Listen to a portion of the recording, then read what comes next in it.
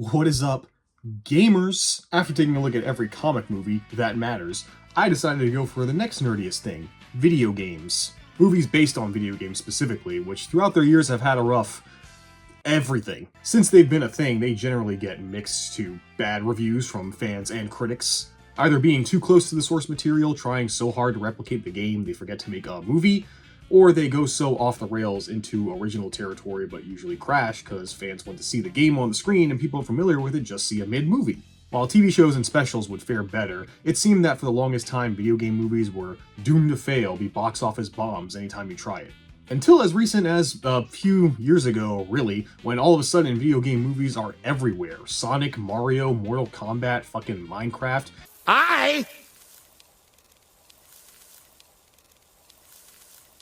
Even more in the works right now, like a Zelda movie being put into production, more Sonic, a live-action Street Fighter movie featuring goddamn 50 Cent. I'm like, what do you say fuck me for? And since we're now in some golden/silver age of video game movies and media, I guess, I decided why not have a marathon of every video game movie ever made. But if you haven't seen any of my other massive movie marathons, I have some criteria.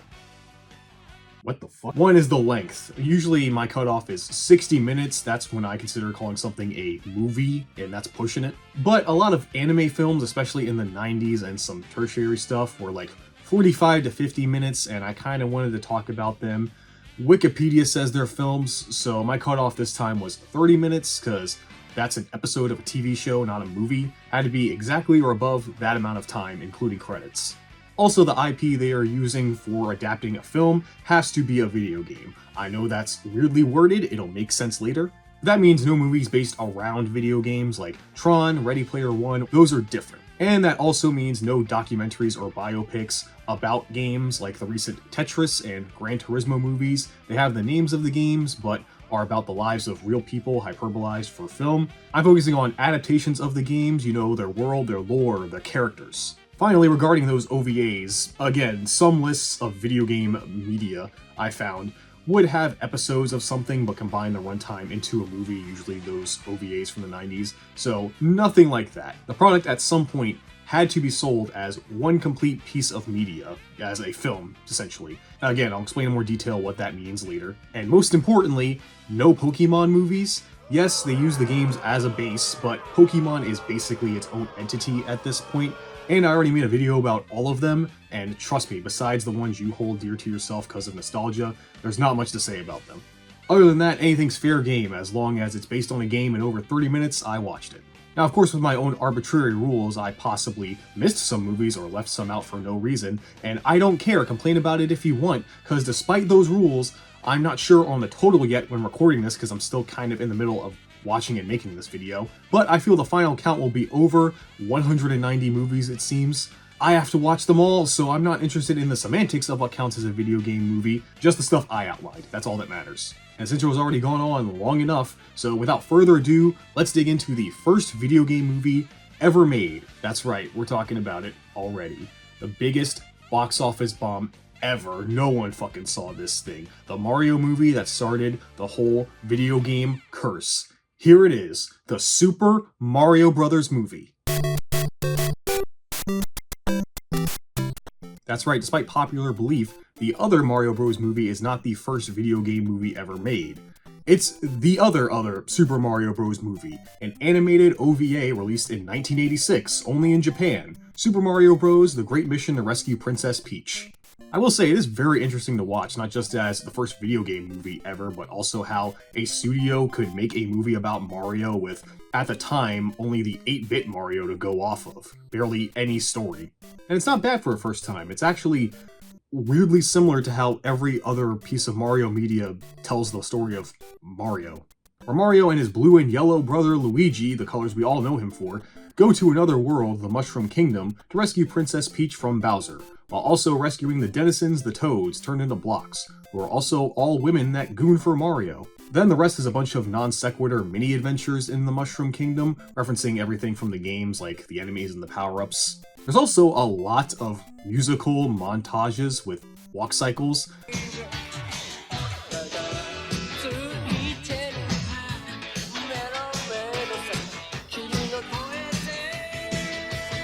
Really, this is just fascinating to see how Mario was interpreted in 1986. Like, who's this old man? Why is Gandalf here? The Mario Brothers aren't even plumbers in this. Yeah, they own a grocery store. And then there's little things like Luigi's color scheme, and randomly there's product placement in this, like delicious Mario Cup noodles and Mario rice flavoring. If there's one thing I didn't like, it's Peach's voice. She sounds like she's 12.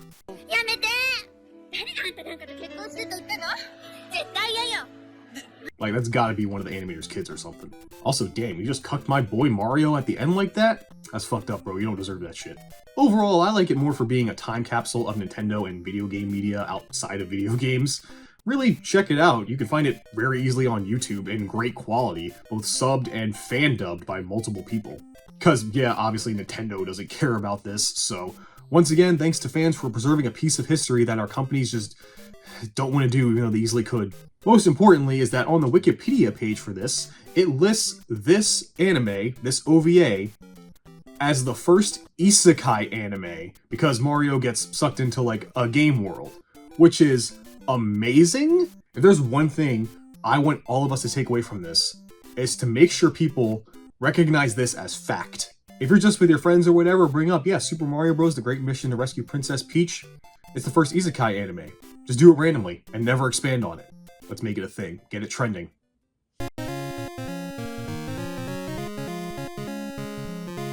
Next is an OVA based on the game Star Soldier. Never played it, but I assume this isn't a straight-up adaptation, because if you can't tell, it's a 2D space shooter, and this takes place in real-world Japan. Also, I really can't say much about it, because unlike the Mario OVA, this is way more obscure, almost lost media. I'm surprised I even found it, and I guarantee you, there's no Westerner that cares about it, because while I was easily able to find it, I could not find a version with any kind of subtitle. And while I'm learning Japanese, I can't understand it that well yet. I'm better now, but months ago when I watched this, I could barely understand what is happening. From what I gathered, it's about a boy named Genta who befriends a game programmer and uses this chance to make the actual Star Soldier game he thinks of, I guess. But his jealous friend steals his idea, so they settle it in Smash. Or that wasn't out, so they of course fight in an arcade VR space shooting game. It was fine, I guess. Honestly, I was more concerned trying to understand what they're saying than actually watching the thing. But overall, a pretty standard OVA, nothing special. Sick Bomberman references though. Where's his movie? Now that we got those obscure Japanese OVAs out the way, that's right people, it's finally time. The first live-action video game movie. That's right, it's the one you all know very well. The one that people consider to be the first real video game film that started it all.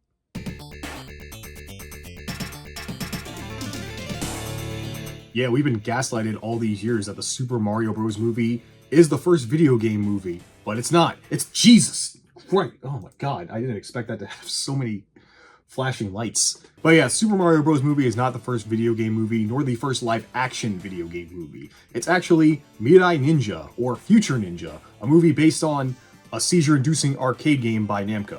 And once again, being so old and not Mario, despite having an English version under the name Cyber Ninja, I could only find the original Japanese, once again with no subtitles. Now I could have found the dub, or maybe one subtitled if I digged hard enough on some piracy site, but I'm here to watch a movie, not get a virus. But you don't really need to speak Japanese, the plot's very simple, you can follow along. It's a world where samurai and ninja fight cyborgs, and in the kind of impressive opening battle, a guy Shiranui dies and is reborn somehow.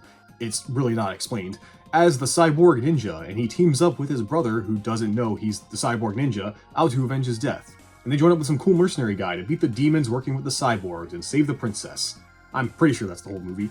And really there's not a lot of plot in this, most of it is action scenes, which I loved. It's always cool going back to older films and seeing them do special effects without CG. But yeah, not much to say, it was like watching an episode of Power Rangers or something with all the flips and dips and stuff. You may not get the best storytelling, but some cool action and effects. And again, being the first live-action video game movie, yeah, this is fine. It doesn't need to be anything more because there's nothing to compare it to. And trust me, as this video goes on, being okay is going to be the equivalent to being a 10 out of 10 as far as video game movies go.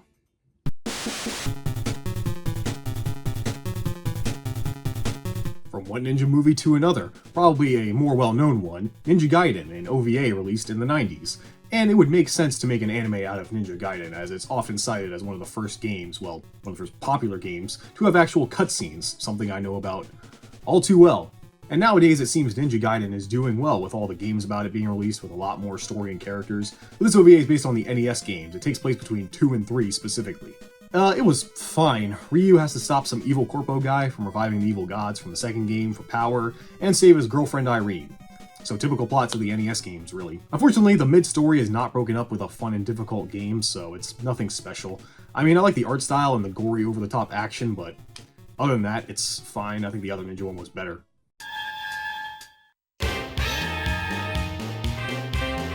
These days, who knows what's going on with SNK, man. They are somehow still here by the grace of whatever god the endless pockets of the Saudi Arabian company that owns them believes in. But hey, in the 90s, SNK was on top of the world. At least in Japan and countries too poor to get Capcom arcade cabinets. They had more money then. So in the 90s into the new millennia, they made several OVA animations based on their games. The first one being Fatal Fury: Legend of the Hungry Wolf. Honestly, I thought it wasn't bad for telling the story of Fatal Fury in 40 minutes. Which, for those that don't know, is about Terry and Andy Bogard entering the King of Fighters tournament owned and run by Geese Howard, the big crime boss at Southtown, in order to avenge their father, who he killed 10 years ago, because he was chosen as successor to their fighting style or something. Now, one thing these Fatal Fury OVAs do is add new stuff never seen anywhere else. This one has this woman named Lily, who helped kill Mr. Bogard, and she's mostly there to, I think, just make this less of a sausage fest, because that's what the game was. But I think she's integrated into the story pretty well, and you do feel for her at the end when she dies, considering how much of a bastard they make Geese in this. Dude groomed this girl just cause he felt like it. I guess that's why Geese is the best fighting game villain. And for those wondering where a certain bouncy Kunoichi is, this is based on the first game, she appears in the second one, and there are more Fatal Fury OVAs, but before that, let's get to what I've been teasing this whole time. With the Mario Brothers and plumbing's a game. Yep, here it is, the already disproven first video game movie ever made, Super Mario Bros. 1993. A movie that lives in infamy for starting the video game movie curse, the beginning of terrible Hollywood live-action adaptations of video games, especially Japanese ones, and along with several American-made cartoons would make Nintendo a lot more wary of when it comes to letting their characters out of home consoles and on the silver screen for the next 30 years. Okay, it's got a reputation, but is it really that bad? Absolutely. Normally, I'm a lover of bad films, but this one's just lame, mainly because all the actors are kinda trashed. Yeah, if you don't know, stars Bob Hoskins and John Leguizamo were reportedly drunk during most of the filming, and they needed it to get through it because the production of this was hell. Now, I got a lot of movies, so I can't go into detail of every single one, but most of the time, it's due to shitty directors or rewrites or something. Because you're not here for that, you're here for my opinion. And yeah, I don't really like it. And no, not because it's not Mario in every single way. The princess isn't even Peach, it's Daisy. But the movie is just ugly and a slog to get through. I don't like a lot of the effects or CGI, they look like throw up. The writing is not funny, even ironically. It's Mario and Luigi Mario. Monkey. And the story is the stupidest shit ever for a Mario movie, about dinosaurs being transported to another dimension after the meteor hit and they want to take over real-world Brooklyn, led by Dennis Hopper as Koopa, not Bowser. What if the impact of that meteorite created a parallel dimension where the dinosaurs continue to thrive and evolve into intelligent, vicious, aggressive beings? If it weren't for the occasional Mario references, like playing the music at the start and the title, you'd think this was some rando shitty sci-fi student film. And I think it's crazy I don't like this, considering I like other dumb 90s Nintendo shit like the Super Mario Bros. Super Show and bad films in general. As you'll see through the rest of this video, there will be bad movies I just like for having something over-the-top hokey or something so bad it circles around to being good again. This movie, though, is just boring on how nothing it is. The only thing I can say I liked is the musical score was fine. I like some songs from it. Other than that, yeah, I can see why Nintendo stayed away from movies for so long. And for video game movies, it wasn't the sole cause of it, but began a trend in live-action American adaptations of being god-awful.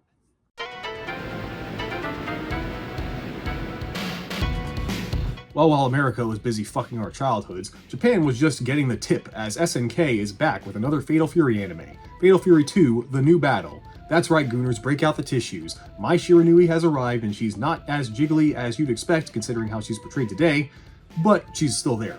Yeah, who would have thought the 90s are more tame? All thanks to character designer Masami Obari, who still works with SNK today, which if you've never seen an anime where he is the designer, let's just say he, loves the female form.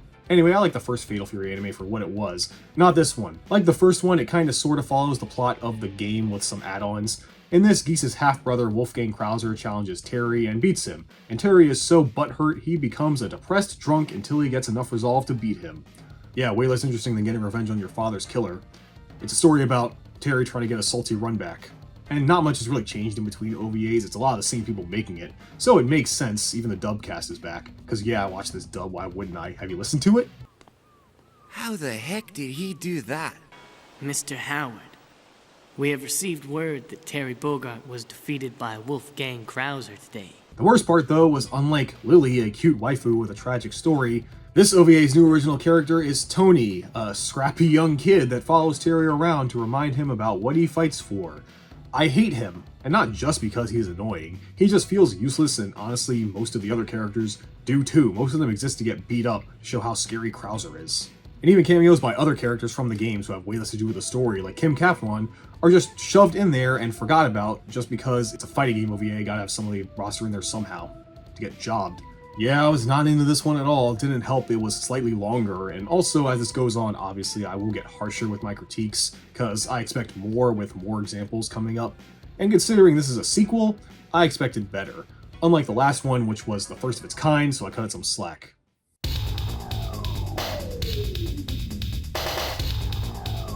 So if you don't know, in the 90s, SNK made fighting games. Like a lot of them. They pumped these fuckers out faster than fans could crank it to their characters. Some, like Fatal Fury, did better than others, but one that was a close contender in popularity was Art of Fighting, so along with Fatal Fury 2, it got its own OVA in 1993, but wouldn't be brought to the States until 97. And if you didn't know what I meant when I said 90s anime OVA cheese in the last one, it was this. Like, it's got it all, man. Bad acting. Hey, what's going on? You taking the cat out for a little walk? I have to keep her away from people like you. Bad writing. It's just bad, but it's so fun to watch. It's a basic plot too. Main protag Ryo's sister Yuri is kidnapped due to a misunderstanding by the bad guys, making them look stupid, and his friend Robert helps him save her. Fans of SNK may notice Ryo and Robert look a little different than usual. Shows you how much care was put into it. The only thing is that Yuri in this is voiced by Veronica Taylor, you know, the original voice of Ash Ketchum, which was weird to hear. That's right, Robert. In ancient Egypt, people worshipped and respected their cats. I guess getting roles wasn't as easy until Pokemon. Yeah, it's just a bad OVA, but in all the right ways. I guess one thing I didn't like was, despite the fact being based on a fighting game, the fight scenes suck. But yeah, despite liking the first one so much, these SNK OVAs are starting to lose some quality. And there's a couple more, and I don't think they're going to improve.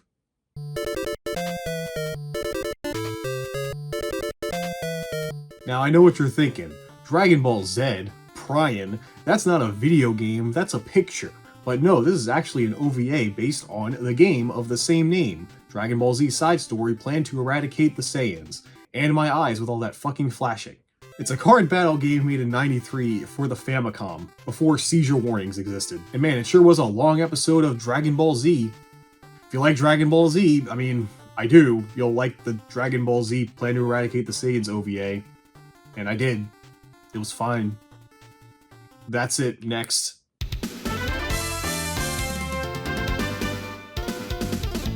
Double Dragon? How the fuck do you make a movie about Double Dragon? Here, let me show you the entire plot of the game.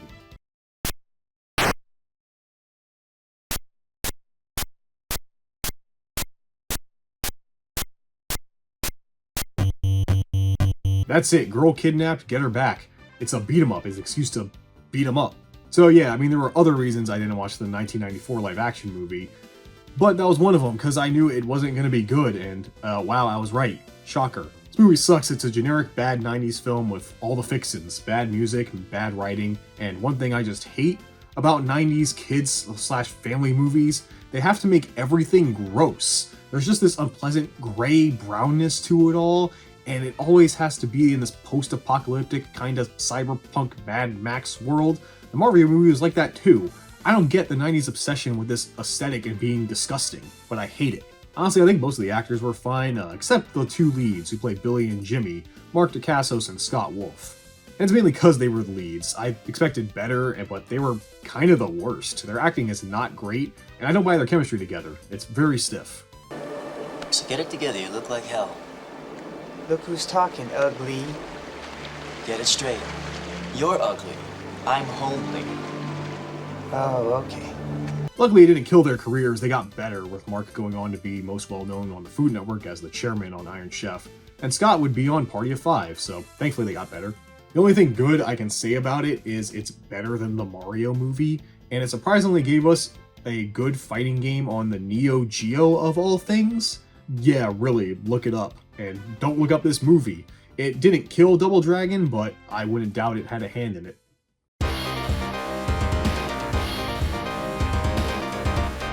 Now today, Street Fighter is inarguably the most popular fighting game, at least in terms of player base, but in the 90s with the release of Street Fighter 2, it was unstoppable. If you weren't in the arcades throwing Hadoukens or spamming Blanka balls, you were a bitch-ass motherfucker that doesn't deserve the time of day. It was a phenomenon that popularized the fighting game genre. Any fighting game made after it owes its life to Street Fighter 2. So of course, when it's that popular, market the shit out of it. More games and editions, action figures, comics, a cartoon series, which I am proud to say I've seen every episode of, and of course a live-action Hollywood movie adaptation, Street Fighter the Movie 1994. And this is when evaluating these movies gets a bit tricky for me, because unlike the last two live-action flops, in my opinion, this movie is good. I mean, it's bad, but it's so bad that it's good. Maybe it's my own bias towards Street Fighter and fighting games in general, but I can't hate this movie. I've seen it multiple times in my life, and I just love it more and more every time I watch it. There are just so many moments and lines from this film that have taken up occupancy in my head rent-free for decades. I know you like to look at yourself on television, you sick son of a bitch. So look at this. That's great news, General. Congratulations. On the contrary, I mourn. Okay. Quick! Change the channel! Of course! Like, how the fuck do you not laugh at Jean-Claude Van Damme's writing? Literally everything he says is a one-liner, and he's high on cocaine doing it. That's not a joke. You're all under arrest. Any other new business?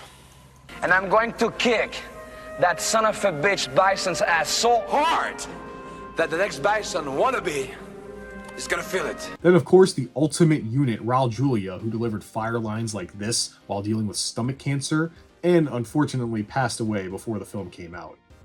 For you, the day Bison graced your village was the most important day of your life. But for me, it was Tuesday. Now, is this movie good? Absolutely not. I mean, it's a Street Fighter movie and no one even fights in the streets. They barely fight at all, but damn if there isn't just this thing about it that makes you laugh. Unfortunately, audiences and Capcom didn't see it that way, and this movie has gone down with Mario as being one of the worst movies ever made in general. I won't argue for Mario, but this one, that's a bit harsh. And it's sad that this was the first intro to the story of Street Fighter for mass audiences, because besides having similar names to characters from the games, it's nothing like it. And it's also unfortunate that because of this movie's bombing and the fact that it was, you know, the big live-action Street Fighter movie, a lot of people didn't know that the same year, a much better Street Fighter movie was released.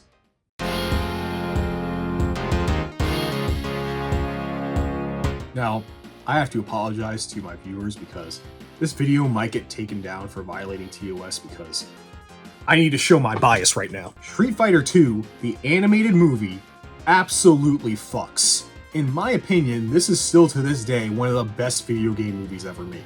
Now sure, yeah, you can say it's only good in comparison to other video game movies, not real films. Other negative stuff, look, I don't care, I love this movie. This ain't a serious critique, it's my own opinion, and in that opinion, this is the shit. The animation is smooth and fight scenes are actually well directed. The voice acting, Japanese or English, is great. She's at Interpol. They have her for questioning. I don't give a shit. The characters are all likable and represent their game counterparts well, and the story is fine, but it's Street Fighter. I'm not expecting an epic tale, you know, Bison bad, stop him, but that's fine, because all the other aspects are so well done you don't care. I don't think I will ever forget the Chun-Li versus Vega scene, which starts off with gratuitous shots of Chun-Li showering, uncensored. Then she fights Vega in a hotel room while the song Ultra by KFDM plays, in the dub anyway, which is why it's the superior version. Absolute fucking cinema. Yeah, I love it. This was the movie that got me into Street Fighter. Despite being so popular, I was never really that into its gameplay, you know, not really my bag in most iterations. But this is what got me into playing the games like Alpha and Third Strike, because man, it made me interested in the world and characters. I wouldn't care about Street Fighter if it weren't for this movie. Hell, it's not just me, this movie is so good that at the time when Street Fighter's story was badly translated cutscenes at the end of an arcade mode, Capcom would use moments and designs from this movie to shape the Street Fighter story going forward for the next game, Street Fighter Alpha, and continue to reference it even today. And yeah, I haven't seen every video game movie yet, but how many of them can you say actually influenced and helped shape the original source material it was adapting? So yeah, 20 out of 10 movie, love it, going at the top of the list right now, and I don't know if it will stay there the whole time, but I'd be shocked if this film wasn't in my top 10 by the end of this. It's great, watch it right now.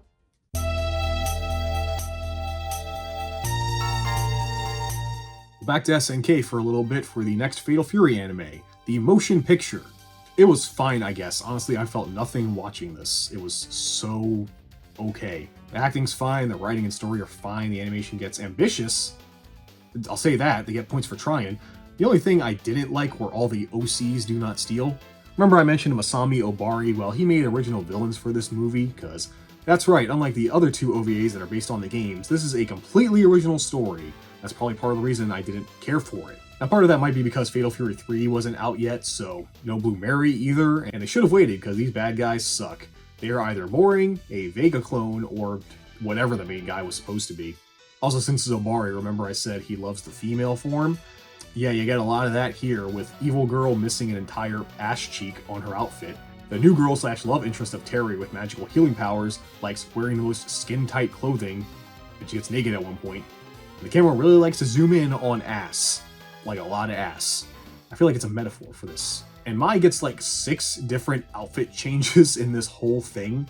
The story also doesn't feel Fatal Fury to me. It's a globe-trotting adventure to get pieces of some mystical armor. We're only in Southtown for like 20 minutes. That town's the reason anyone does anything in this universe. Seriously, there's nothing Fatal Fury about this. You can replace Terry, Andy, Mai, and Joe with Bloody Roar characters, and the thing would play out the exact same way. Beyond them and other characters cameoing, I don't feel like I'm in the world of Fatal Fury. I just feel like I'm watching Obari's Mai fanfic.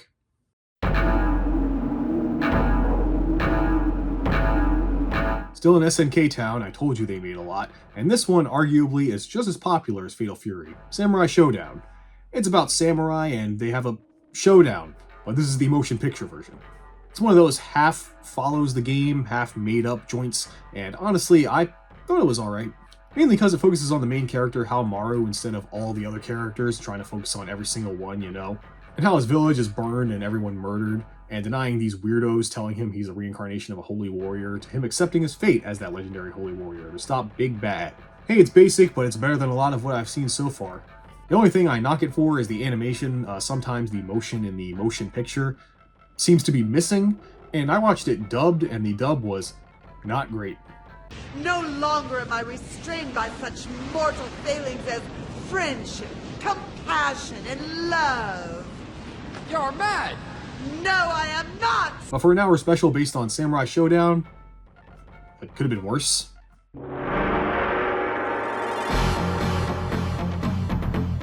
Now I'd say out of all the fighting games, I'm probably into the Mortal Kombat lore the most. I don't know what it is. I think it's because of all the realms, time travel, magic technology. It reminds me a lot of superhero comics. Hell, the most recent game did a universe reboot. If that's not a superhero comic thing, I don't know what is. Despite that, I've actually never really seen a lot of the Mortal Kombat media outside of the games. Besides some comics, I just never really got into it. Well, that all ends today, because there are quite a few MK films. And we start with the first live-action film, Mortal Kombat 1995. It's especially weird I haven't seen this because even today, despite video game movies being shit on all the time, many consider this movie to be one of the good ones. I mean, even if you don't know this movie, you know the intro. We all do. Because before the logos begin, you're hit in the face with a scream and the most awesome music to ever grope your ears.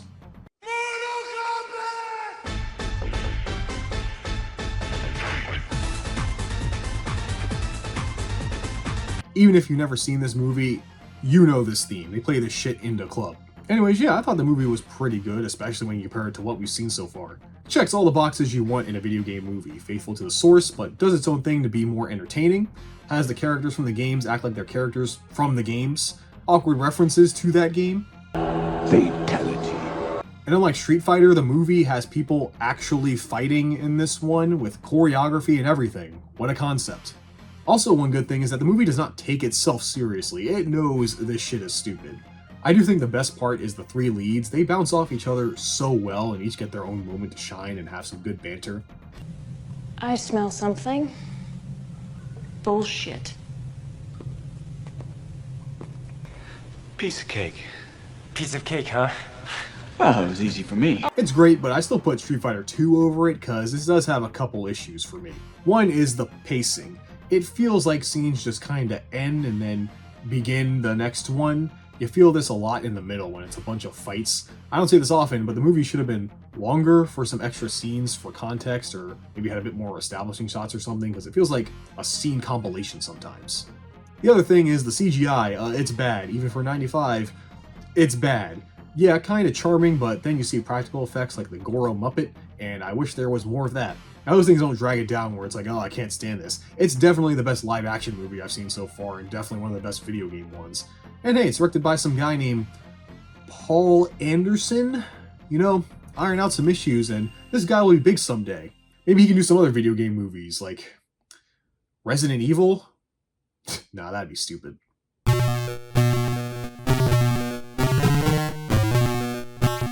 We've had our fair share of Japanimation here on the show. I guess this is a show. Well, we get our first taste now of American animation. God help us all. And it's actually a prequel to the last movie, kinda sorta, that was released on VHS. Guess I technically should have looked at this first, but whatever. Well, I've never even heard of this, to be honest with you, even with the original movie. So let's see how... Able to Zulu. Do you copy Zulu? Thought they were just fairy tales. Shang easily defeated the students of the Temple Master. In the final bout, he met the Temple Master himself, a man of great skill and wisdom. Okay, what art student made this? And please tell me they flunked. It's, ambitious. That's the nicest thing I have to say about it. Well, does the story save it? No, it's really just exposition that Raiden gives about Mortal Kombat and other fighters, telling you about their trading cards. You know, you honestly can get more about these fighters by reading their descriptions from the game. Yeah, it sucks. Let's move on from this fast and back to some anime. Anyone got a problem with that? No? Didn't think so. Are you the captain of this tub? I am Shang Tsung. Wait, is that Jennifer Hale and Jim Cummings? What the fuck?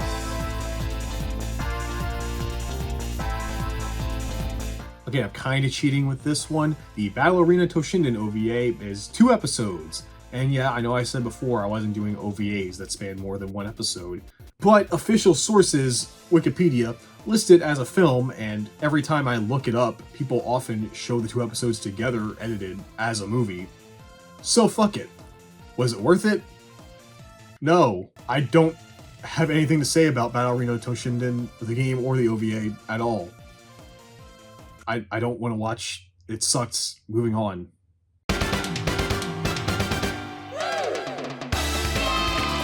That's right, you fake hedgehogs. You thought I wouldn't be talking about Sonic until the recent live-action movies. But real fans, like me, know about the 1996 OVA, which is S tier of Sonic's animations, right next to Sonic Underground. Because this was made before any rules or standards were made for the Sonic universe. Hell, you could argue they still haven't figured it out. This OVA features classic Sonic characters like Robotnik, Metal Sonic, Owl, Sarah the human cat girl thing, and Knuckles. With a hat. Honestly, it's kind of mostly like the Mario OVA in that it's mostly just a fun animation for the fans. I mean, it's the Sonic vs. Metal Sonic fight everyone always wanted. And it's clearly trying to have fun, as the animation is very lively and expressive. I mean, it's an anime, so it better be. Look, I like this because if you haven't heard, I like Sonic, so again, this might be my own biases showing, but I don't care, considering I won't be seeing Sonic again for another 150-ish movies. Fuck my life. So I think it's great. If you're a Sonic fan, check it out, because it surprisingly gets referenced a lot in Sonic media. 7 out of 10.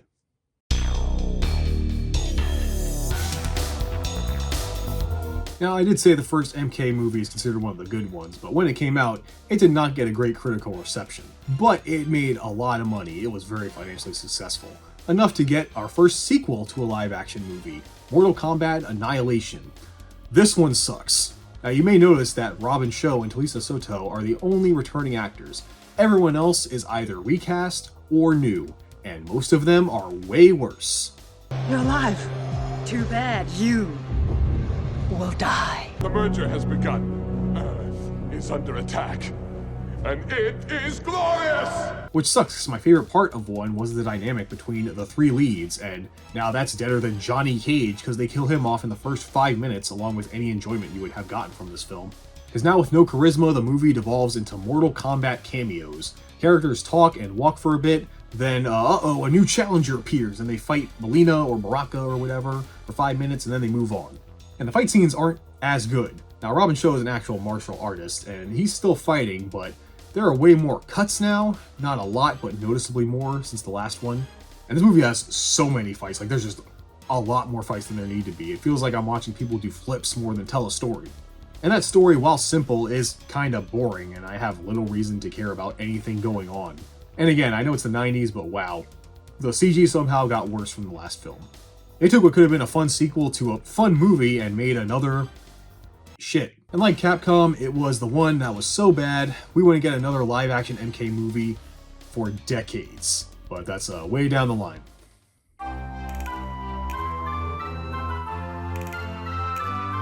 So yeah, dating sims are not really my forte outside of Persona games, especially older ones like Tokimeki Memorial, which I know is the dating sim. This put waifus on the map, son.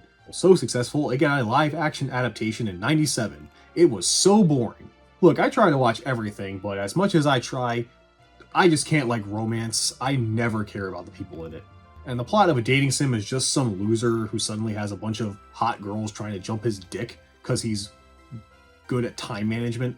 This movie is just an hour and a half of some jobber hanging around the 4 most popular girls at his school through a summer job, and of course he rizzes them up by being a piece of white toast and even gets the harem ending for it. The only drama is about what college they're gonna go to. Oh, and there's some dead friend we barely learn anything about. And honestly, I didn't even like the girls. They kind of act like bitches for the most of it, and then they warm up to the protag after they each get one scene with him. So yeah, I guess that's pretty accurate to a dating sim. But I'd much rather play one and live the fantasy it offers than watch some other guy do it. Not a fan of this one personally.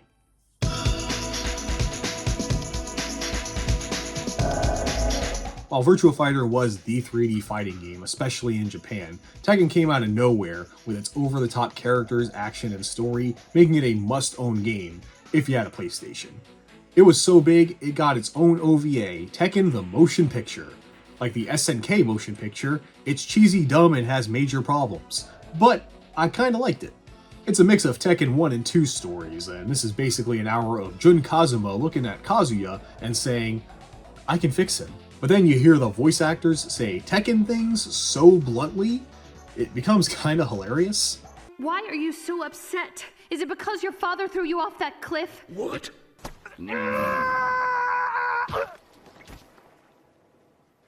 Why did you do that? Tomorrow, I'm killing my father. Then doesn't even become about Tekken after the halfway point, because the Mishima Zaibatsu is using genetically altered dinosaurs for war, which is a real thing in Tekken. Seriously, that actually happened. But the one in the game boxed. It's a weird franchise. I don't know, it might be my bias showing again, but I had a fun time watching the melodrama that is the family issues of the Mishima Zaibatsu, mixed with some over-the-top and kind of bad animation and voice acting. I think this one went to so bad it's good territory for me, just like a little bit over that edge. And while I never saw this OVA until today, I have seen other Tekken media, and well, I'll tell you, this is probably the best one.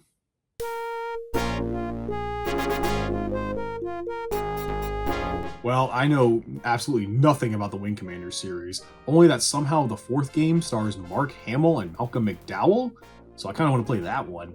And hopefully it's more interesting than the movie adaptation of the series, because this is actually my favorite genre, sci-fi. I love science fiction. And this was boring as fuck. It is literally the most paint-by-numbers cliche science fiction story you could find. I'd describe it, but you can probably predict every scene in this film if you've seen any other movie in this genre.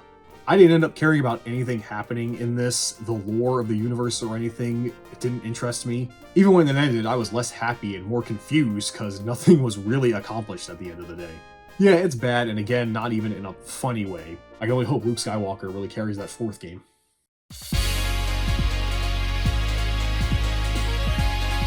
So after the awesomeness of the Street Fighter II the animated movie, of course Capcom was gonna try again with their next game, Alpha, which is a prequel game. Sadly, this one is nowhere near as good. It's about what most of Street Fighter is about from this point on. Ryu trying to conquer the Dark Hado. If you don't know what that is, Google it. And like Fatal Fury 2, this movie decides to give our lead an annoying kid character to give him some motivation, cause just fighting to discover what strength is isn't interesting enough for some reason. Also, the kid is voiced by Izzy from Digimon. Oh, you're not gonna fight, big brother? I can never escape. Now, actually, I don't think this thing is bad. It's fine. The animation is good, and the actual plot of Ryu and this kid bonding is believable, and a little sad at times. For me, it just doesn't hit, you know? Like, I think it takes itself a little too seriously. Not like Street Fighter 2 the animation was a laugh-out-loud comedy, but you can tell they just went fuck it sometimes and let it be over the top and wacky. This one is trying to be a more complex story and be taken more seriously with Ryu and his family, which is an interesting thing to explore, but when you're trying to do all the Street Fighter things on top of that, like the stupid Street Fighter things, I think you need a little longer than an hour and should not take yourself so seriously. I don't know, maybe it's because I hold the Street Fighter 2 animated movie on such a high pedestal, I was going to be disappointed by any other kind of movie. At least my favorite Street Fighter character Sakura is done well here, if not a little annoying sometimes. So not great, but hey, compared to other sequels we've seen so far, it's one of the better ones. Also, Chun-Li's Alpha outfit is her best one, and I will not be taking any questions on that.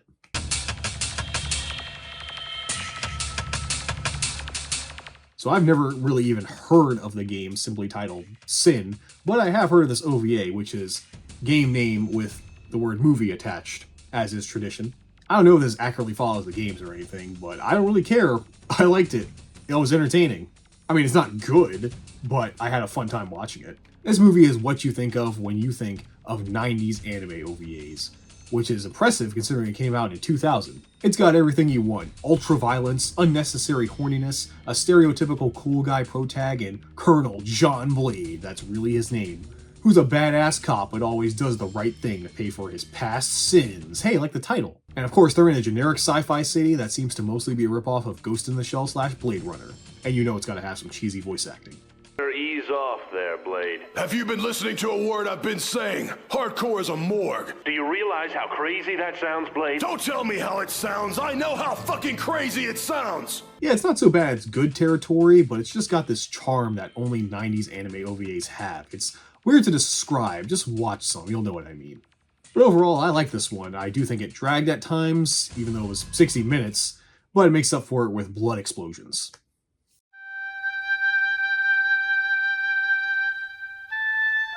Okay, so you might remember my bias.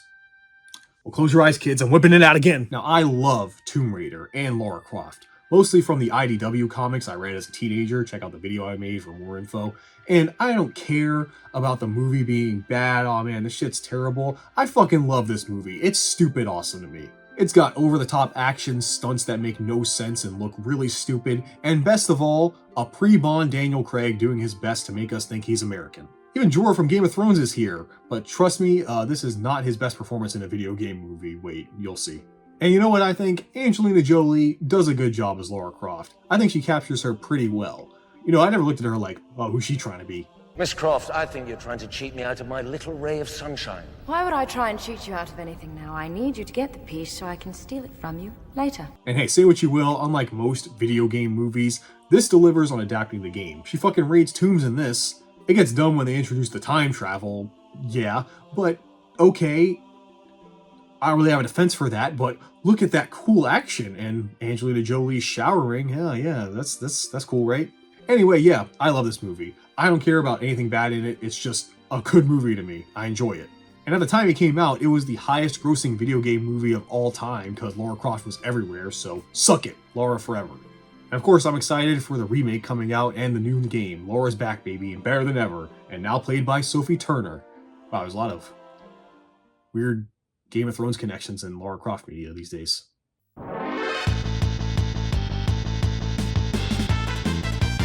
These days, Final Fantasy is a household name, but that arguably didn't happen until Final Fantasy VII, which took a relatively unknown RPG at the time, it was, let's be real, into the mainstream, or the live stream. That's a Final Fantasy VII joke. And with games like 10 releasing, showing that at the time the realism Square was able to achieve, many thought, hey, they got the plot and the tech, why not a movie?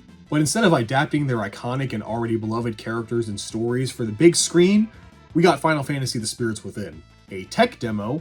Seriously, if you look anything up about this movie, all the ads are about how advanced the CGI that Square made, a whole studio for. And I will admit, even today, in 2025, this movie looks amazing. This was 2001, and we've already seen some less than good CGI from this time, and it even looks better than movies we will see in the future. But that's all the good you can say about it, because they focused on the look so much and not everything else about the movie, like the story, the characters, the music, the writing, the dialogue, the acting. It is a generic Final Fantasy story. It's about a planet called Gaia that's being destroyed by some monsters who aren't really monsters. That's a twist, sorry for spoiling it. And of course it all stars a military group with conflicting political values. That describes so many Final Fantasy games. And the whole time, because this is a new world, characters are spouting proper nouns at you so often that you don't know the meaning of anything because they don't explain it. If you played a Final Fantasy game, this is all typical stuff, but it's usually written better and it's balanced by good characters in a game. Here we have no game, so that's out. And the characters are the most stereotypical assholes you'd see in a sci-fi movie. Like the beautiful scientist who's all about her work until she's cracked by the military man with a heart of gold. Then the mean general who says he does the bad for the good, but he's really a baddie, and a bunch of wisecracking soldiers you're gonna forget about after they die. Which does suck because the cast is actually stacked. You got actual evil person James Woods playing himself as the evil bastard, Alec Baldwin shooting people like he does, and an actual good person, Ming-Na Wen, the real-life Disney queen, as the lead. She was also Chun-Li in the Street Fighter movie, if you didn't notice. That is awesome, I just didn't mention it there because this movie is after Mulan, so it was more impressive to have her in a movie like this at this point. So yeah, it's another boring sci-fi movie. This seems to be a theme so far. Honestly, even if you're a Final Fantasy fan, there's no real reason to see this movie. I mean, where are the sad boys with giant over-the-top swords? How do you not have them and call yourself a Final Fantasy? You deserve a 0 just for that.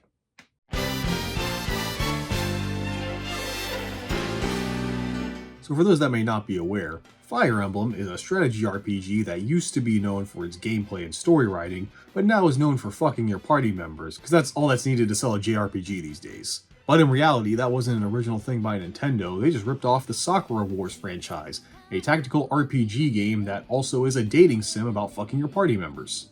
And now it's kinda dead after a bad revival, but in the early thousands, it was popular enough to get a movie, and I barely followed it. This is one of those video game movies that you need to have played the game to get it, as I think it picks up after the first game, but takes place during the second game, and I don't know, I've never played them, and this movie does not try to explain anything about this world, its characters, the timeline, besides some exposition at the beginning. It just goes. And as someone who is not really familiar with it besides hot waifus, I was kind of lost. I don't know who these people are or why I should care. The bad guy, I really don't get his whole deal. And even the pacing of the story was kind of off. It jumped around a lot. The best thing I can say is the animation's pretty good, and I do think most of the girls are hot, like the karate one. I like Tokimeki Memorial when it's not me as a player character trying to bang all of them. Who cares? Cool supplementary material for the fans, I guess. As a movie outside that context, it looks nice.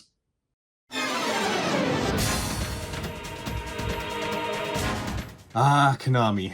Even after Yu-Gi-Oh, you still haunt me. With a movie based on one of their lesser-known games, Zone of the Enders, 2167... Idolo. No, I don't know. Because this is another game I've never played, but apparently it's a prequel to explain why this one character has this obsession with a lost love in the games.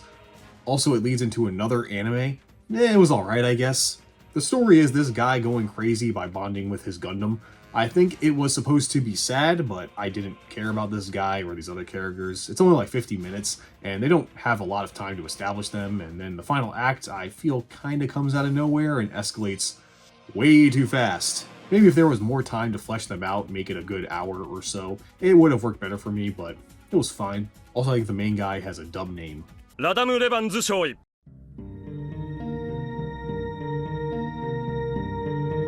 Okay, so I've already done a video on every Resident Evil movie like 2 years ago, so these entries will be short because my opinion has not changed much, so if you want more specifics on these, watch that. So for those not in the know, Capcom, I guess, saw Mortal Kombat and some other shit do well, and got Paulie W. Anderson to work on this movie, and the future ones, and they've become infamous for not being Resident Evil movies. Yeah, don't expect to see most of your favorite members of STARS or even Umbrella in these. Instead, it's about Mila Jovovich playing Alice, and OC, who is the real main character of these films, and she kinda wanders into Resident Evil stuff happening. This one, it's her waking up with amnesia in an underground facility and has to team up with Umbrella goons filled with the Punisher, that black guy you've seen in some movies, and Michelle Rodriguez to contain the T-Virus, and then all of them end on a cliffhanger. Honestly, I kinda like the early Resident Evil movies. Yeah, it's not Chris or Jill or whatever, but it's fun. It's got over-the-top action, gore, and some actual decent directing and acting. Sure, it's not Resident Evil, but as a cheesy horror action movie, I've seen worse. In fact, the other Resident Evil movies will show you worse.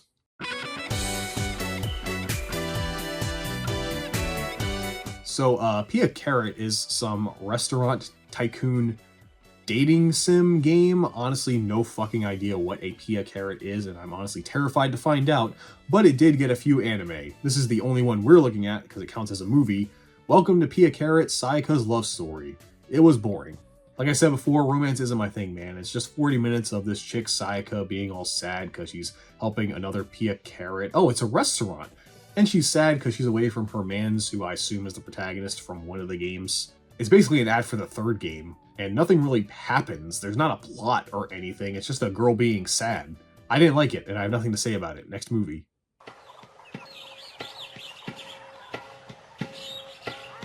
So similar to Mortal Kombat, while critically, the Tomb Raider movie didn't do well, financially, it made bank. So of course, they made a sequel, The Cradle of Life. And I don't know, I kinda like it more than the first one, but I also don't like it as much. Where Laura teams up with her ex, Gerard Butler, to find the Cradle of Life, globetrotting and dealing with Chinese gangsters, and even worse, stuffy British people. I actually do kind of like the story. It's much simpler than the last one, just following this orb MacGuffin, but it's easier to follow than the non-sequitur game levels from the last one. Also, again, Jolie does a really good job as Lara Croft. While the first one I wasn't convinced, this one she really turns up the posh, sexy badass of Lara Croft. On behalf of Her Majesty, we formally request that you find and recover this box before Dr. Rice. Oh. Well, now that I have Her Majesty's permission. And her and Butler, I think, work pretty good off of each other. Each conversation is filled with sexual tension and dick measuring. It's fun to watch. Even the directing, I think, is better, in my opinion. It's a solid improvement overall, much better than MK's attempt. But, I don't know, I still kind of prefer the original. Because yeah, I do think it's technically better, but the first one just had this sauce, you know, that made it fun to watch, the right amount of over-the-top impossible bullshit, kind of like a Fast and Furious movie.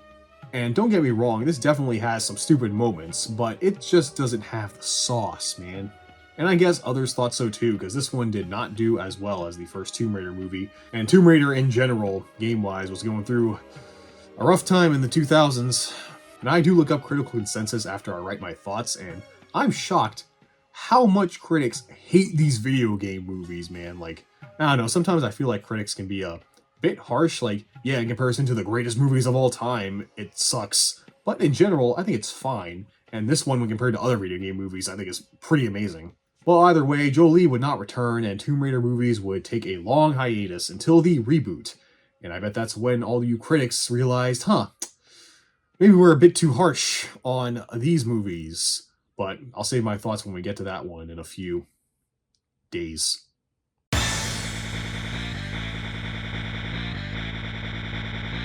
Alright gamers, so we've made it to the original inspiration for this video.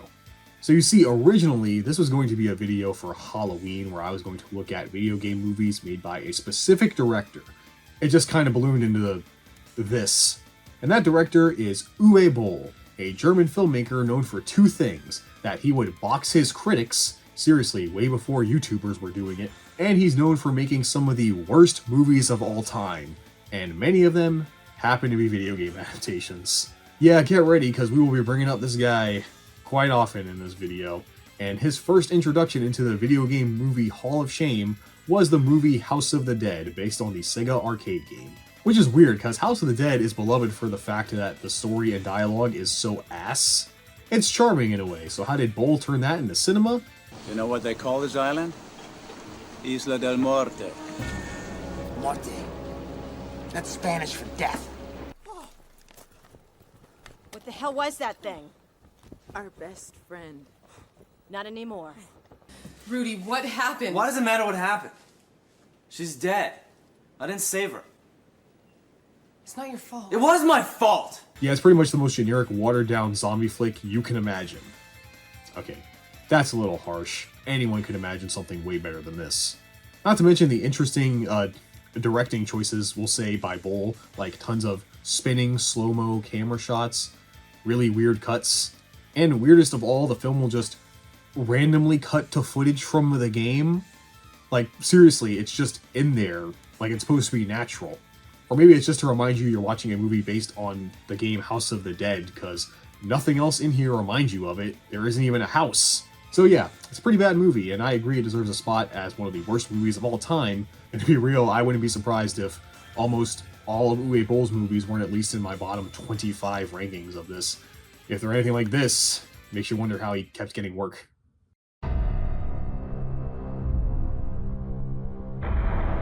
Okay, so again, see my video for more thoughts about Resident Evil Apocalypse, but it is my favorite of the Resident Evil Paulie W. Anderson fanfic. Unlike the last zombie movie we just saw, this delivers on the stupid shit in a fun way. And hey, me and Paul are horny birds of a feather because we both like hot women doing badass shit. And I love Sienna Guillory, I still haven't learned how to pronounce her name, I'm sorry, as Jill Valentine. She isn't in it much, but she's pretty much what I imagined Jill as when I was 13.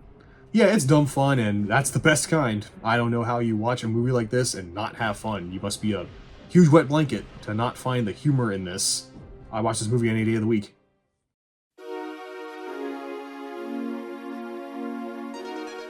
A Galarian sounds like a rejected race from Mass Effect, but apparently it's a video game. Even got a sequel. Never heard of any of that until today. This movie is basically a remade version of the cutscenes from the game. Like, legit, it's pretty much just the cutscenes from the game, just looking prettier. I wish I watched that version, because since this is basically a bunch of cutscenes, it felt very disjointed. I actually didn't know it was just that until after watching it, and even before, it felt like scenes just ended, then the characters would seemingly teleport to the next location. Of course, now I realize, because, oh, there was a whole level there. And after a bunch of exposition, I honestly tuned out when the ending happened. Yeah, I really got no thoughts about it. It was fine. Kind of funny at some points, you know, they say drugs instead of specifying the plot relevant ones. I love drugs.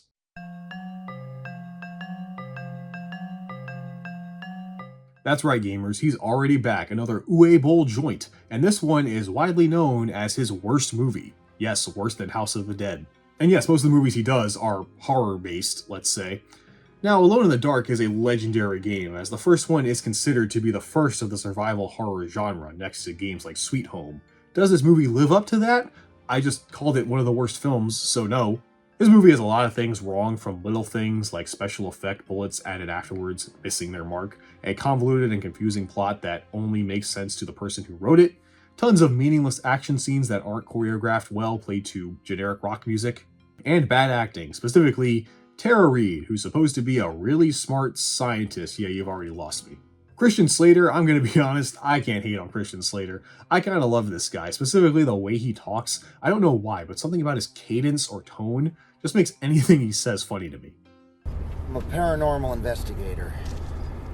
You fucking serious? The worst part of this movie, though, is the dialogue. My god, if any of you are studying writing, watch this movie. It's an example of how not to write dialogue, because almost everything the characters say is exposition. Very clunky exposition. Bureau 713, the government's paranormal research agency. This is Aileen Cedric. She's the assistant curator. We have artifacts coming in from all around the world. Until Hudgens gets back, I will be doing all his cataloging for him. My dear, have you any idea who I am? Dr. Lionel Hudgens, former agent, Science Spy Division. Currently 713 advisor status. I was in the Amazon for 6 weeks, tracking poachers across their transport lines. Then I fell in with a group of ex-Chilean military who were selling artifacts on the black market. Which I guess that's not on Boll, he didn't write this, but I'm gonna blame him anyway. And there's more things I can point out: bad audio balancing, other bad acting, and of course Boll's strange directing choices. Like, what the hell? But we don't got all that time, more movies to talk about, so just know, yeah, I agree. This movie sucks.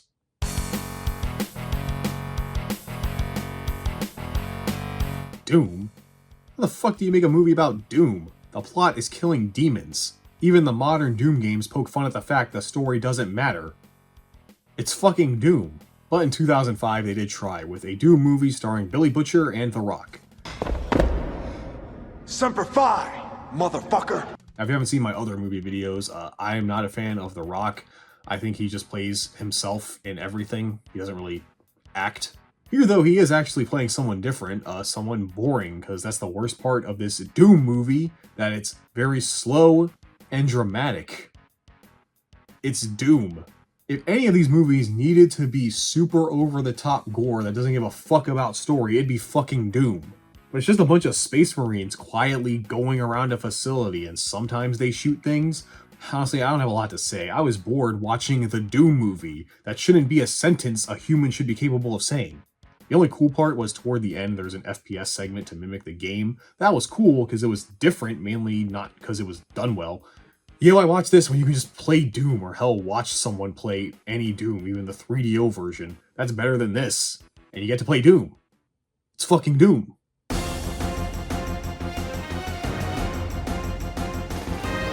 So, surprisingly soon after Spirits Within, Square made another movie, made by the people who do their cutscenes. Don't know why you didn't do that in the first place and save a lot of money. And even smarter, actually, based on one of their games, the most popular one, 7, with Final Fantasy VII Advent Children.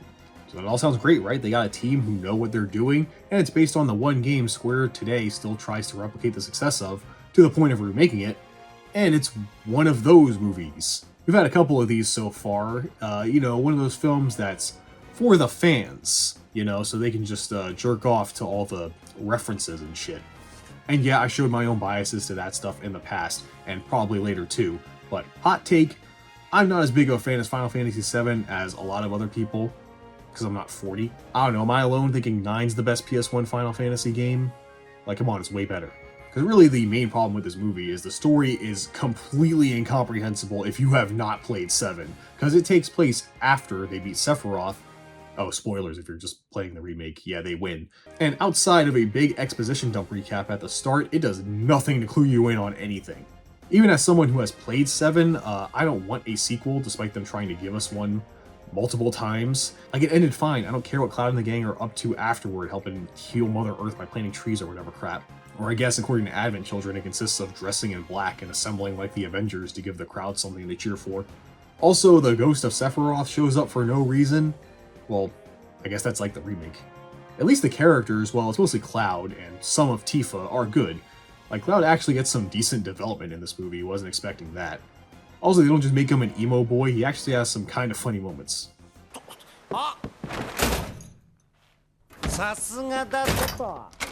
But yeah, if you're not a fan of Final Fantasy VII, then you're not gonna like this at all. I mean, it looks pretty, it is the people making the usual cutscenes in Final Fantasy, so that's expected, and the anime sword fights are cool, I guess, but they did make Tifa less thick, so I don't know. Do we cancel them for that? Is that too woke? So fun fact, I've already talked about Air before, years ago in a video where I watched all the anime made by Kyoto Animation, who made the anime TV series based on the visual novel, but I did not cover the movie because it was done by Toei, so we're doing that now. And Air is not my bag, it's one of those sad moe girl visual novels. She's cute, but she's dying. This movie does the right thing of focusing on the main girl. It's a tightly told story. The problem is I just don't care about this chick. Moa cuteness does nothing for me, and I don't care she has some incurable anime disease because the characters tell me she's so unique and special, so I'm supposed to be sad if she's dead or whatever. Yeah, special. They just call her that because we didn't have a word for it. Now we know it's autism. That's retarded. So you get no sympathy from me. Also, I don't remember what I thought of the show. It's completely gone from my memory banks. But one thing I hate anime dramas like this do is every character, when it gets dramatic, has to narrate the most pretentious dialogue ever. You've moved my soul more than any other girl could. You're mysterious. You're blinding. Almost making me forget my restless, wandering ways. I don't care if it's an anime, no one fucking talks like this. When I hear dialogue like this in a show that looks like this, it just makes me think, man, you think you're making something deeper than you are, huh, bud? Also, I don't like the main guy. He was a dick. He abandoned the dying girl when her not-mother asked him to just make her feel happy in her final days, and he faces no repercussions for that? Like, fuck you, dude. And to be honest, the animation's kinda barely there, because it's a drama with mostly characters doing, you know, that dialogue. The scenes are often pulled back or are still images with maybe one thing moving while characters talk over it, which I expect from a small, low-budget studio like Shaft, I guess, but come on, you're a drama, there's no action scenes, you could show characters' mouths moving a bit more. But yeah, a drama that does nothing for me, so big fail, I guess, I don't know. Check out that video I did before if you want to see what I thought about the series, because I couldn't tell you.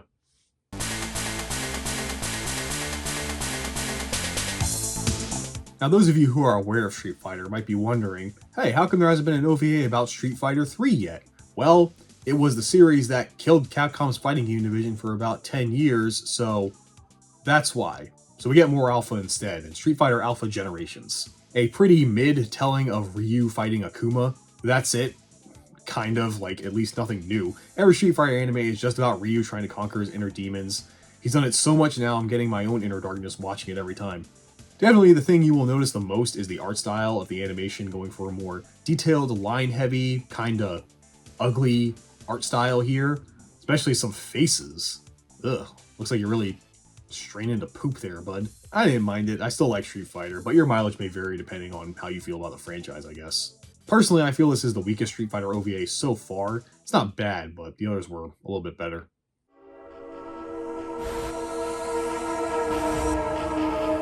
Back again with another hot Uwe joint. It's Blood Rain, based on Blood Rain. I know nothing about the games, but I have seen this movie before, and it's kind of whatever to me. Don't get me wrong, it sucks. That wasn't a pun, she's a vampire. But it's mostly just kind of boring. The dialogue is basic, the story is a kill the big bad kind of deal. The world isn't interesting, and the fight choreography sucks all kinds of ass. I've seen slice of life anime with better action scenes. And of course, bad acting. I think Christina Loken is fine, and Michelle Rodriguez returns in another shitty video game movie. Between this and Fast and Furious, Girl Needs a Better Agent. And Michael Madsen, he showed up. And of course, Meatloaf, who, I kid you not, in his scene, is surrounded by actual prostitutes. Uwe hired them himself because they were cheaper than actors. That is a real story and a real thing that you were looking at. And I hope the movies I've shown you and that story alone let you know why I wanted to make a video about this man. But yeah, Blood Rain is just another bad movie, and it's getting me worried because I'm starting to run out of things to say for these bad movies. I'm just saying the same shit over and over, and I really don't like repeating myself. And I know for future Bowl movies, that's not going to stop anytime soon.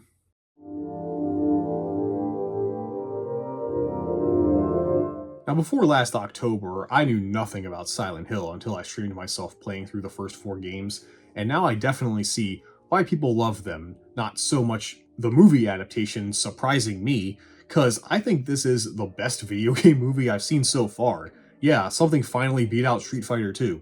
It's basically the plot of the first game, but for some reason, instead of Harold and Cheryl Mason, it's Rose and Sharon de Silva, and like the game, it's Rose trying to find her daughter in the town of Silent Hill after a car crash. No, seriously, it's pretty much the Silent Hill, they just changed the names of the main characters.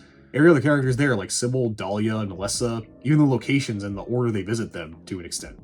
I really don't understand why they changed that, because overall, it's a pretty successful horror movie in my opinion. It does a great job of building up suspense and tension. The monsters, which were apparently played by dancers to mold and contort, are pretty accurate to the game and look great.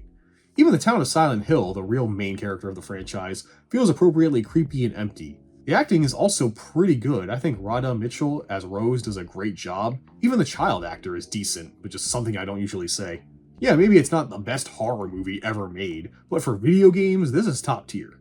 It's not perfect though. There are two things in my opinion that drag this movie down. One is bad CGI, especially in the finale. I know the game was on PS1, but they didn't have to get the graphics from it. The other main problem with this movie is it's too long, and I know why, because there are these really long segments of Rose just walking around Silent Hill, and they go on forever. I get there to emulate the game, because that is 90% of Silent Hill just kind of walking around. But, you know, it's a movie. I want to see stuff happening. There's no gameplay here to keep me entertained until the next cutscene. And they go on for so long, you forget to be scared because you're busy checking your watch to see how long the scene's been going on. Seriously, if it just cut down those scenes, maybe it was an hour and a half instead of 2 hours, I think this would have been an S tier, but for now, it's A. And considering I only had Street Fighter 2 and maybe Mortal Kombat in that tier, it's much better than you think. Yeah, the first Silent Hill movie, I think it's a genuinely good movie. I think the first time I've said that. Jeez.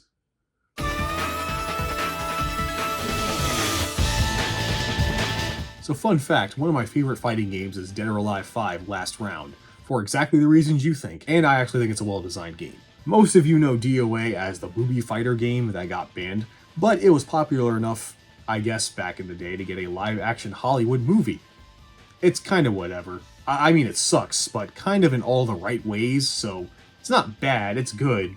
It is bad, but it's watchable. It's I don't know. The plot is stupid, and the editing, specifically with its music choices, did not do anything for me. But the over-the-top action, while not choreographed well, is so absurd sometimes you gotta have fun with it. I mean, it's Dead or Alive. I wasn't expecting high art. I think the two things that really drag the movie down are the casting. It's really hit or miss. Some like Jamie Presley at least make it seem like they're having fun, and it's trying to make this crap script work. Then others like Ayane, a Japanese girl played by a Norwegian, and Devon Aoki as Kasumi were, she was good in Sin City. And I have to reiterate, I really don't like the editing in this. It feels like it wants to be ADHD the movie with all the different cuts, transitions, music choices, effects. It feels like a different person edited each part of each scene.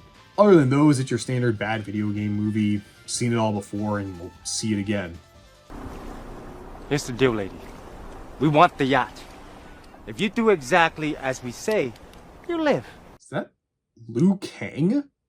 What the fuck, man? You made it into another bad fighting game movie? This better not be a habit.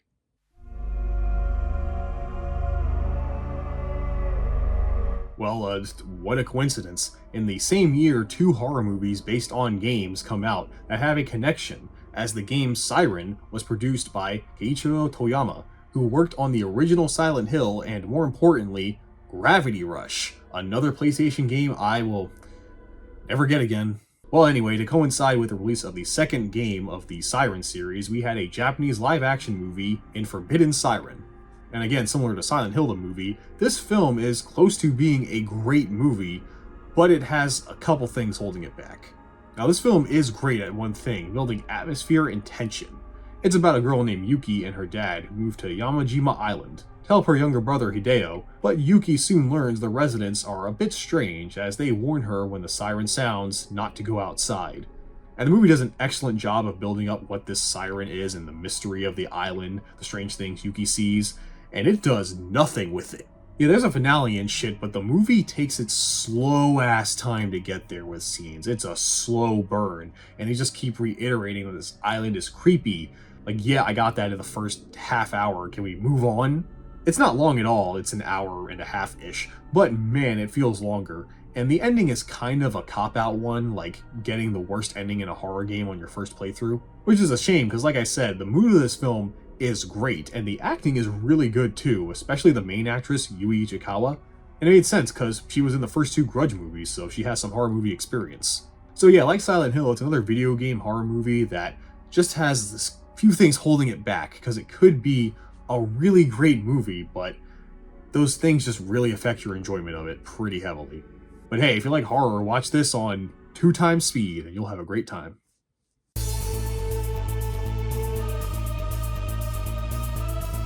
Okay, so look, I have been giving a lot of leeway to these bad movies, right? I forgot how flashy House of the Dead 2 is. Because I know not to compare them to, you know, good films, even though some of them are in their own way. So I hope this means something coming from me. House of the Dead 2 fucking sucks. I hated this movie. This is the worst movie I have seen so far. I don't think anything is going to top it, man. I enjoyed nothing about this thing. It's a fucking turd. Now first, no, this is not an Uwe Boll joint despite being a sequel to his movie. He did not return, but honestly maybe he should have to add something unique or funny to this film, because it is the most generic, bare bones, paint by numbers, no risk taking, no creativity movie I've ever seen. The directing looks like they just turned on a camera and pointed it in a direction. The acting is something on par with a Channel Awesome movie. The plot is a bad episode of The Walking Dead. They even do the covered in zombie guts thing. And the dialogue, oh my god, the fucking dialogue. I have heard original grade school plays with more believable dialogue. Now that is a booty call that I would not mind making. You an asshole all the time, Bart? Or do you take Sundays off for good behavior? Oh, God! They got the Sarge, man! Not the Sarge! They got the Sarge! Not come this far to fail now. Drop dead. You gotta move. Come on, I got like a minute of life left. You think I want to spend it looking at your ugly mugs? Hell, the only reason it's a sequel to House of the Dead is because it follows up on the ending from the last one, but none of the original actors return except for that lady who played the cop. And normally this is the part of my thoughts where I'm like, well, I liked this thing, but no, I have nothing good to say about this. It fucking sucked. I hated every minute watching it. It's not bad in a fun way, it's just bad. And you know what? That Channel Awesome comparison is more accurate the more I think about it, because that's what this feels like, a bad YouTuber movie, but at least those have some charm with how shitty they are and how seriously it's taken, and at least there's some passion there. This was awful, completely void of any enjoyment, creativity, horror, comedy, action, emotion. This is the worst thing I've seen so far. Honestly, it's one of the worst movies I've ever seen in my life, and that's saying something. I hope I don't see anything worse than this, because this is the low bar now. This is where it is. Like, I hated this so much. I don't even think Boll can make a worse movie.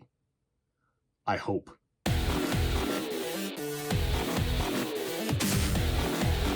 Well, if you know Sega, you probably know him these days for Sonic and Yakuza, or Like a Dragon. While bigger today, back when it first came out, it mainly found success in Japan, not so much outside, until probably Yakuza 0, the prequel game.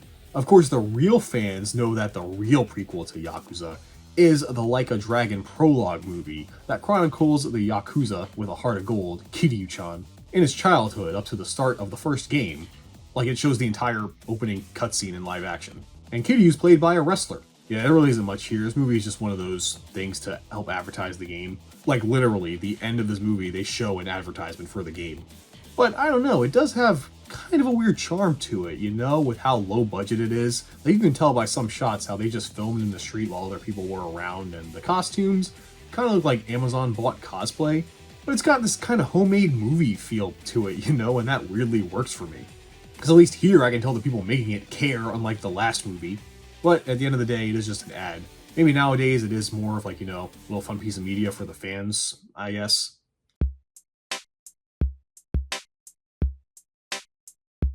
Yeah, I bet you thought we weren't going to be talking about Nintendo until the new Mario movie, but no, back in the 2000s, they did release an anime movie about Animal Crossing, only in Japan. No thank you. Don't get me wrong, I love me some Animal Crossing, and I especially love me some slice of life anime, especially Iyashike's. Give me girls camping any day of the fucking week, bro, I'm there. But not so much in movie form. 20 minutes is good enough for me. Because you know, with no plot, I won't be engaged for over an hour. And that happened here, as it's exactly what you expect from an Animal Crossing movie, I guess whatever that would be. A human monkey moves into an animal town and goes on mundane adventures. Now don't get me wrong, they do try here, there are story threads and things going on throughout the whole film. But at the end of the day, it is a slice of life thing, you know, it's not exactly the most dramatic stuff you'll ever see. You're here for the mellow vibes. And also some amazing backgrounds and animation that I wasn't expecting. And the music's great too. I mean, most of it is just Animal Crossing music, but that's kind of perfect for this kind of thing. Yeah, really not much to say about it, but I mean that in a good way because it's just chill vibes. There's no need to think about it. If you like Animal Crossing, just turn the lights down low, wrap yourself in a blanket, and drift off to a nice little anime movie. And that's all it needed to be, and that's what it is, which weirdly makes it one of the best movies I've seen so far. Yeah, Animal Crossing the movie, who would have thought?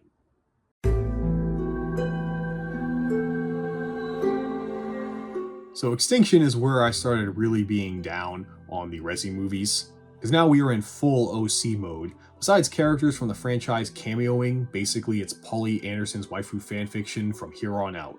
And I really don't remember now, but I think this was my least favorite. It's just a bad post-apocalyptic movie that also continues Alice being a clone or something. Yeah, that's a thing again, more detail in my other video. At least we get more of the bad guy from Tomb Raider again. Still not his best performance in these movies, that's later, trust me, it'll be worth it. And this introduces Wesker into these, who, like the games, is the best part. But yeah, this is one of the weaker ones in the Resi franchise to me. Don't care for it. Luckily, the one after this is better.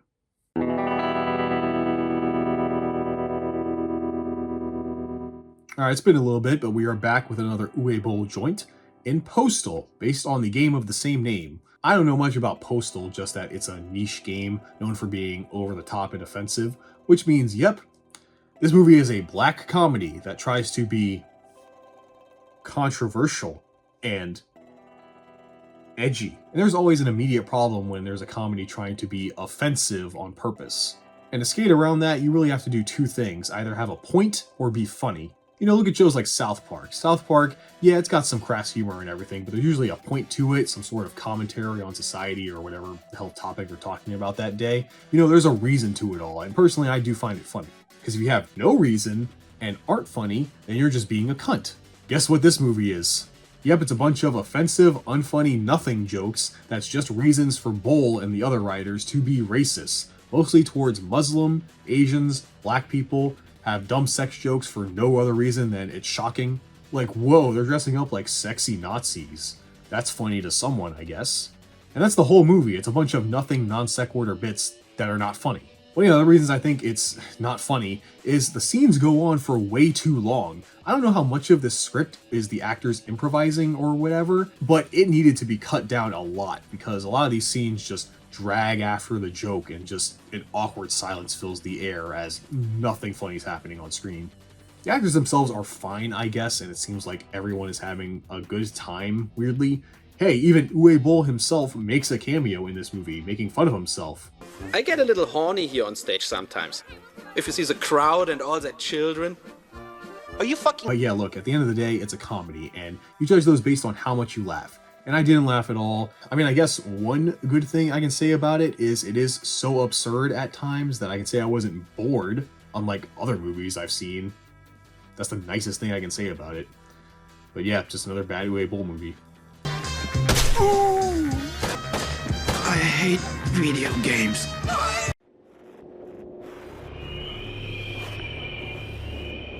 Blood Rain 2 sucks. Look, I'm really not trying to make these puns. It's just, it turns out like that. And unlike House of the Dead 2, Uwe Boll does return for this, so you got two joints back to back. One of the worst blunt rotations I've been a part of. The crazier thing, though, is I think Postal was better.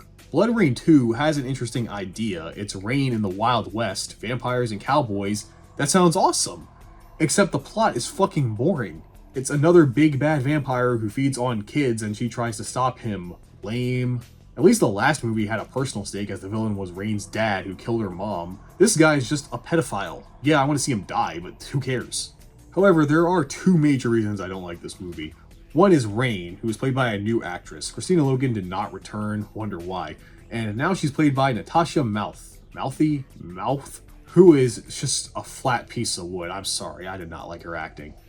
A bad reaction to some bullets and some holy water and some garlic.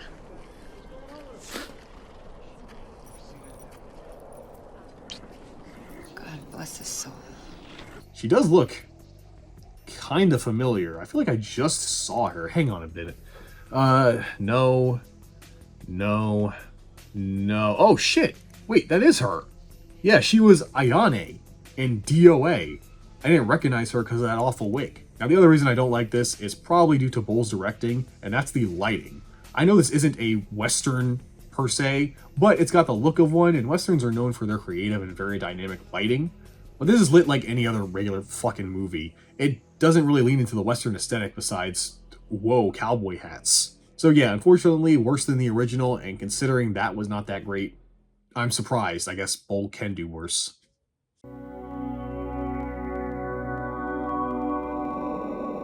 So I'm not as into the Hitman games as I feel like I should be. I love stealth games, but something about this series just never really grabbed me. But I guess you can kill Slim Shady in it now, so that's something. But I don't think I'll be playing it anytime soon, because the live action movie, Hitman, did not inspire confidence in the narrative anyway. This is a boring, generic spy thriller, but I don't even want to call it that because I was barely thrilled. It follows Agent 47, played by Timothy Olyphant, who gets betrayed by his assassin organization and goes rogue to figure out who and why. It's like John Wick at home. The plot is just not interesting, and the action scenes, they're decent. The problem is the movie doesn't give me a reason to care about 47. He's just some asshole. Why do I care if this hitman dies? Like, where's the human element here? I guess that's supposed to be this Russian girl played by Olga. I'm not even going to pronounce that. But these two together do not work. They're supposed to be falling in love, but they have no chemistry. And at least she's better in that Bond movie. That also sucked. And any attempt they do have at humanizing 47 with humor just makes him look like more of an asshole. Podonok! I was running out of oxygen in there!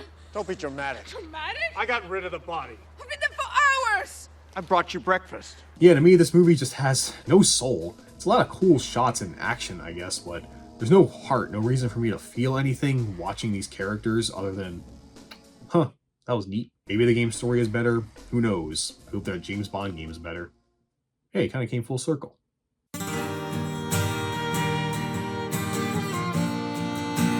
So here's the only other Yakuza movie, Like a Dragon. I actually don't really like this movie, and that's for one reason. They don't tell the story of the game, which I actually like, and I think is the best story out of all the Yakuza games, because unlike the other games, they aren't bogged down by all the other games' continuity.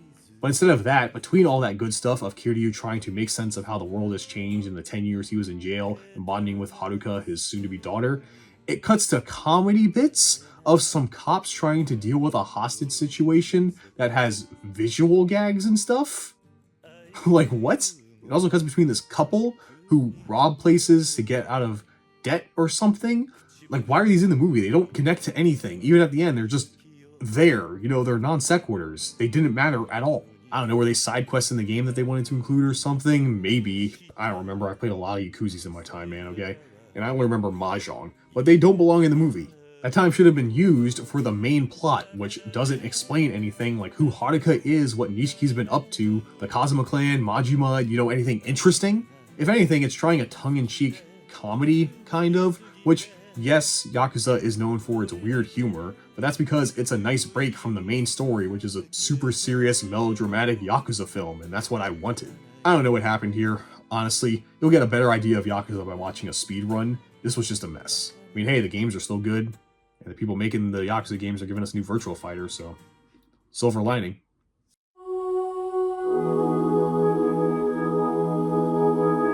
Well, it's another sad girl anime I've already talked about in another video, except for the movie, because I don't know, I'd have two nickels or whatever. Big difference between Air and Clannad, well, Clannad After Story. That is goated. Seriously, that is peak anime drama.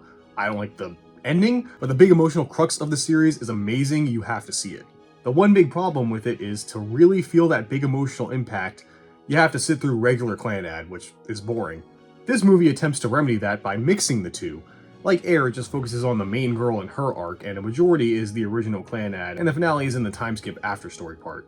I got two big problems with this one. The pacing is kind of fucked, as you don't get a lot of time to know the characters, like the side girls are in this for a second. Why are they even in it at all? I wish they were in it more because they're better than the main girl in my opinion, but you should have cut them out like Air did. But really because of the pacing, that big emotional moment I talked about at the end of After Story doesn't hit as hard. Because with that, you sat through 2 series worth with these characters. Here it was like an hour, a month in time of the anime, and then it cuts to half a decade later, near the end, and it just doesn't hit, man. It's gotta hit.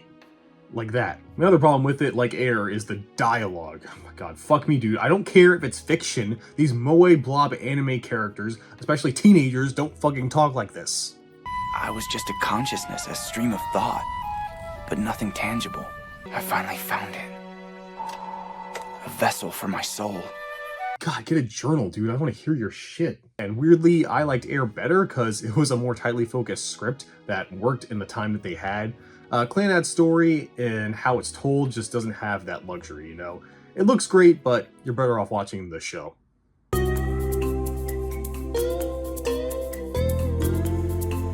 Okay, so Elf Bowling. If you've never seen this game before, it's a bowling game made originally for Windows 98 that has been ported sometimes, like to Game Boy Advance, and somehow in 2007, it got a computer animated straight to DVD movie, weirdly not released in December. I could give my thoughts, but I think instead I'm just going to show you clips of the film without context.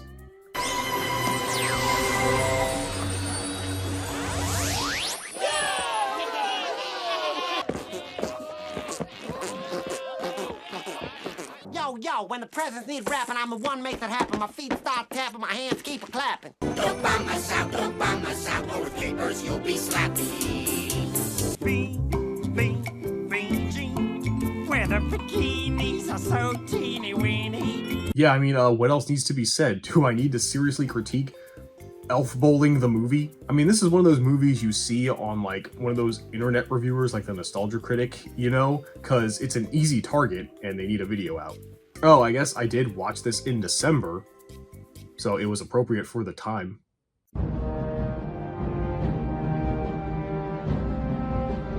Alright, here we go, another hot Uwe joint, and I'll actually give him a compliment with this. He's made some bad movies, but at least he tries different genres, you know? Sure, some could be labeled as horror, but he's also done a black comedy, a western-ish, and now we have a fantasy film with In the Name of the King, a Dungeon Siege tale. Rolls right off the tongue, doesn't it? But I mean, without it, you wouldn't really know this is based on the game Dungeon Siege. And Bull is clever, because he makes you think you're going to be watching a fantasy film. Oh, but no, surprise, it's just an action movie with orcs, or Kroogs they call them. Nice try, Bull. You can't fool me, this is an action movie. I mean, why else would Jason Statham be here? And Ron Perlman, and Lily Sobieski, John Rhys Davis, Burt fucking Reynolds, what the fuck is this cast? You're all good, why are you here? I mean, they had to have known who Bull was at this point, right? There's no way they didn't. Maybe they heard the prostitute story and just hoped, I guess. Even got Shaggy to show up for his movie somehow, what the fuck?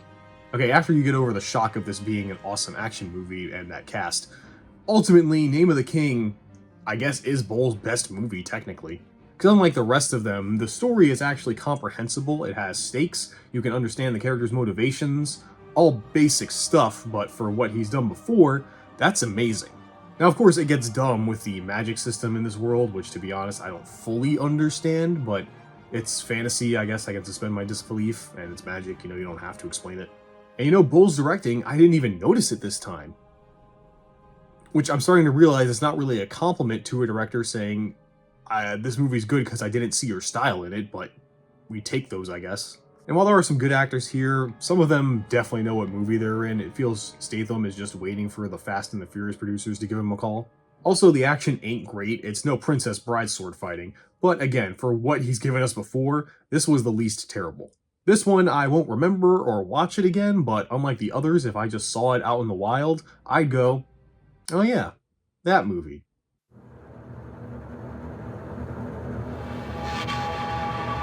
That's right, once again, back-to-back hot Uwe Boll joints, the worst blunt rotation you'll ever be a part of. This time, he's adapting the Far Cry series. Don't you see, the last movie was him warming up for this one. And yeah, that's all there is to say about Far Cry. It's an action movie.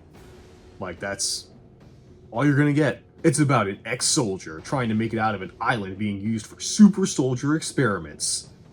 Is that Far Cry? I don't really know. Honestly, I've only ever played Far Cry 3 and a little bit of 4. The only thing I know about it is that it's one of Ubisoft's games that made uncovering the map with towers a thing, along with Assassin's Creed, so I don't like it. But yeah, the action is fine. It doesn't really have anything over the top or memorable, or even good. It's also pretty jokey, surprisingly, with a lot of banter. None of it really hits in my opinion, but again, at least they tried. In fact, I'm shocked it wasn't hilarious considering it has that guy who was in Postal in it to add some comedic relief. But yeah, it's just a generic action movie, nothing special about it, which again kind of makes it one of Bull's best movies by just a little, you know, right over the last one, mainly because this one was shorter and it at least tried to be a fun movie. Well, I'm glad Bull's movies are getting better. I mean, they're still bad, but they're not getting worse. I'm really trying hard to compliment him here. I really am trying. It's really hard, okay?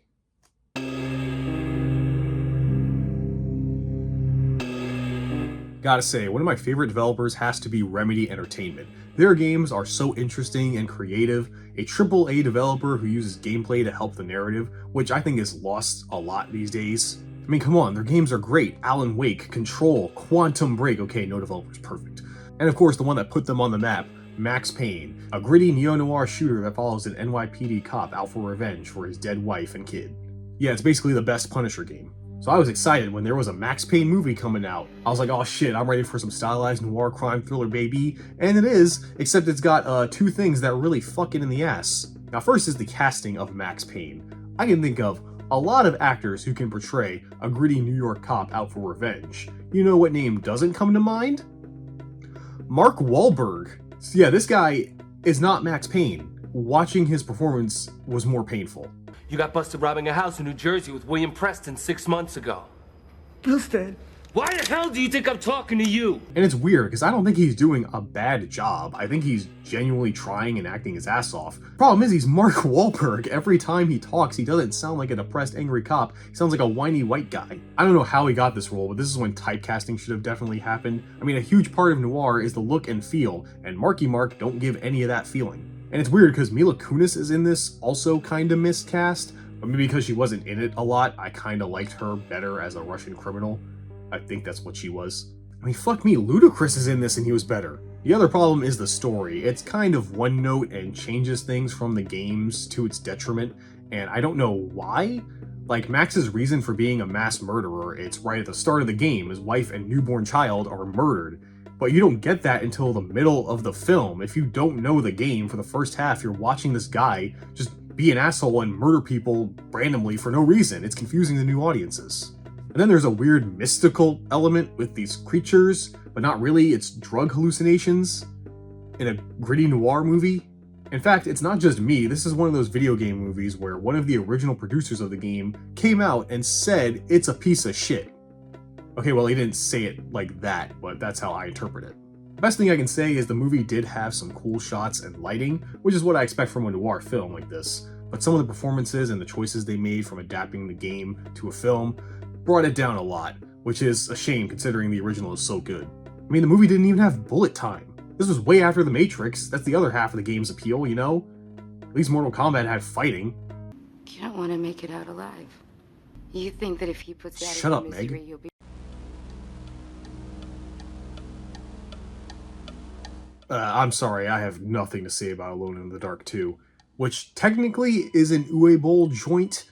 He didn't direct it, but he did produce it, and it is nothing.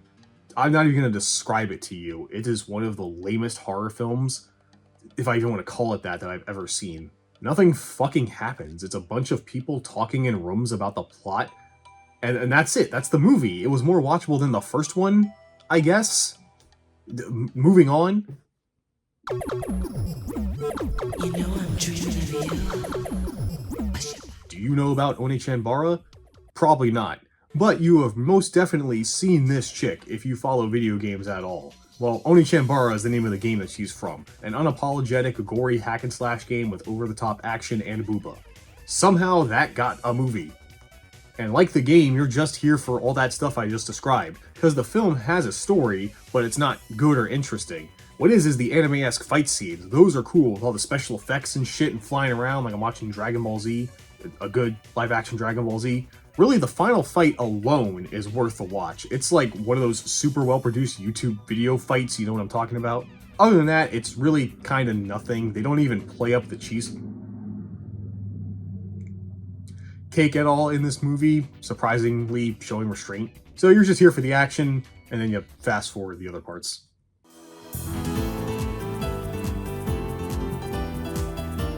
Okay, so if you were an anime fan in the 2000s, you know about Higurashi no Naku Koro ni, or Higurashi When They Cry. Originally a visual novel, when it got an anime adaptation, I remember it being big, at least here in the West. Well, big in the anime fandom. Because it did something you didn't see a lot at the time. Cute moe anime girls brutally murdering each other in horrific ways. Because trust me, it wasn't the story or characters that got people hooked. I know, I've seen it. Don't believe me? Well, take out the anime and watch the live-action adaptation released in 2008. Because when it's real people trying to make this story work, spoilers, it involves multiple timelines and an airborne disease that makes you crazy and murder people. Like I said, the story ain't great. Now that you don't have anime girls to coon over, you just have to follow main dude here, I don't care to remember his name, as he tries to make sense of a murder that happened in a small town. And that's the whole movie. He's not like investigating it, you just kind of watch him go insane from that disease. But this is based on the first arc, I think, so they don't really explain that because, you know, it's the first loop. Creepy stuff just kind of happens sometimes. It's not really scary. In fact, the tone doesn't really feel like it's trying to scare me or be a horror movie. It's not really good at setting a mood like Siren. It's just doing a lot of long shots of things, but they're not really creepy or unsettling. It's just a really long shot. Also, the acting could have been better. I don't think the actors were told how to act. It's like they're halfway between realistic, but then when they go all crazy, they start acting like weirdo anime characters. The movie seems confused on if it's trying to be a horror film or adapt a horror anime, and yes, those are different things. Ultimately, it's just a mid-horror movie at best. Hell, even the best part of the anime, the gore, is pretty bad here. They did not have a decent makeup budget. Looks like they spilled a lot of ketchup on themselves. They should hurry and get that out, that'll leave stains.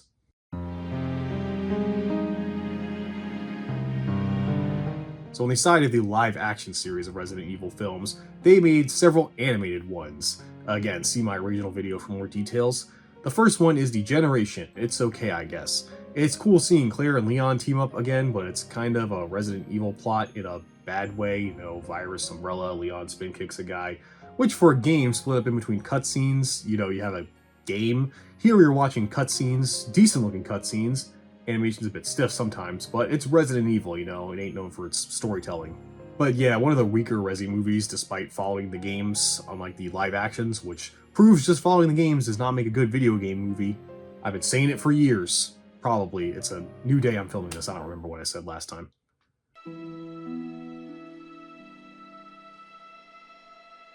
Okay, so something I think I've also said before, I'm not really a horror video game guy. So I've never played Dead Space game, so I went into Dead Space Downfall completely blind, and I really liked it. And I think this is the first one that's mostly animated in the West that we've seen. Oh no, wait, there was Mortal Kombat and Elf Bowling. But this is the first one that's good. It's a prequel to the first game taking place on the spaceship Ishimura, the setting of that first game, showing what happened to the crew of it and how it got to the state you see in the game. And I thought it was a pretty good animated horror movie. Not that it's scary, but it did a great job at setting the right atmosphere and having the tension increase as the crew slowly gets crazy from this monument thing. I think is that what's doing it. Again, I know nothing about this world and its lore. But hey, that didn't matter because I still followed along with it and what was happening. I enjoyed it. Because it's a simple story, but it's effective how they tell it, you know? That's mainly thanks to the voice acting. It's great because it's actual professional voice actors, some I actually recognize from other stuff. And they sell the shitting your pants fear the characters are going through. God, you traitor, you're one of us! You were sent here by the church specifically to retrieve the marker, just like me! You bastard! If I have any negatives, the animation isn't amazing. While the gore is good, there are times when it's not the smoothest. They also kept doing this shaky cam effect during action scenes. I get it, but I hated it because it made me sick. Because they didn't really animate around that, they're really just moving the footage in After Effects or something, you know? It's vomit-inducing. Wait, After Effects? You wouldn't really do that in After Effects, would you? But overall, it was a solid horror animation, and one of the better movies I've seen. Check it out, even if you're like me and know nothing about the franchise. It's a good watch.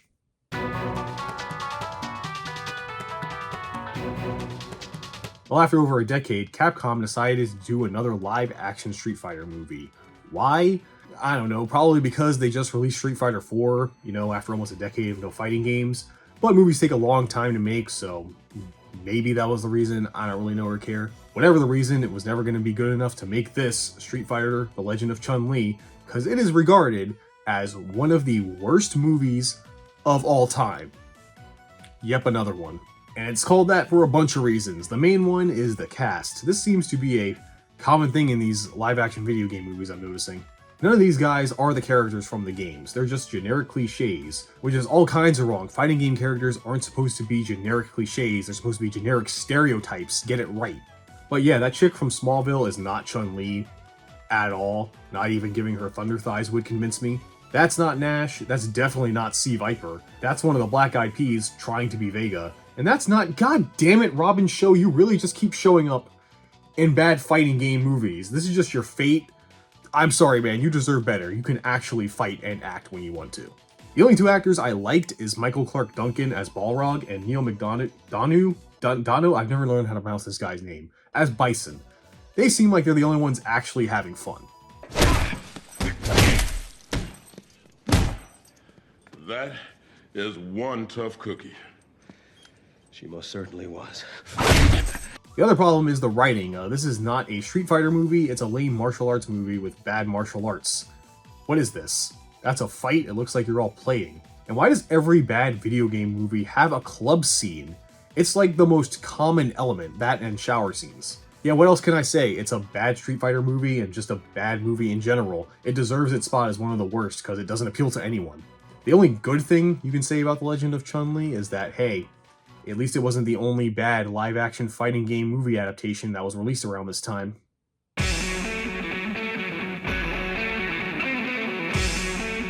Yep, at the same time as The Legend of Chun-Li, a Tekken movie was released.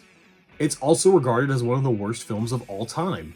This movie kind of tries to follow Tekken 3, but once again, it's another film that changes literally everything about the lore of the game, so why even bother basing it off of them if you're gonna do something completely different? At least they got a club scene in there. And another Mortal Kombat alum, this time Kari Hiroyuki Tagawa, is back as Heihachi, who I didn't mention in Mortal Kombat, but he was also really great as Shang Tsung. In fact, he would come back to play the character as much as he could until he unfortunately passed away. Because yeah, everyone else sucks. Once again, it's hugely miscast. In fact, honestly, I just have a lot of the same complaints as Legend of Chun-Li that I just talked about, so I won't waste your time on this turd. Except I think the action is not very good here, and I think that's important for Tekken, since that game is about replicating various martial arts. Also devils. And boxing kangaroos. It's a weird franchise. But yeah, it's just another boring martial arts movie with the Tekken name the only thing giving it any sort of relevancy. Relevancy? Is that a word? Well, okay, those two movies sucked, but hey, you can give one thing to Street Fighter, Legend of Chun-Li, and Tekken. At least they weren't the only bad live-action video game adaptations to come out this year.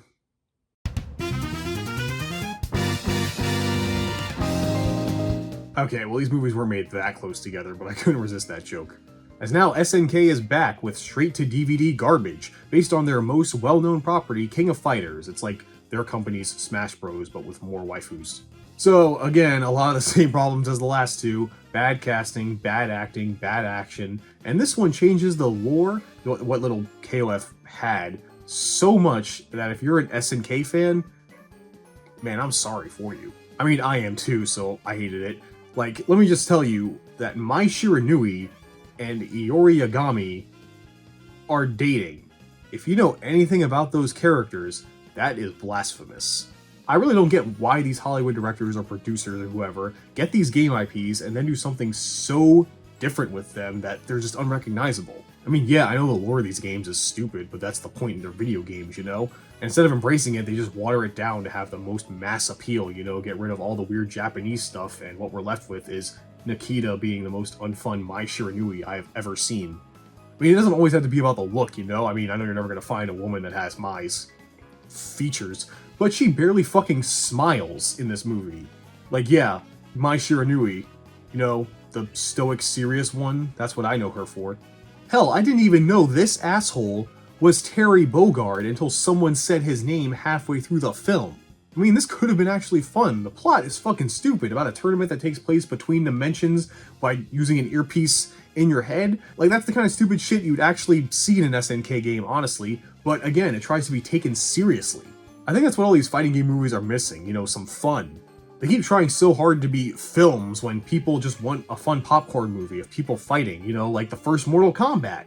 Now I'm starting to see why everyone holds that to such heights. But yeah, KOF, it sucks, and unfortunately, That's the last we will see of SNK in this video. Yeah, that was our last film.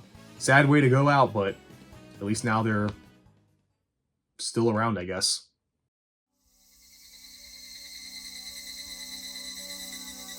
That's right, there's more than one live-action Higurashi movie. I was surprised too.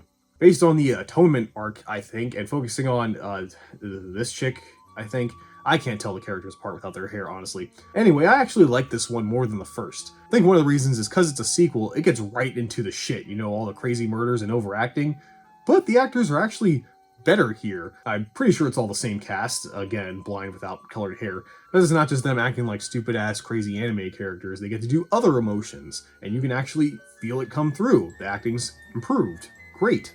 Unfortunately, it does kind of drag in the middle to reveal, you know, all that lore and stuff behind the crazy gas and time travel shit I talked about before. And the finale dragged on a bit as well, I think. And I know it's based on an anime, based on a game with time loops, but with it being real people, I found a lot of this stuff to be more stupid than scary and filled with tension. But overall, I like this one a bit more than the last. I don't think it's a good movie, especially if you haven't seen the first or know anything about Higurashi, but it was more entertaining than the first one.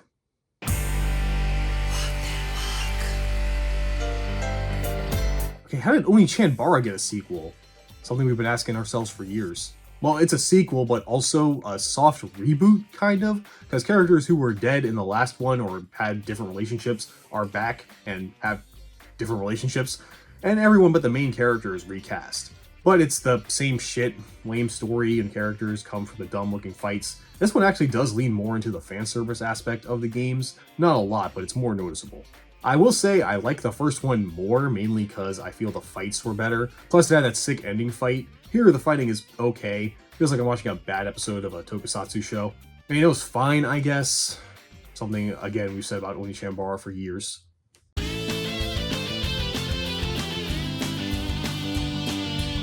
Fuck yes, dude. You don't know how long I've been trying to talk about the Tales games on this channel. They are some of my favorite JRPGs. I love the stories, the characters, the gameplay, and the skits. Those are the greatest storytelling mechanic in video game history. Change my mind, you can't. When it comes to the anime though, meh. And Tales of Vesperia First Strike is just that. Meh. Now first let me say, Vesperia is one of my favorite Tales games, but it tells a story I didn't really want to know. It's a prequel showing how the main character, Yuri, quit the Royal Knights of this world to become the Vagabond Avenger he starts out as in the game. Personally, I never needed an answer to that. I think the game gives you enough to understand his deal, and it's what you expect. Politics fucked over the little guy, and he don't like that. And it's been a while since I've played the game, but considering this is apparently years before, I think there are some plot holes here with certain ages of characters and details, and they shoved other party members from the game in here for no reason. I mean, I like them, of course, but they have no reason to be part of the story yet. Even as a standalone thing, if you didn't know about the game, you wouldn't get much out of this besides some cool animation sometimes, because the story is nothing special. Bottom line, who cares about the animes? Play the game. Tales games, fucking awesome. Bandai released a new one already, for fuck's sake. I'm tired of all the remakes. Yes, they're really cool. Give me a new one right now.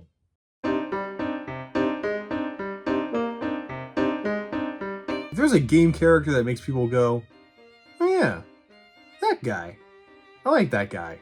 Never played any of the games though. It's Professor Layton, the title character of the kind of niche puzzle series developed by Level 5, a developer that makes you go, oh yeah, those guys. I like those guys. Never played any of their games though. Well, I guess enough people did play them actually, because Professor Layton did get a movie. Him and the Eternal Diva. Much like the games, it's a nice time. You know, I enjoyed myself, wouldn't go back, but it was enjoyable. It's pretty much a typical Professor Layton adventure, trying to solve the mystery of a woman seemingly reincarnating into the body of a little girl. Yeah, it gets pretty weird. The mystery is fine, not really something you can solve by watching it. Like I said, it gets weird. But what is fun are the puzzles. They include them here like the games. And they're actually kind of fun to play along as you watch the movie and figure them out along with the characters. So unlike the game, there's a time limit, you know, the movie's gonna tell you the answers, so it was kind of neat, you know, I had this little interactive moment, which is rare for a video game movie, you know, I was actually kind of playing a game while watching it. Also, the animation is really good, the simple art style I think lends to that, which isn't news, you know, the games have anime cutscenes, even on the DS they looked good. I do think the finale is a bit over the top and crazy, considering the movie is kind of chill most of the time, until the end where it's Layton sword fighting on top of a giant robot. Feels like they just did that to have a big finale because it's a movie. But maybe the games are like that, I don't really know. But this movie is a fun time. I mean, it's a lot better than a lot of the other crap we've seen so far, so I welcome it with open arms.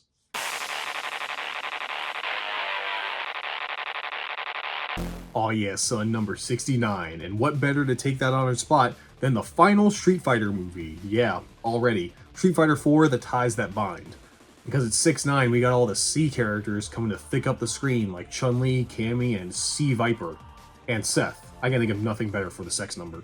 If you can't tell by the title, this was a tie-in movie released alongside Street Fighter 4, something they decided to do since it was a special occasion as Capcom decided to stop pretending they don't make fighting games. And like every other Street Fighter story, it's about Ryu trying to resist the Dark Hado.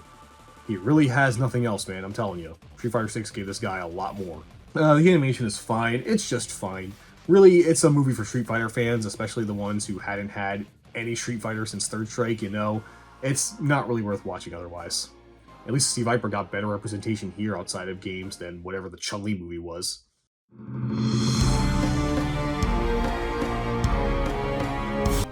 Became a prince of Persia. He said it! He said it! I think Prince of Persia is one of those series where even if you've never played the games, you've most likely heard the name before, whether it be for helping pioneer action-adventure gameplay with smooth animations, or being the inspiration and entire reason the Assassin's Creed franchise exists. That's real, look it up.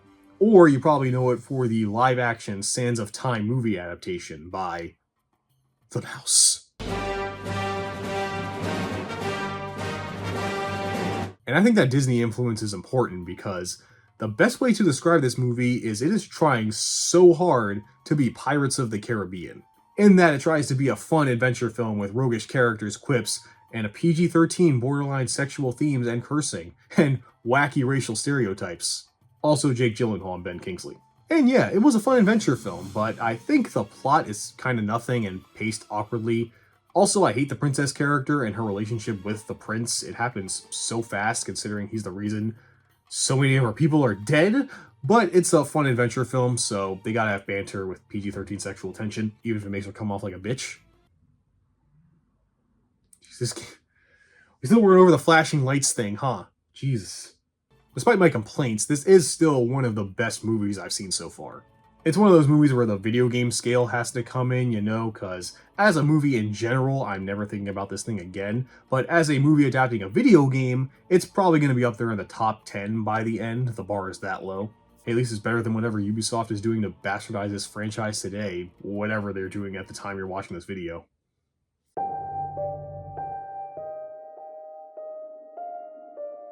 Okay, so Resident Evil Afterlife is fine. The only reason I give it any credit is because of the opening sequence of a zombie in Tokyo starting the whole thing, leading to a bunch of Mila Jovovich clones trying to kill Wesker, which if you don't know, this guy, Sean Roberts, is amazing. He's probably the only person who I see as someone trying to be the actual character from Resident Evil. He's great.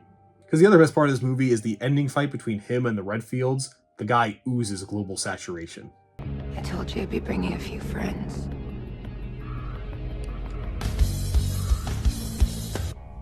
You should have brought more. The other, 1 hour and 15 minutes of this movie sucks. You ever see the part of The Walking Dead where they're in that prison for a really long time? Yeah, it's that. If it weren't for the beginning and ending, useless.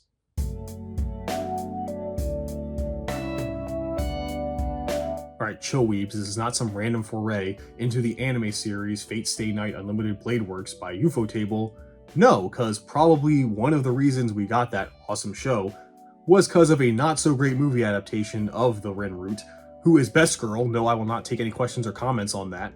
From the visual novel adaptation by Studio Dean, the makers of the original People Die When They Are Killed anime. And it's the same problem with other visual novel movies that you can't put hours of content into less than 2, because this movie's main problem is its pacing. It moves so fast. It feels like no scene gets a moment to sink in. Stuff happens and then it just moves on to the next one after a jump cut. You'll rewind thinking you missed a scene, but no, it's just like that.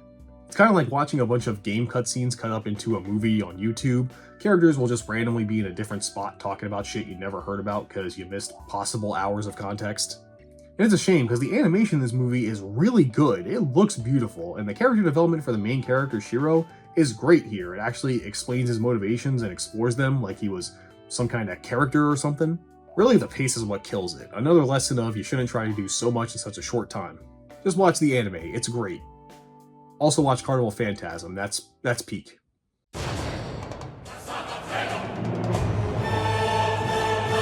Okay, so normally I do not include anthology films in these videos, because if you don't know, an anthology film is multiple short films, usually disconnected and created by different people with one central theme or idea being the only connection. And I usually leave those out because, you know, technically those are multiple films, you know, they're short films, but they're multiple films. Like I said in the beginning, I'm focusing on things that are made to be consumed as one entire, complete thought product. I don't know how to put it. But I made an exception for the next movie, and this one, Dante's Inferno, an animated epic. Dante's Inferno, one of those Xbox 360, PS3 hack and slash era action games that makes you go, oh yeah, that was a thing, wasn't it? So the reason I kept this one is because it is one story told from beginning to end, but each chapter is animated by a different studio. And the movie was like the game. Fine. One problem with making the film like this is that, you know, you're gonna like one segment more than the others. Because there might be an art style or something you're used to and may enjoy, and then one you don't like so much. Honestly, I thought the one at the beginning was the best one, the semi-realistic anime look. I prefer that to all that. But it makes up for it in a great cast, most of them reprising their roles from the games, and the art direction of the world in general is great, but you know, it's just the story of the game slightly different. So it's one of those things where, yeah, overall it's good, but I'd rather play the game. I mean, it's not a great game, if I remember right. I remember getting pretty repetitive after a while, but I'd much rather play a game than just watch the cutscenes.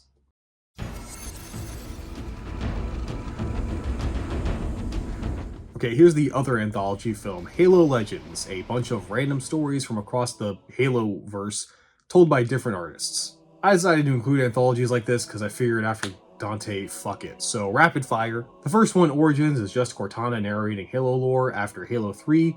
At least she's hot, 5 out of 10. The duel is about like a samurai covenant, awesome. Wish it wasn't passable CGI, 7 out of 10. Homecoming about some Spartan going through Spartan things was well directed, but I don't care, I want to see Master Chief be cool. It's Halo and I haven't gotten that yet, 8 out of 10. Odd One Out is my favorite because of how out of left field it was. It was the odd one out. It's more comedic in tone, a short about Spartan 1337, who's an idiot and lands on a planet or something that's a bunch of parodies of anime. Love it, 10 out of 10.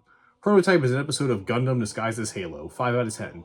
The Babysitter is my second favorite, a bunch of ODSTs forced to cooperate with a Spartan who turns out to be a woman, and they slowly gain respect for her on the mission. Good stuff, 8 out of 10.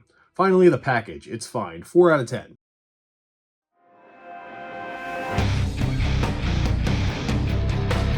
Okay, so this is a weird one, and kind of obscure. It's Zombrex Dead Rising Sun, a series of shorts directed by Ruinar Games for the West and founder of the worst Kickstarter ever, Keiji Inafune, and these shorts were released weekly on Xbox Marketplace. Afterward, it was compiled into a movie, and it's weird. It's first person seeing through the eyes of a paralyzed kid as he tries to survive against crazy survivors and the zombies. It's also more serious than I expected for Dead Rising, you know, the silly combine shit to kill Zambos game. But then stupid stuff happens, like Wheels turns his chair into a death machine. I mean, awesome, and it's like the game, but also that's after he watched his brother die and get the shit kicked out of him. It feels kind of all over the place, you know? Kind of like Dead Rising. Well, it got me there. Not to mention, it just kind of ends. There's not really a resolution. It's very strange. And besides Zombrex and the wheelchair combo, it really has nothing to do with Dead Rising. Barely any references to it, considering it takes place in Japan and, you know, the games are in America. It really does feel like a fan film, but it's official. How does that work? Neat, I guess. Could have made one reference to Chuck or Frank West. He's covered wars, you know.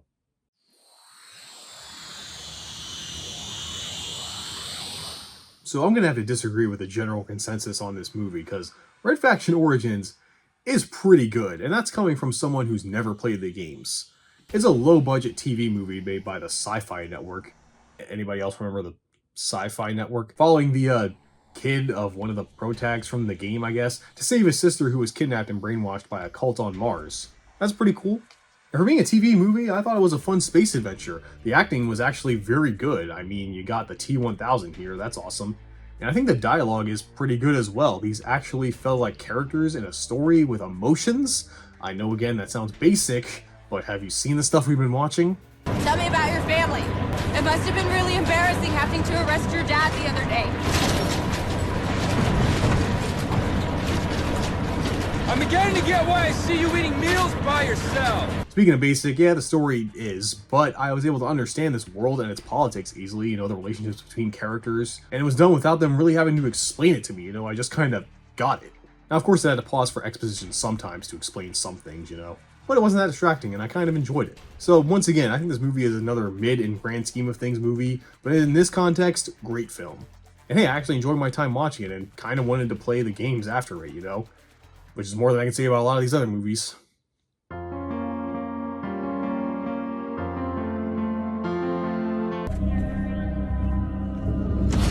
My mother, raped several times by my father.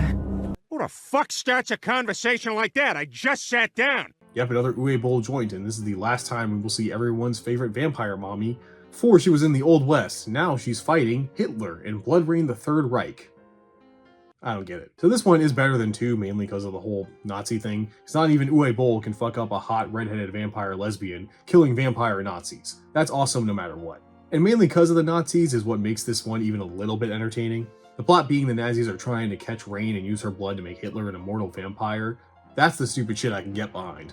Unfortunately, it's a lot of nothing. It takes place in like one location throughout the whole movie, and it suffers from all the other problems I've said about the other two. But this one had epic one-liners.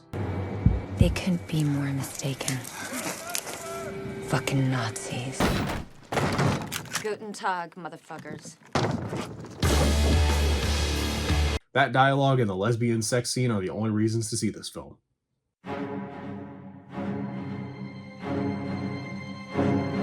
Yep, another Uwe Boll joint and another sequel. In the Name of the King 2, Two Worlds.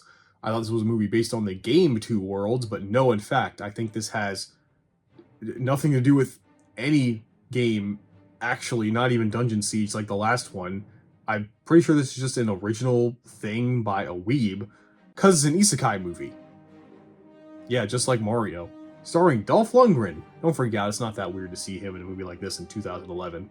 And wait, Rain, I just saw you, get out of here! Anyway, in this movie, Ivan Drago gets sent from Vancouver to an even more magical place, filled with dragons and shit, so he can fulfill his destiny to be the king, or whatever. It's an isekai. The way this is shot feels like I'm watching a YouTube video in a bad way.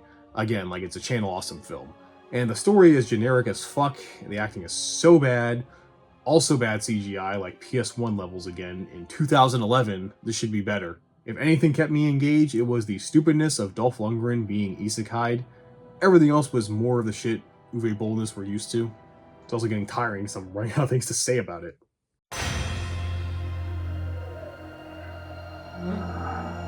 Okay, so this is probably the movie I was most lost when watching, because Sengoku Basara The Last Party is not just based on the game, which I've never played. It's also the sequel to the anime series that had over 20 episodes, which no, I have not seen.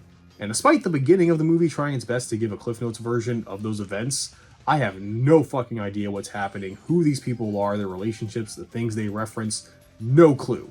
Despite that, I did still enjoy it, how all the characters are these super overpowered shonen anime stereotypes, and the characters themselves all look cool, and the animation is great. I just don't know what's happening, and unlike other movies we've seen where they just don't explain, this one obviously is meant to be seen after the anime and maybe played some games.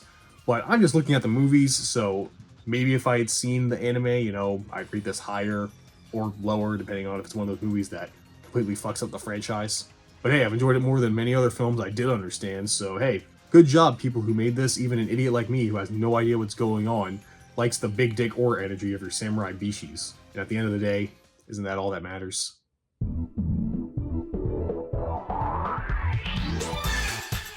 In 2011, I guess Bandai or somebody over there decided to give Tekken one more shot on the big screen, this time animated with Tekken Blood Vengeance.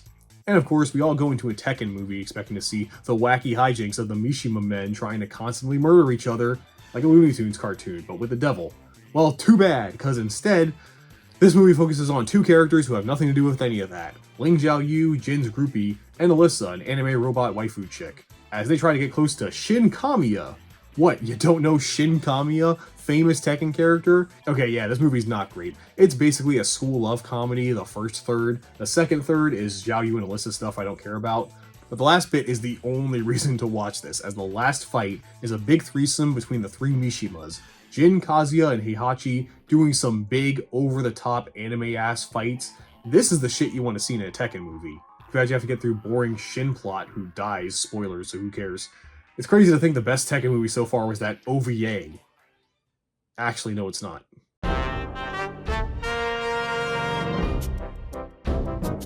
Okay, so good news, bad news kind of deal. So good news is we now have a new contender. So far it's all been American or Western made movies, or movies made in Japan. Well, from now on we'll have movies made in China. However, a problem came with that, because unlike movies from other countries, Chinese movies can be harder to find, especially translated to English. And most of the movies we will be looking at are based on mobile games, mostly for kids, so yeah, they're not exactly high on the priority list for preservation by fans. Including the first movie I was going to look at, Seer, or I'm not even going to attempt to pronounce the Chinese name. So I could not find this movie, like, anywhere online, and I tried my damnedest. Hell, I even tried going to Chinese websites searching for it in its Chinese name, and I'm pretty sure I have several viruses now, and someone from Venezuela has stolen my identity. Bottom line, I tried, I couldn't find this thing anywhere. So yeah, I guess I kinda lied because I was unable to find this movie, so it's not really every video game movie ever. And to be honest, this wasn't the only movie I couldn't find. There were a couple more. See if you can guess which ones they are. So now you might be wondering, well, if I couldn't find it, why didn't I just leave it off the list? Well, it's because of all the other Chinese movies that I was able to find incredibly easy.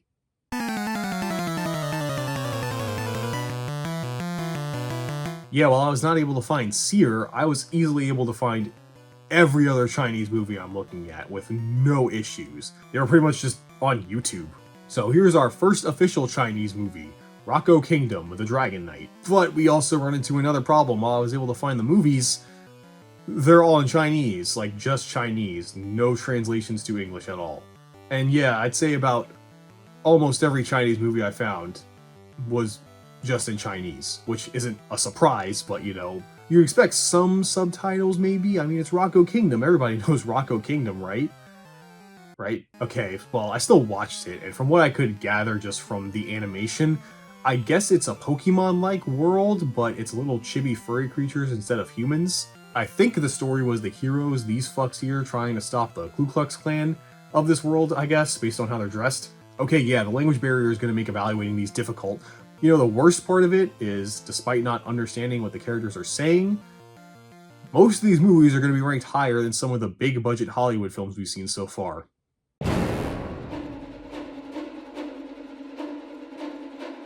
So I love the first Dead Space movie, the second not so much. Like how that one was a prequel to Dead Space 1, this one is a prequel to the second game that shows 4 survivors of some necromorph shenanigans being interrogated. And like the Dante's Inferno movie, this is technically an anthology, as all the stories told are done in different animation styles.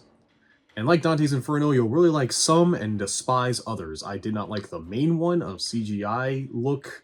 I don't have anything against CGI animation, just so far these movies have not had good ones to justify its use, especially in a movie like this where you can compare it to more creative and dynamic 2D animation. Also, I don't care about these survivors, unlike the last one where you're with the crew watching them react to the necromorphs and going more and more insane. Here we start at the end, we know what happens. Yeah, you technically know what will happen in the other one, but here the stories don't reveal anything besides some interpersonal stuff that would have mattered if their story meant something. But they all die because the government sucks, so why even get invested? Overall, okay tie-in to the game, I guess. I don't know, I haven't played it. But compared to the first one, it kinda sucks.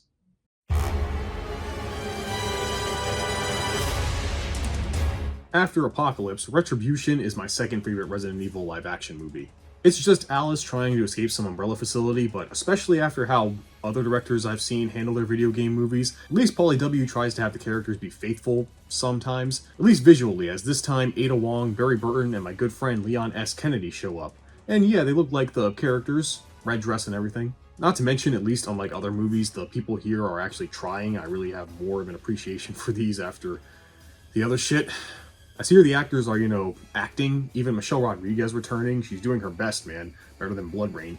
Not to mention, again, Wesker in these movies is life, and Jill is back, so yeah, again, not a great movie, but in comparison to the rest, this was a breath of fresh air of cheese that I needed. It's nice to see people at least seem like they're enjoying filming the movie.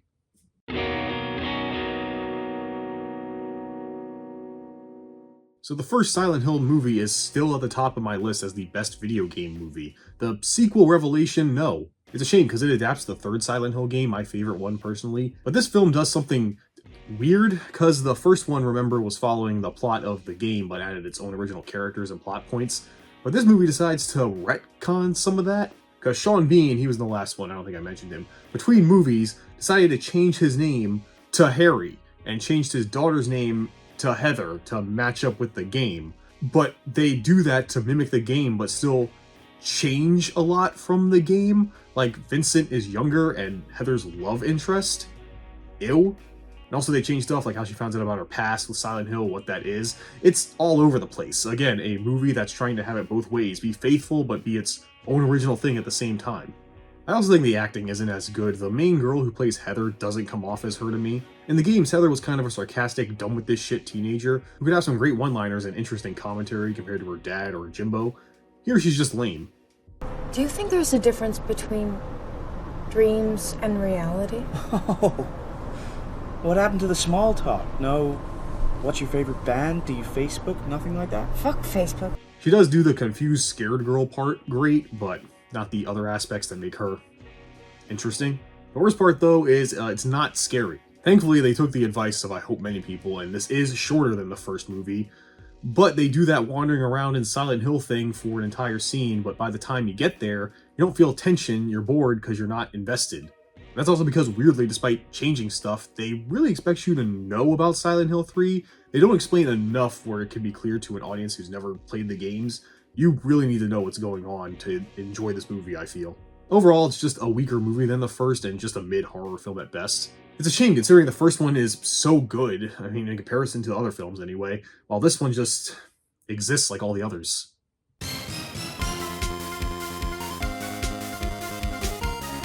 Fuck yeah, Ace Attorney fucking rules. Give me a new one already, stop reselling the old ones, those are cool too, but just give me a new game. Bring back Mega Man, but not fucking Ace Attorney. Anyway, in 2012, Japan did make a live-action adaptation of the first game, and it's actually pretty good. They keep it to just the important cases being Mia's and Edgeworth's with Von Karma, and surprisingly, it works. Keeping the plot more focused while it is a little rushed in some spots, what will keep you watching is the presentation, all this over-the-top anime bullshit and CGI effects. It's great, and if you've never seen live-action anime adaptations, don't.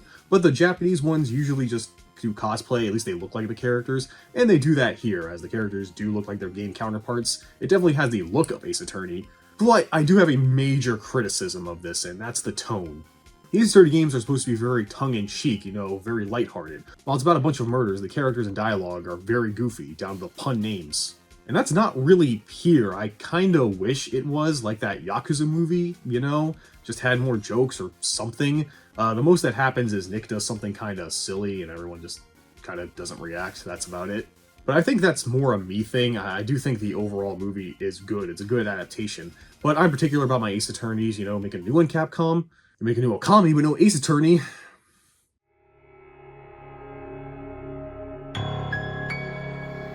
Okay, so this is one of the good Resident Evils, at least to me, where my good friend Leon S. Kennedy goes to... I forget most of it, honestly. I really like this movie because the plot is simple. Not as simple that I can remember it, I guess. But I think they give the other characters and this country of whatever stand enough to keep you engaged. The main criticism I have is the CGI animation is still very stiff, but at least this one is more fun than the last one. 5 out of 10.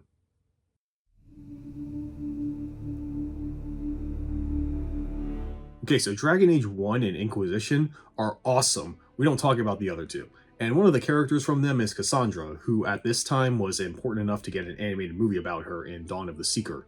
A sort of origin story about how she became the right hand of the Divine that's like the Pope of this world. It's the most simple explanation.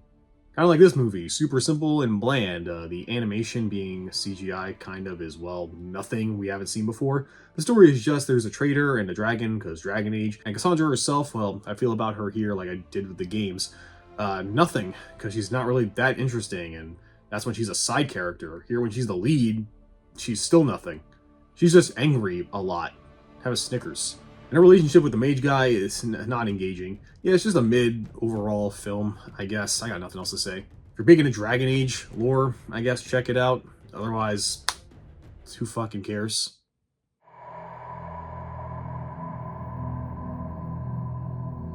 Well, luckily for BioWare, a better animated movie came out at the same time for one of their better franchises that they own, Mass Effect Paragon Lost. Now, I love Mass Effect, seriously. It was pretty big at the time, a game series where your decisions follow you through the sequels. That was such a cool concept. Turns out that the third game made all those decisions irrelevant, and then Andromeda happened. I ended up beating that game. God, I need a life. Anyway, this movie's pretty good. Follows James Vega, a character and companion in Mass Effect 3, chronicling his past before the game, defending a human colony from the Collectors, the primary antagonists of the second game. So I didn't really give a shit about James in the games, but if they told me he did this shit, I would have liked him more. All the actual characters are kind of one note, most of them die anyway, so it doesn't matter. And the story is simply trying to beat the Collectors. The ending is the best part, where he has to make a decision, like the game, to save valuable intel on the Collectors and his hot alien girlfriend over the colonists he swore to protect. And spoilers, he picks the blue pussy and the intel.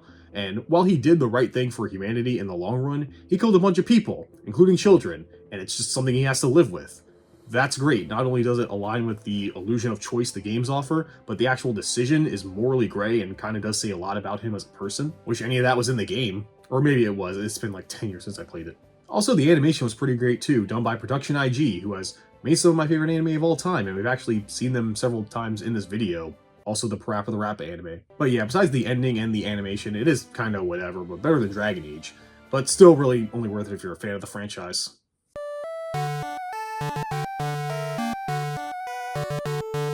Okay, so this is the other reason I kept Seer 1 in here, because for some reason, every other Seer movie, yes, this is a franchise, there's a lot of sequels, was very easily available on YouTube.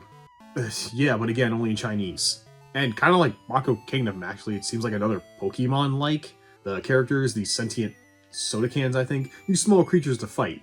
However, because it's a CGI, unlike Rocco, where I kind of followed along and was paying attention because of the animation, I got no fucking clue here. I have no idea what is happening, yet it's still probably going to be ranked higher than most of the movies we've seen. There's probably going to be a theme for these Chinese movies going on. God help us all.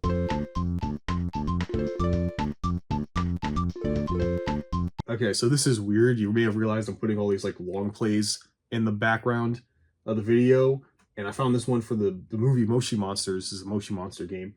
But it's so weird. Like, the guy, he plays it for like a minute. He pauses it a couple times. He plays the game. And then he just sits there for like so long. Like, it's like, this is a 41-minute video. He sits there for like almost 20 minutes. Is he okay?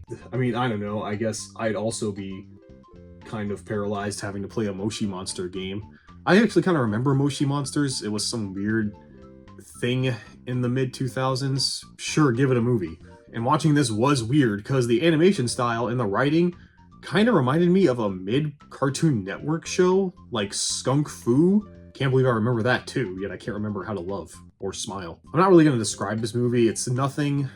well, okay, that's a lie, because it is a musical like Elf Bowling, except these songs are better, not by much. I did like the villain song by the baddie Dr. Strangeglove, which is a pretty great name. My main problem with it, though, is maybe this had a series or something, because it jumps into this world like I should know these characters and the terminology. It doesn't explain anything. I mean, I don't know where I'm going to put it, but it goes above Elf Bowling, at least, and below Mortal Kombat Annihilation. So I guess that's fine.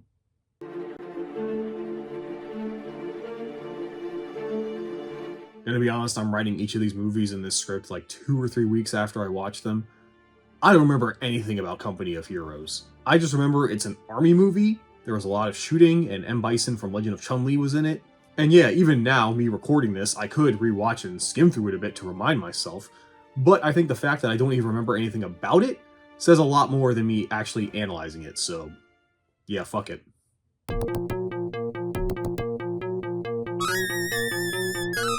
Okay, so we got another weird one here. So, Zombie Massacre is such a generic title, you can probably believe it's a game. And it isn't, but almost was, as it was a game being made for the Wii but got canceled. At the same time, I guess they were making a movie about it, and that got done and still came out despite not having the game it was based on. So technically it's a video game movie, even though the video game doesn't exist. This is also another technical Uwe joint. He didn't direct it, but he did produce it. And also weirdly makes a cameo appearance as the President of the United States. I feel like you can write your own jokes about that. And like the last movie, not much to say. It's a generic zombie movie and the action is bad. Like Alone in the Dark, there are delayed reactions to being shot and just terrible action choreography in general. Bad acting, bad directing, forget all music, you don't know all this shit. Look, we still have 100 movies to get through, okay? Not all of them are going to be bangers or have anything new we haven't seen. Like, how many zombie movies have there been so far? And spoilers, there's going to be more.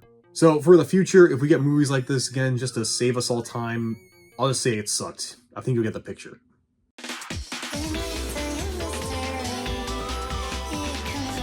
Oh hell yeah, dude. Bayonetta fucking rules. Well, the gameplay does. Honestly, the story has always been an afterthought to me, besides, you know, the over-the-top cutscenes. So I've never seen Bayonetta Bloody Fate, the anime movie adaptation, and I'm kind of glad I never did. I mean, it's not bad. It's good. It's just the plot of the first game, but as an anime, animated by Studio Gonzo, makers of other Jiggly shows. And the anime does look great. A little too great, as it goes for a semi-realistic style, which I think works for Bayonetta, at the detriment of the animation, because I think to keep everything so stylized and neat looking, the animation comes off as stiff and kind of limited sometimes. Like, they try to be ridiculous, like the action in the game, and it's not like the animation is bad, per se, it's just I think they should have stretched it more, you know, had it go off model a bit more and add some real motion to the punch and fights. At least the voice acting is great. I mean, it is mostly the game's VAs, but again, the story is just the first game, and like other animated movies about games with mid-plots, I'd much rather be playing the game, bath scenes be damned, because again, at least by also playing a mid-hack-and-slash action game, I'd be more engaged than watching slightly changed cutscenes from a game I've already played.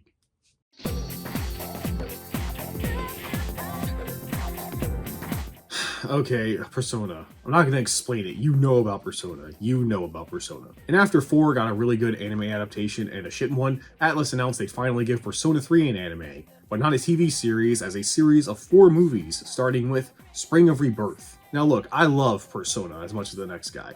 I was not looking forward to watching these movies, because it's just the story of the game, and because of the various re-releases of this one, and a recent remake, I've experienced the story of this game multiple ways, multiple times, and the recent monetization, let's call it to be nice, of Persona 5 and other Persona stuff has made me all Persona'd out recently, so yeah, I was not going into this happy.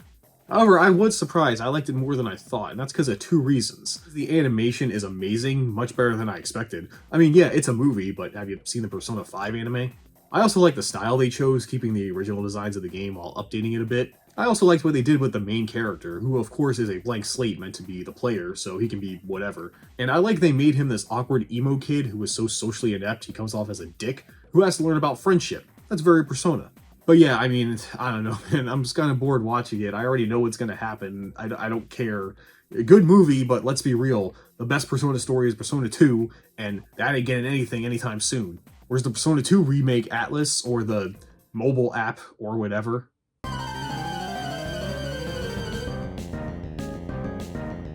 Rocco Kingdom, it's back, so good it got a sequel, I guess. The Desire of Dragon. Still have no idea what the fuck is happening, but the animation is nice and expressive, so I'm kind of following what's happening, if that makes sense. But I can't give a plot synopsis. Pokemon shit happens. Cool.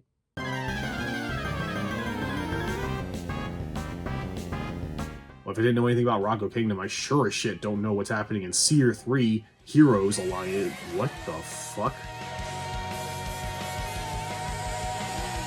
Okay, why does that song go so hard? Again, can really only talk about the animation, and after watching Rocco Kingdom, and then this, back to back, I'm way more down on it. I know comparing CG to 2D animation might not be fair, but it's my video, so fuck you. And this just looks so generic and lifeless, not helped by the cans. I still don't know what these characters are supposed to be.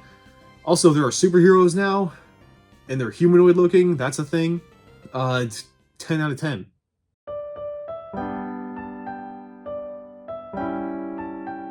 The last Higurashi movie, that's right, there were 3 of them. But this one's actually an anime. It's kind of strange, too. It's not the typical Higurashi you'd think of. This one is the characters trying to escape town after some airborne disease makes everyone experience the purge. It's really funny. I don't really think it's trying to be funny, obviously, but just watching the characters take everything at face value, including just having to murder their friends and neighbors just so easily. It feels like watching a parody of it, you know? Like one day they're regular school kids, the next they're fucking mutilating the townsfolk like they're Terminators. It's kinda awesome. One thing I don't like is it does feel like you're being thrust in the middle of a story.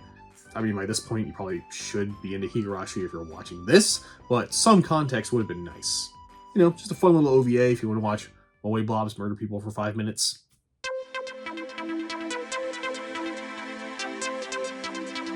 Alright, so honestly, I was kind of excited to watch the Need for Speed movie.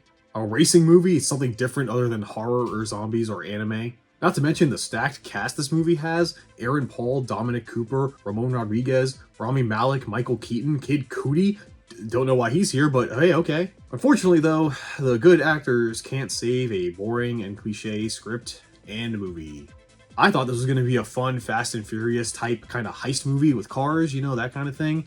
No, it's about a revenge story and getting into the biggest, most dangerous, most super illegal street race ever. And still, that's kind of boring. Not like it's badly written, everything is laid out fine and understandable, but that's the problem, it does nothing to make it unique. Like the aforementioned Fast and Furious, those movies are dumb and over the top, but that's why they're so memorable and they keep making more. Here, they really try to focus on the racing, which, that's cool, but they do it a little too much, as most of the racing, especially in the first half, is just silent. There's no music or anything, you're just watching cars race. And the editing cuts by so fast, it's kind of hard to see sometimes. I don't know if the directors have played a racing game like Need for Speed, but you know, they do have music. It's like a radio, you know, it's like copyrighted songs, but they have music. And there's not really a reason to care about the characters, at least until the latter half, but by then, it turns into a road trip movie with fast cars. And I think I'm so down with this one because it was one I was actually looking forward to watch, but all I got was a boring Fast and Furious movie with no family. The only saving grace is the acting. It is really good across the board, but that's it, and again, even that can't save it. I get more simulation watching NASCAR than this. That's an insult, because I don't like NASCAR.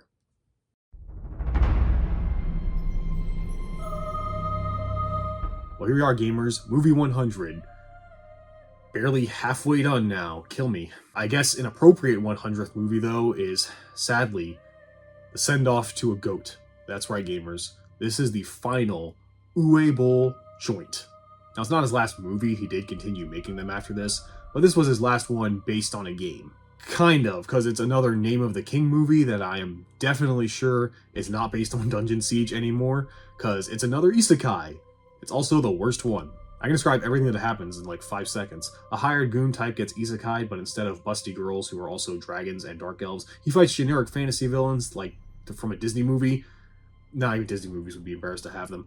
And he shoots at one of the dragons in modern day, and that's pretty much the film. I guess I expect nothing less from the guy who played Dracula in Blade Trinity. Farewell, Uwe Boll. You went out like everyone expected in video game movies, leaving no impression whatsoever. Please don't contact me, I will not box you.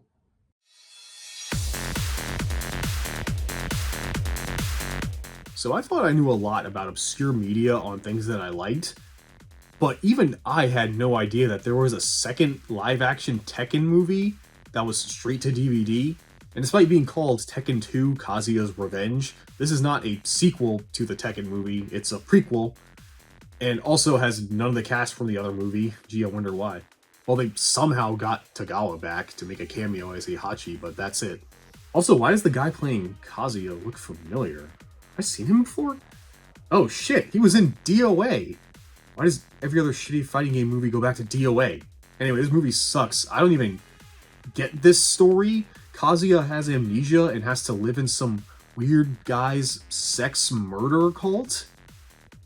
What does any of this have to do with fucking Tekken? To be honest, this feels like it was a completely different movie that was near the end of production, then at some point they got the Tekken IP and it became a Tekken movie. Kazuya doesn't even get any revenge in this. That's like his whole thing. It's incredible, they managed to make a worse live action movie than the first one.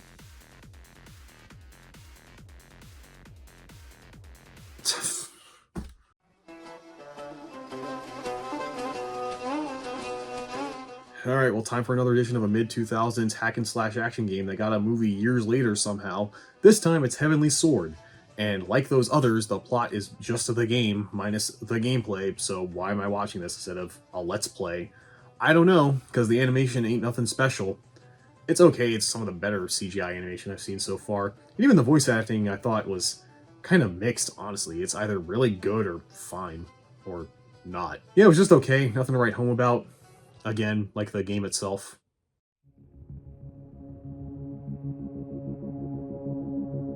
Okay, so Batman Assault on Arkham is actually a movie I took a look at last year in my last big movie video, and we're starting to get to a point where these were all pretty recent, so my opinion hasn't changed, and I already have footage of me talking about them, so why bother putting up a game back here and doing a lot of other shit when...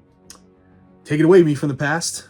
So okay, while most of the films are in the DC animated universe, some are their own standalone thing. I'll tell you which is which, don't worry. Like Batman Assault on Arkham, as the movie takes place in the universe of the Arkham Asylum games, even features the voice cast from the game. Except Harley Quinn in this movie and some future ones is voiced by Hynden Walsh, who for this video you will mostly know as the voice of Starfire, and she's actually a really good Harley. I like Tara Strong as much as the next guy, she does a good job as Harley today, but Hynden sounds so much like Arlene Sorkin, but also like she's doing her own thing, it's kinda crazy. I used to work here. Come on, as what? As a psychiatrist, silly. And pal, anyone who throws boomerangs has some real issues letting go. The actual movie is about Waller sending in the Suicide Squad, consisting of Deadshot, Harley, Captain Boomerang, Black Spider, King Shark, and Killer Frost, breaking into Arkham Asylum to steal a hard drive from the Riddler's cane that contains info on the Suicide Squad. I'm trying to make a fucking video. Of course it's Waller and it's never that simple, especially when Batman gets wind of the plan, and the Joker is in Arkham Asylum of course too. And this movie is really good, and what you expect from a Suicide Squad movie, it's funny, good action, nice dark humor. There's even an actual character to follow with Deadshot trying to keep the team together and not be dead. Man, if this was what the animated Suicide Squad movie is like, I can't wait for the live action one. I hear it's got Will Smith in it.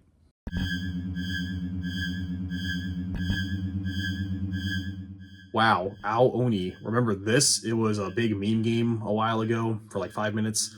All the Let's Players played it and did jump scares leading to epically funny reactions, but not really because the game wasn't really scary. Well, it somehow got a movie and it's bad. One, it's not scary at all, nothing is even creepy, and the actual Ao Oni looks stupid. It looks more like the leftover CG from Megamind, and the acting is terrible. You don't have to speak Japanese to realize these guys are not good actors. なんだろう。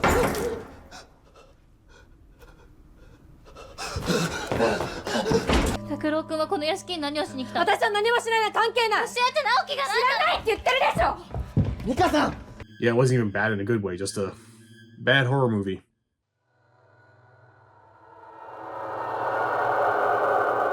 Well, from a bad horror movie to one I have kind of mixed feelings about. Gekijoban Zero, you might know better as Fatal Frame, a horror game about taking pictures and skimpy outfits, a staple of Koei Tecmo games. Well, technically this movie is based on a novel based on the game, still counts. I wouldn't call this a horror movie though, it's more of a psychological thriller, because there's nothing really scary. It tries more to freak you out or unsettle you with its tone and atmosphere. You know, the fear of the unknown as it's about solving a mystery. Also lesbians. Some people are scared of them. It's fine, it's just, it's got that problem it seems to be happening with horror movies I enjoy. It's really slow. This movie takes a while to get going. The first half is just a bunch of stuff happening to the girls to set up the actual plot moving along later. And at times it got a little too creative with its visuals and concepts, in my opinion. Because, like, it's supposed to be the ghost fucking with the mind of the girls and stuff, but it happens so often in the movie. It show characters on these, like, ghost trips or whatever, and it got to a point you couldn't tell when they ended, and then the movie just started again. And yeah, maybe that's the point, you know, that's their way of conveying the mindfuckery going on, you know, to the audience. I just wish sometimes it was more clear so, you know, I could follow along with what's happening a little bit more easily. And while I may not like that stuff, I did like some other things, like the acting. It's pretty good overall. The girls do a great job being closeted gays.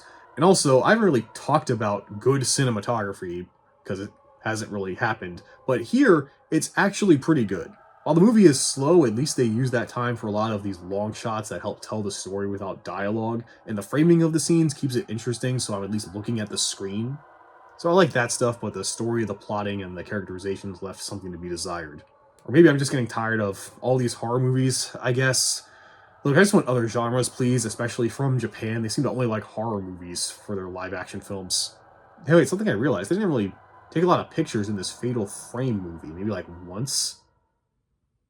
I'm sure someone's upset about that.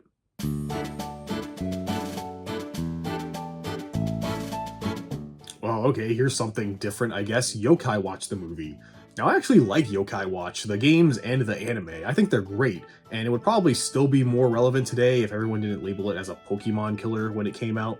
But such is the fate of any media that involves using some kind of monsters to fight for you. One of the reasons I like the anime is its humor. It's not like Pokemon or Digimon trying to be dramatic sometimes. It's a fun kids show and a story. And the movie does have that humor. There were a lot of lines that got a chuckle out of me. My friend's name is... Yeah, but I didn't say it yet. This is only happening because we had the villain trapped, so she had to turn into a CGI monster in order to make the movie more exciting. Ah! Yeah, this shit doesn't take itself seriously, which I like. They're just like, oh yeah, time travel exists here, you know? You can just do it, and you don't need any explanations because it knows it's stupid. It's just trying to be fun. The problem, though, comes from when it's not funny, as once they time travel, the movie kind of drags for me when they're in the past. Just the main character, Nate, hanging out with his grandpa as a kid, who just so happened to be the maker of the Yokai Watch.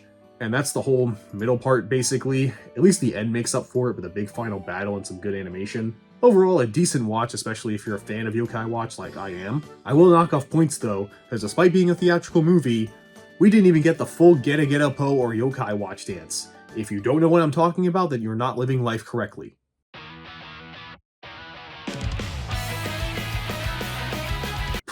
Okay, so some of you may have noticed, despite being 100 movies plus in, we are already in 2014.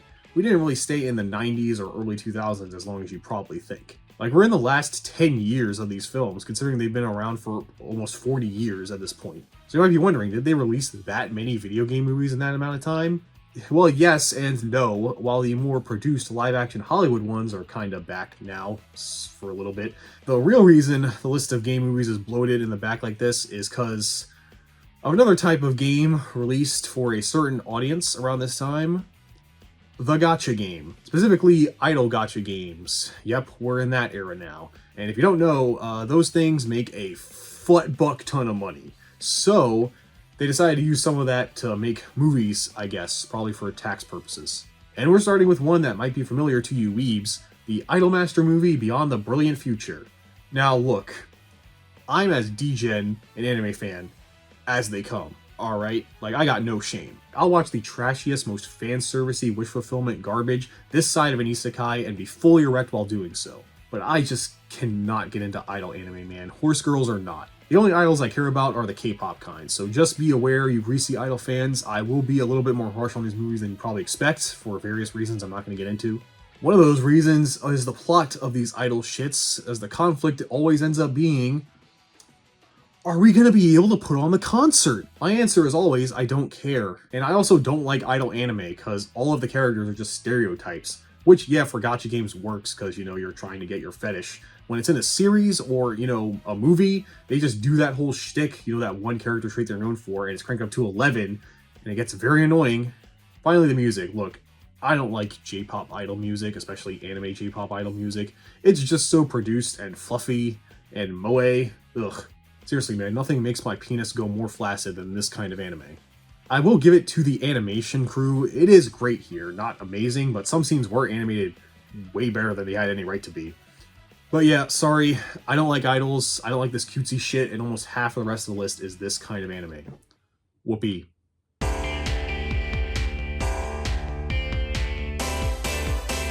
Okay, so I immediately want to apologize to all Idolmaster fans, because I didn't know when I wrote that was the good idol anime, because Pretty Rhythm All-Star Selection Prism Show Best 10 is just a bunch of music videos. Like, I'm serious, it's just a countdown of 10 musics of bad PS1 graphic anime girls dancing and singing. That's the whole movie. And while I don't like this kind of genre, at least the Idolmaster music was decent. I can acknowledge that. This was a bunch of first drafts. I mean, it had to be. This is hard, because I want to put this really low on my list because it's not even a movie. But at the same time, is it as bad as an Uwe Boll movie?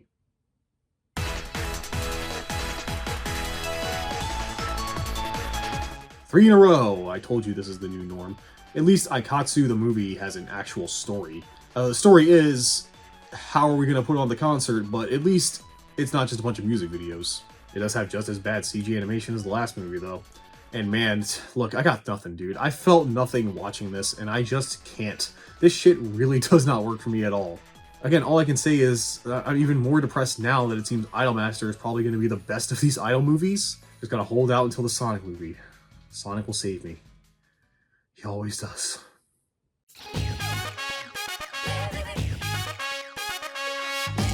Next Persona movie, and it's starting to be the thing I expected, with it now skipping a lot. Not really plot-specific things, but extra scenes that I think do add to the story and its characters.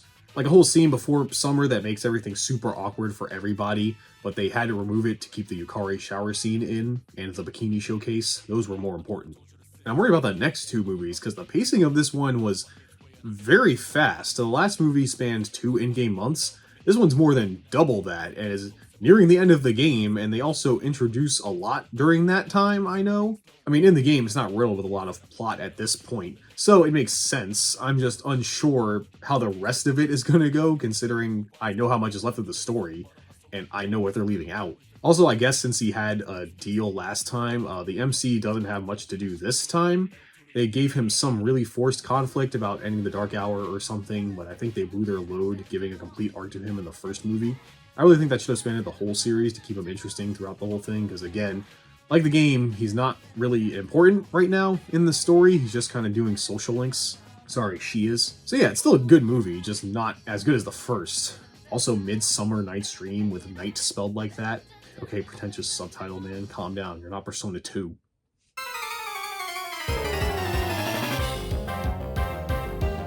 Rocco Kingdom 3, still no English subs. Again, not much to evaluate for me, you know, I still dig the art style. This one has a cute pirate lady, and still, despite not understanding it, I'm enjoying it more than a lot of other English movies I've seen.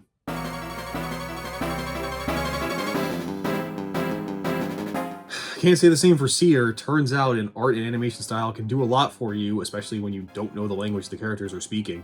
Even if I did understand, I feel like I wouldn't be into this. It feels very generic, the plots and story beats, just by watching, I feel like I can tell. And honestly, I don't want to know why these humanoid superhero guys are here now. I feel like the explanation will just make it worse. Nice duck, though.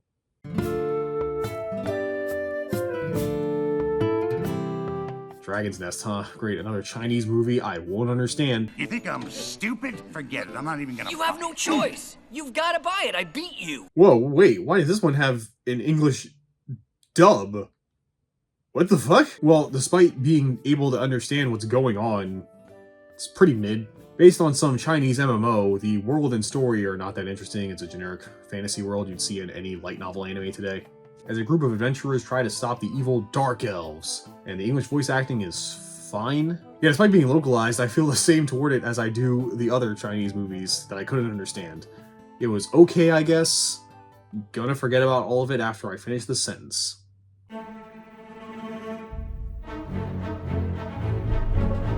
So, I really don't know why. I guess the games were doing well enough to get a reboot of Hitman, named confusingly similar to the first game. Now, the movie is about 47 trying to find the guy who made the bald people like him and teach his daughter to be a hit woman, I guess. You ever really see those in the games? Does anyone know? And none of that did anything for me. When the movie went that way, it was kind of boring. I much preferred the first half of this movie, where it seemed like 47 was going to be like the antagonist of the movie, chasing the girl as a Terminator-like threat. I was legit amazed they were going that direction. I was interested in that. But no, halfway through it turns into another generic spy thriller with leftover action choreography from a John Wick movie. Also, the ending sucked. It just kind of ends with a cheap sequel bait. Honestly, I kind of preferred the first Hitman. It was boring, but the acting was better and the story was better. This one I feel had more game stuff. I mean, 47 literally gives a tutorial mission to the girl, but I just think the first was a better film.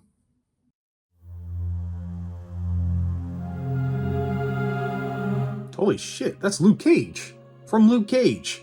I've literally never seen him in anything else. But apparently he plays a character in Halo, news to me, and Nightfall is that character's origin story, released as a series, I think it was at some point, but compiled into a movie. Honestly, I got nothing, dude. I did not grow up with Xbox. I know very little about the Halo franchise. Still don't see why these movies can't follow Master Chief, but Greater Extended Universe or whatever, I guess. Which, at the end of the day, didn't work out because of the whole PlayStation thing.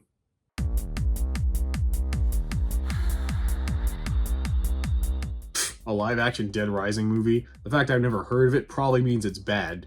Yeah, actually, it's not that bad. This one follows reporter Chase Carter, who hasn't covered wars, so who cares, as he tries to survive a new zombification, as the Zombrex used in the franchise seems to stop working. Oh no, someone let George was his name, you know, the wheelchair kid?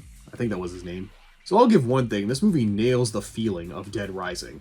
A very tongue-in-cheek zombie apocalypse with some combining of shed tools for weapons, but can also be kinda serious at times.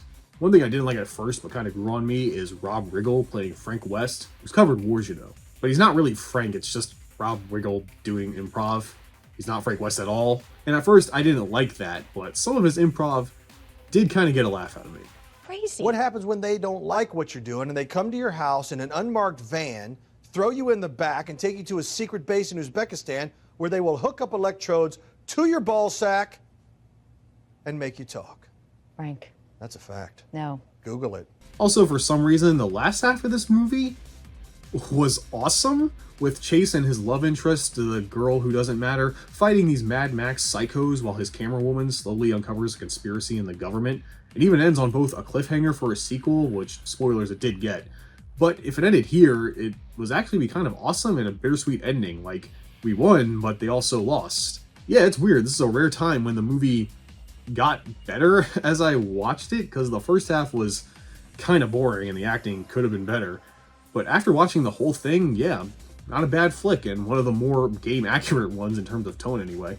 Did not expect to say so much and praise the Dead Rising live-action movie, but that's the bar we're dealing with now, I guess. Earth Angel, Earth Angel. I'll just leave this up because it's technically a zombie game. Because, yeah, despite being based on a cancelled game and blowing chunks, against all odds, Zombie Massacre got a sequel. It's better? Because Reich of the Dead has Nazi zombies. I feel like we also see a lot of Nazis in game movies, or Nazi parallels. Again, not much to say, this I guess is better because it does try to build tension and suspense throughout the film. Problem is it does this with really long scenes of soldiers just wandering around and nothing happening. No talking, barely any music, if at all, nothing to keep you looking at the screen. It's like Silent Hill if it sucked, so Silent Hill Revelation. Just another bad zombie and bad army movie. I guess that's impressive, it's 2 bad movies in one. And let's be real, if the movies are like this, I think we should be glad the game never came out.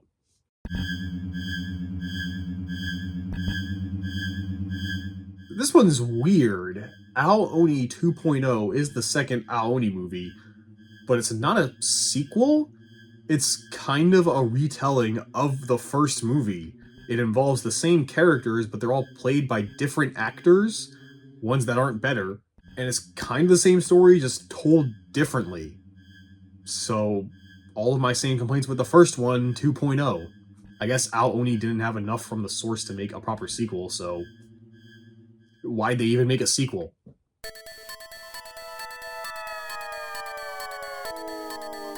From one bad Japanese horror movie based on an indie horror game, to another with Corpse Party.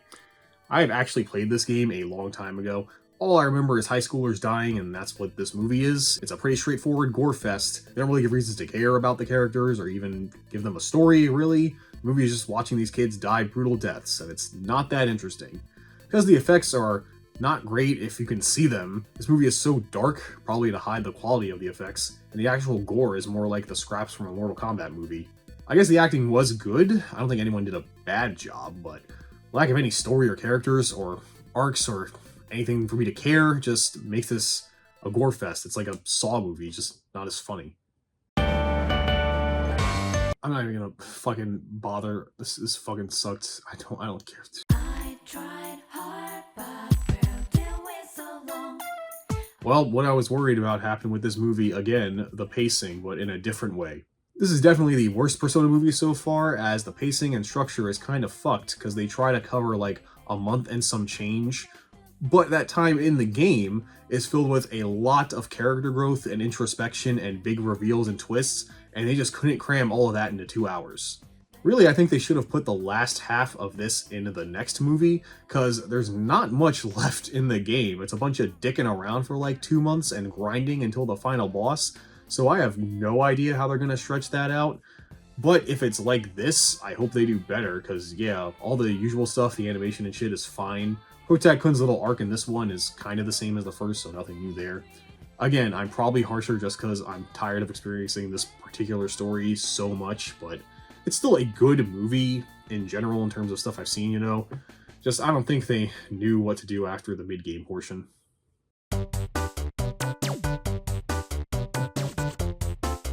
Oh, don't worry, ladies. You thought only the fellas were going to get bad visual novel game movies? Nah, we got you. In Gekkei Joban Meiji Tokyo Renka, Yumi Hari no Serenade, where some high school girl goes back in time, I think, to the Meiji era to fuck hot Bishi historical figures. Something so obscure the only version I could find was a shitty YouTube upload with Chinese subtitles. I could follow along though, and the movie is the description I just gave. You'll enjoy it if you enjoy watching some generic anime girl running into quirky hot dudes and going nanny the fuck at their quirkiness. So good for you ladies, you got one too.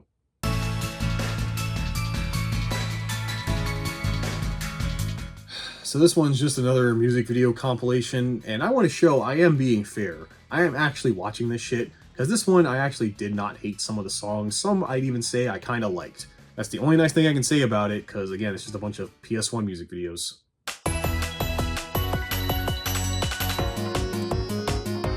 Okay, are you fucking with me? I assume these franchises are making some money, and that's the best animation you're gonna give me for a movie special, whatever you call it? Shitty flash animated chibi shits? The sad thing isn't that I was forced to watch this or that people created and thought it looked good. It's that somewhere out there, there's some weird lonely people that are jerking off to these shitty flash chibi things and PS1 models of these underage anime characters. Anime was a mistake.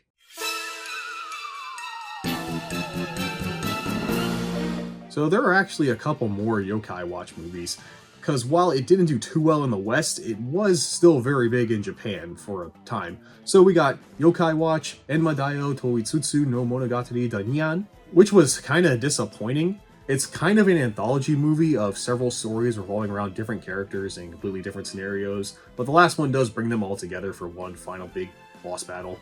And I didn't like it. It was just watching a bunch of okay episodes of Yokai Watch. None of the plots really stood out to me. I guess the Christmas one, because I watched it around Christmas.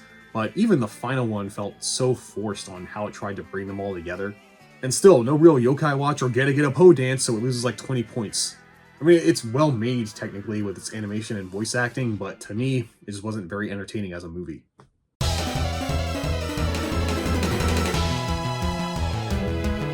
Okay, I have no idea what's happening in these movies anymore. I'm not even gonna try to pretend I'm making something up or whatever. I don't speak Chinese, man. I don't like the animation style, so whatever. I don't know if what I'm looking at is good or bad, but I'm starting to lose interest.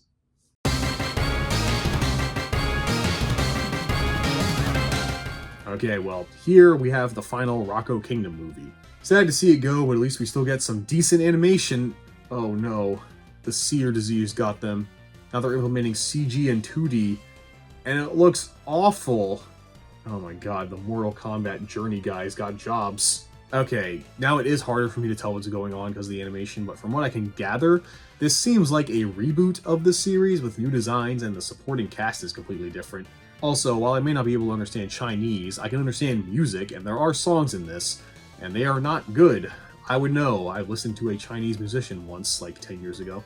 Well, what a sad fart for you to go out on, Rocco Kingdom. I wasn't gonna remember you anyway after this video, but after this, it pretty much solidified that.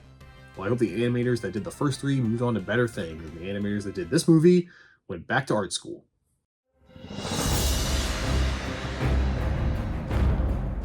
So I may be a gamer, but I know very little about anything Warcraft related. My only knowledge of it is I played Hearthstone way back when it came out, and that one South Park episode, which may be why I didn't enjoy the Warcraft movie, because they throw a lot of names and proper nouns at you that I have no idea what the meaning of any of them are or why they're important.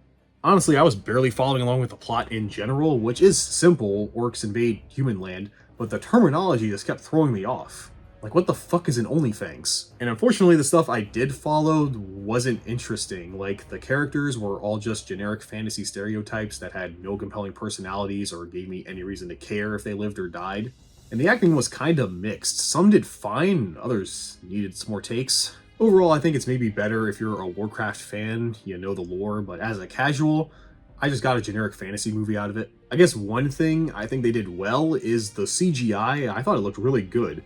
But as a video game movie, I guess it's still technically better than most. As a fantasy movie, it's pretty forgettable. I hope the next one, if they make it, has the pandas.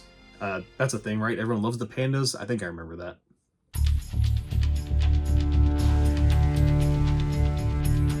So I have a very love-hate relationship with the Assassin's Creed series, but that's a story for another day. For today, we have the movie based on the game, based on Prince of Persia, where that movie was generic but still fun, making it one of the better video game movies. Assassin's Creed, the movie, I feel like I've been saying this a lot, but it's true, it's boring. And I have the same problem with the story of this movie that I do with the story of the games. The Animus. For those that don't know, the story of the series is in modern day, the two factions, the Assassins and the Templars, use a machine called the Animus to use DNA technology to let someone live through the eyes of one of their ancestors to find the Apple of Eden, a MacGuffin that lets you control people. Yes, that's really the story. And that's the problem, the modern day shit, because I was into the assassin part of this Assassin's Creed movie, with the action in Spain, speaking Spanish, the choreography, but then it cuts back to nothing happening in modern times, killing any momentum the story was having. And the guy in present day is fine, Magneto does a good job, but I don't care about this stupid facility that the Templars used, it makes no sense. Just stick to the assassins, that's the fun part. They spend like so little time. I don't even know the assassin guy's name. What's the ancestor? Did they even say it? Also, if we're in Spain, why isn't it Ezio, you know, the best and most iconic character from the franchise? Easy slam dunk there. I mean, the guy was in Soul Calibur, for goodness sake. But I'd forgive all of that if the movie was entertaining, but it wasn't. It took everything very seriously, and when you have Michael Fassbender strapped to this thing, you gotta have someone point out how stupid it is. So yeah, like the games, I got something out of it, but was it really satisfying? I'm sure some people thought it was. Not me. Okay, so we're still in Flashing Lightland, that's still a thing, I guess. But to the future that we must give glory. A future purged of the Assassin's Creed. Yeah, there it is! There it is!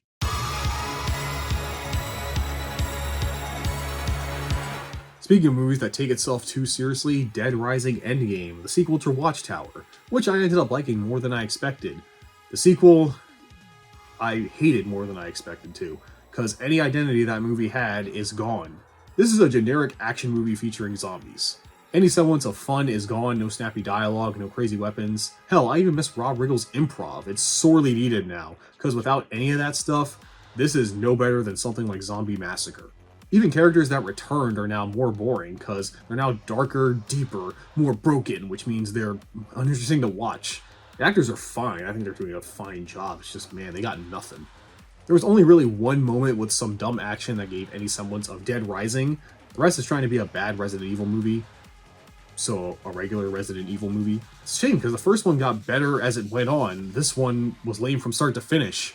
And honestly, I'd watch the other one again if it was on. This one, I'll skip on my Dead Rising movie marathon, which I guess I technically can do now, if I'd want to do that.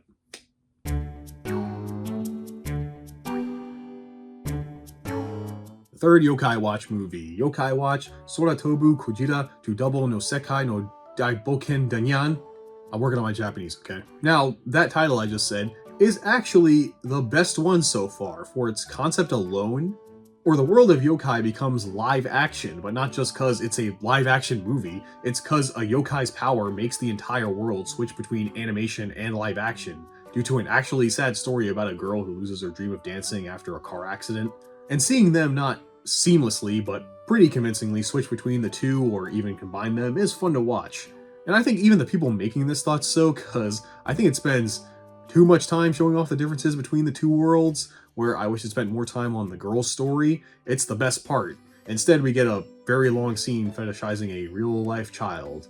It weirdly makes sense in the context of the story.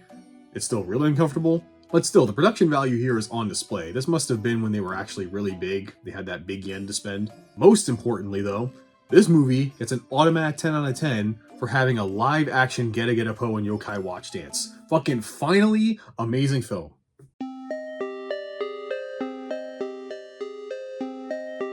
Somehow the Corpse Party movie got a sequel. I have no new feelings about it. You can just play the same things I said then, here. Nothing has really changed. Except this movie doesn't matter. The plot is the two survivors from the last movie use dumb time travel shenanigans to go back in time to try to save their friends. But spoilers, everyone but the main character dies in the end, even the other one. So what was the point? If anything, they lost more than last time. What the fuck? Like, the Higurashi live action movies were better than this. That's sad.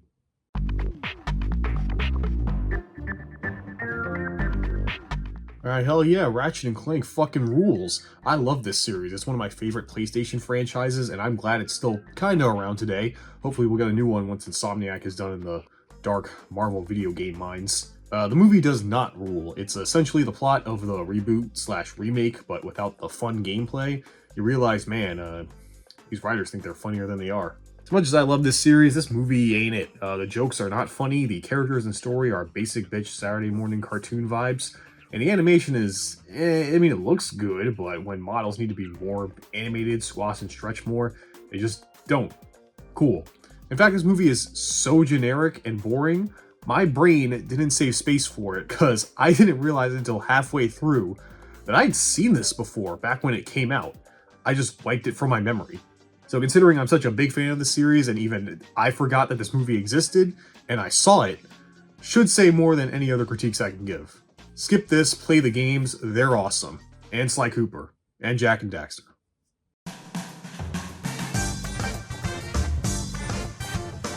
Holy shit, remember Angry Birds? For those that weren't around when mobile games started being a thing, this shit took the world by storm. Seriously, Angry Birds was the granddaddy of basic nothing mobile gaming apps. A time before Gacha, that's how long ago it was. So of course, studio executives look at money and say, I want that, so we got a movie. And you know what? For a movie about fucking Angry Birds, it's fine. I mean, it's bad, but I don't know what you were expecting from an Angry Birds film. It was made for money. It's got all the things you expect from a soulless cash grab. Celebrity voices instead of real voice actors, pop music shoved in not to enhance any scene but to have a song people recognize, a story safe enough to not scare the kids or parents away, and cringy meta humor. Suck those bellies in, insta-hand! The worst part of it though is I think this is better than Ratchet & Clank, at least I liked it better. Because at least this one had actual character arcs, basic ones, but they had them with the main character Red, and some of the jokes did get a laugh out of me. My poem is about a hate crime.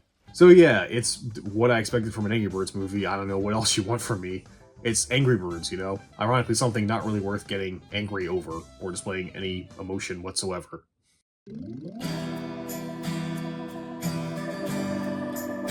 Man, remember when Square was really pushing Final Fantasy 15? It was everywhere, especially if you lived in Japan. But even outside, they did promotions like having their characters in other games. And had spin-off media like an anime and a movie, Kingsglaive Final Fantasy 15, just in case you mistake it for 3.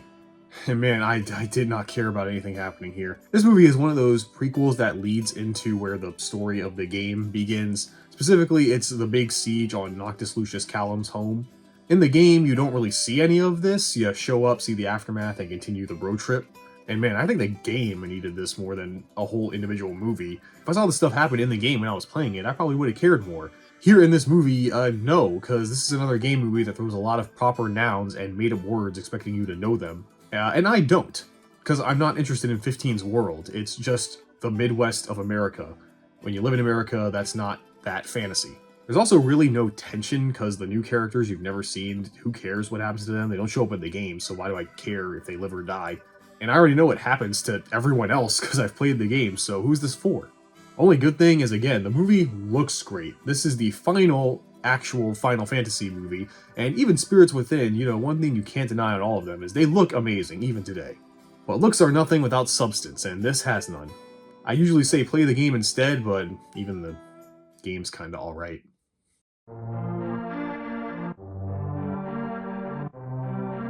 Like I said, ladies, we got gacha games for you. Now there's one for the Fujoshis. Gross. King of Prism by Pretty Rhythm is, yes, a spin-off of Pretty Rhythm, which we've seen before, but instead of children, thank God, it's based on some anime that had side characters from that franchise, I guess, who were all dudes and gay, but still in the closet. Well, most of them, I think. And that's really the only distinctive feature of this one. It's got gay.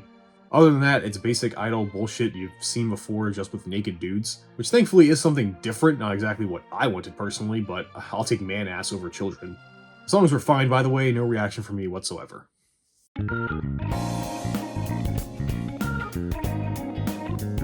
So finally, we're at the final Persona movie, thank God. What's worse than experiencing this story for the 10th time? Experience it in parts and without playing a game. This one is depressing. Literally, like, this entire movie is the falling action of the story, so the first hour is watching a bunch of teenagers be depressed and nihilistic. Thought I was done with this shit after I stopped being a teenager. But it does make up for it at the end with the best animated fight scenes of the whole series. Overall, the Persona 3 movies were good, you know, they were a decent version of the game if you think an almost 100-hour long JRPG is too much, fair, then sure, check these movies out. Now again, I do think these are good films, they're pretty high up on my list. It's just, again, I'm so sick of Persona right now. Maybe I'd be more into it if it weren't for that fatigue, but even still, these are some of the best video game movies I've seen. And the second best Persona anime behind Persona 4 the animation, obviously.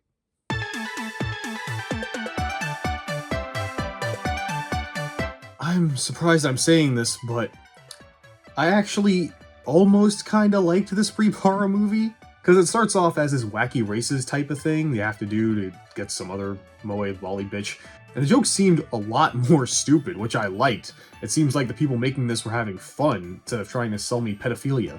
Unfortunately, they do still have to try to sell me, and it does eventually just become a bunch of music videos. But hey, for like the first 15 minutes, I wasn't hating my life watching one of these. That makes it a 10 out of 10 top tier out of all these idol anime things I've seen so far. Can't believe I'm saying this, but Pre-Para Minago Akogare Let's Go Pre-Pari is tolerable for a while. Things are looking up.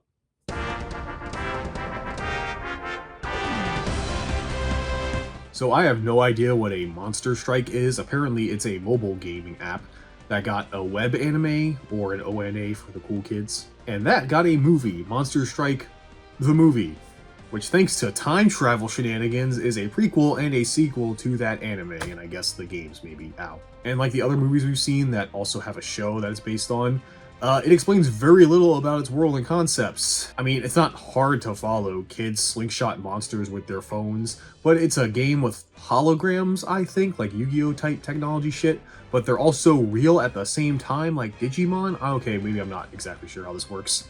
Also, I have no idea who any of these characters are. I mean, I get their personalities, and I think this kid is dead, you know, in like the sequel future. I mean, it would have been nice if they explained a little bit of who they are. Honestly, the time travel shit didn't need to be a thing. It adds very little to the story. All that happens is one of the future jobbers saves the past ones because he has an arc the movie does not convey well. But even without the time travel, it would still be kinda mid. The story's pacing is not good. It becomes kind of a road trip movie in the middle for some reason and drags in that part, which should be the fun part. And the rest is a generic kids monster collector movie you've seen before if you've seen a Pokemon or Digimon movie. Now the animation is great, the movie looks good. I do wish there were more fight scenes to really see the animation. There's really not a lot of monster striking in this Monster Strike movie. There's just like an action scene at the beginning, 5-second one in the middle, and then the ending. Overall, it was fine, inoffensive at its best, boring at its worst.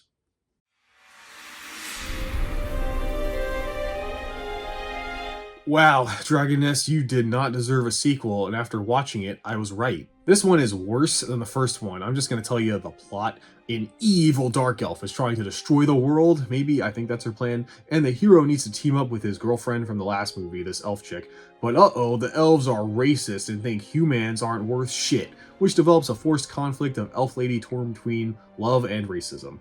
You can definitely think of how exactly this movie goes beat by that description, even how it ends. And you'd probably come up with something better and more creative than what this movie actually did. I don't know what to say about it. The action scenes were better animated, I guess. Sure, it's a shitty sequel to a okay movie. It was exactly what I expected.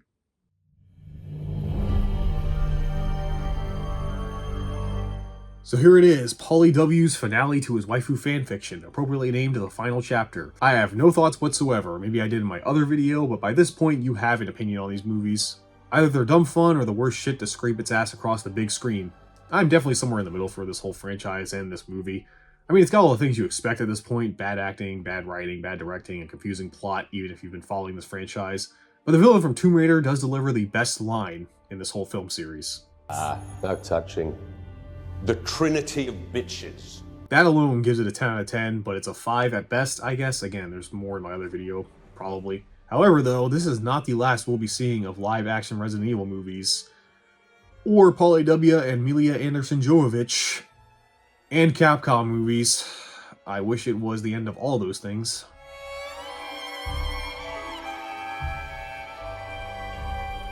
And now we have the next Resi animated movie, Vendetta. Really, the only reason to watch this one is you finally get to see Chris and Leon team up and fight. That's cool, something for the fans. Besides that, to other video, check it out, whatever. I'd be more a fan of this movie if they didn't sideline my girl Rebecca hard. She could have been great if Capcom actually used her. Ever. At least they don't fuck her up in the live-action version.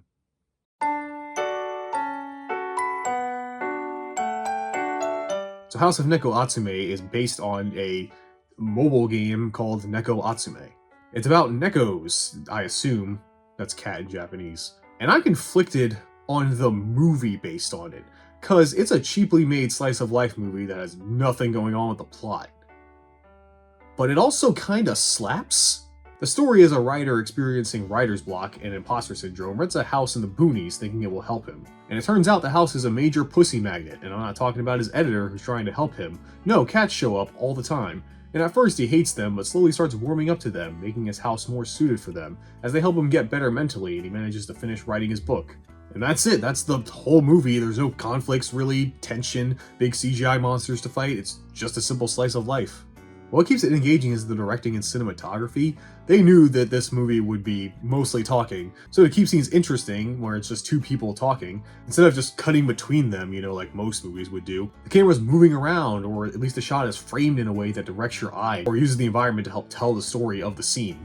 The other great thing is the acting. The two leads are great together, especially the main actor, Atsushi Ito. This guy is giving 200%, considering he's not working off much, but his expressions and actions really convey a lot.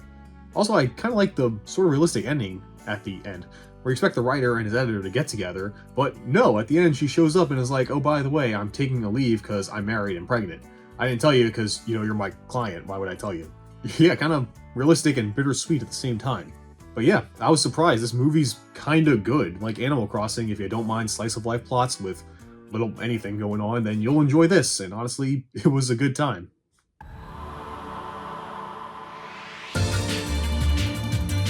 So after Unlimited Blade Works didn't work, Type Moon decided to try another Fate movie, this time with studio Ufotable, and make it a series of 3 movies to give the root time. Too bad it's about the worst girl, Sakura. If you don't know about her, she's the girl who says senpai and is written to be the most depressed, most fucked over person in existence that has experienced the most cruel physical and mental torture in anything I've seen. But you're also supposed to find her cute and jerk off to her, and the fact that Shiro/Me is the only person that can save her because he's actually sort of a yandere. I hate her. And man, this movie is a slog, brother. Which makes sense, it's the beginning of the roots, so it's got a lot of setup and exposition. Hell, the actual Holy Grail War, you know, the main story, doesn't start until like 30 minutes in. And the rest of it is just setup. And I get it, it's the first movie, it's got a lot to do before, you know, the big action set pieces in the next few movies. But I don't know, man, Persona had 4 movies total, you know, and the first one is one of the best ones in my opinion. And Persona's basically a visual novel. This one was really just a lot of talking, which I guess is good, you know, they're explaining things. But for someone who actually knows this series, and I'm not even a biggest fan of Fate, I was checking my phone a lot. Ufotable did do a good job, the movie looks beautiful, and what little action happened looked amazing. Like, holy shit, that looked good. But overall, I was bored. At least I know the next 2 will be better since stuff will happen now. But yeah, I already know how this route plays out, and I just hope it doesn't take too long.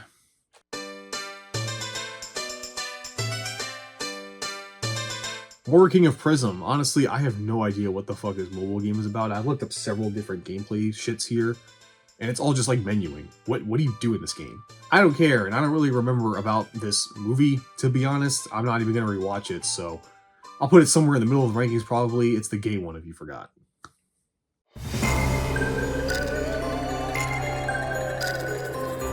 So remember I said Yokai Watch wasn't so popular after a while? Well, to help revitalize interest in the series, they did a sort of reboot update with Shadowside and made a movie to introduce it, and I didn't like it very much. The updates to the yokai made them more monster-like, which took away any charm they had, you know, when they were cuter. Look what they did to my boy Jibanyan. What'd you do to my son? Also, the tone has changed. It's not as comedic as before. There are still jokes and poking fun at stupid bits, but it definitely is trying to be more serious, and it doesn't work for me. I don't really even like the new characters. To me, in this movie anyway, they don't really have anything interesting. The new main girl is just boring and generic girl that no one understands, and the rival kid, I guess, kinda has something with him being emo from being neglected by his parents, but it also makes no sense and makes it seem like a baby because it was a misunderstanding for years. I'm not exactly sure what happened. I don't get why his parents couldn't have explained it or something. Everyone's stupid. Just seemed like a way to have an emo boy the fans can fix. Also, the villain just sucked. Generic evil yokai man. Also, for some reason, this movie is also a crossover. Because to save emo boy, girl, and fat kid get help from Kitaro from the manga Gegege no Kitaro, which makes sense as a crossover because it's about yokais, but it's weird they just show up, fix emo boy, and then bounce. They don't even help in the final battle. Overall, it's the weakest yokai movie so far, and I haven't seen the anime that spun off from this movie. Maybe it's better, but the new direction this movie hints at ain't it for me, chief. Also, the worst yokai dance at the end. What the fuck is this fucking bullshit? I have nothing to say. We're almost done with Seer. I'm not sad about it.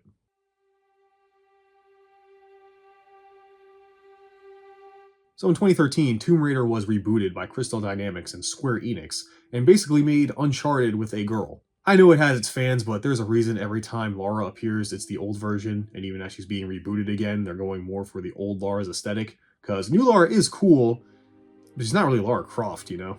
At least to me, and the movie based on those games in 2018 helps reinforce that idea. In case you've forgotten, I love the original movies for being these goofy, over-the-top, fun action films. If you hated that, good news! This movie is super serious. No real jokes or tongue-in-cheek moments. It doesn't have a hint of fun in it at all. It's about Laura trying to find her daddy. Yeah, not to look for treasure or historical artifacts to preserve them, no. It's a personal mission that even she doesn't seem to care about that much.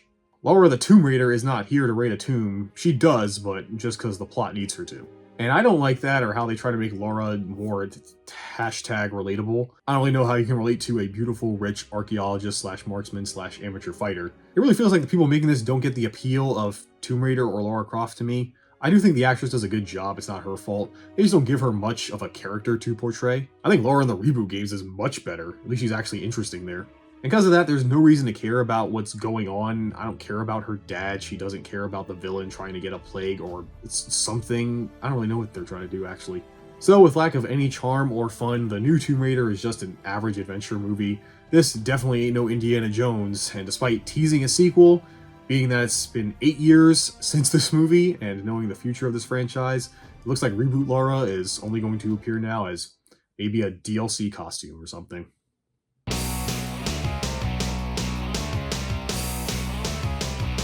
So Rampage was a bunch of arcade beat-em-up games made by Midway that died in 2006. So 12 years later, they made a movie about it, starring our favorite actor from Doom, The Rock. He's back and he's playing The Rock. No, scratch that. He's playing Super The Rock. Because this movie really jerks him off. His huge, gigantic penis that this movie likes to imply he has. Because he's an ex-Special Forces badass that can take out trained armored military easily and fight kaiju with his bare hands. Also, every single line out of his mouth is a one-liner for the trailer. Well, how about you take these cuffs off and you find out yourself, brother?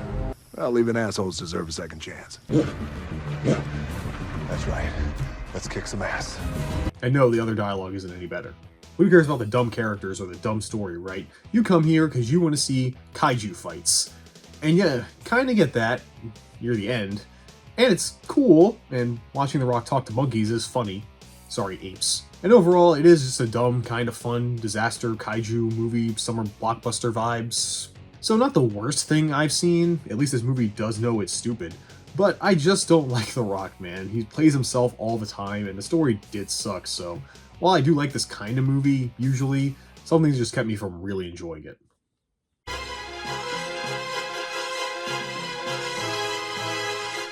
Well, I was not expecting this, but It Came from the Desert, a B-movie based on an Amiga game from the 80s with a bunch of nobody actors no one's ever heard of. That all sounds like it would suck. And it does. But it's also awesome? I've been talking about it for the past couple of ones, but this movie definitely knows what it is. It's fucking stupid, and it embraces it. This movie isn't here to be deep, complex, push movies as an art form. No, it's here to entertain with what it has. Because the acting is not good at all. The acting comes across as YouTube video acting sometimes. Matter of fact, that last jump would have killed you. That's why I'm taking my star mechanic and bestie up on stage when I'm handed my medal by the Eradicator himself. The effects are bad, it's very low budget, the sets are there, and the directing is pointing a camera at something. But it makes up for that with its script. It has the most campy, hokey dialogue, and it revels in it. It's just the kind of shit you expect to hear from a movie with a ridiculous premise like giant mutant ants. Experiments, spiders, giant ants, this is so freaking awesome! I mean, it's creepy as fuck, but I gotta say, it's pretty awesome. Oh, God! Listen up, bitch. There's only one queen around here. Not you, and not the queen ant either. And it doesn't try to insult you by trying to make itself seem more important. You know, the people making this know you came here to have a good time. And that's it, and that's all it needed to do. Hell, I wouldn't even call it a so bad it's good, because you can tell even the people making this know it sucks. But they all give so much energy, and you can see in the performances that they're in on the joke. And it just makes it so much more charming. But I really have to show my bias here, because the main character's name, you know, the one who saves the day and gets the girl at the end? His name is Brian. What's up, Brian? Hey, Brian. Come on, Brian. Get on up here. Brian, do we really have to do this right now? He loves those ants more than he loves the human race, Bri. 10 out of 10, finally, O'Brien gets what he deserves, saves the day, and gets the pussy, as it should be. Seriously, get some friends together, some beers and pizza, and have this on for a movie night. It is so fun. You can forgive all of the shortcomings that it has.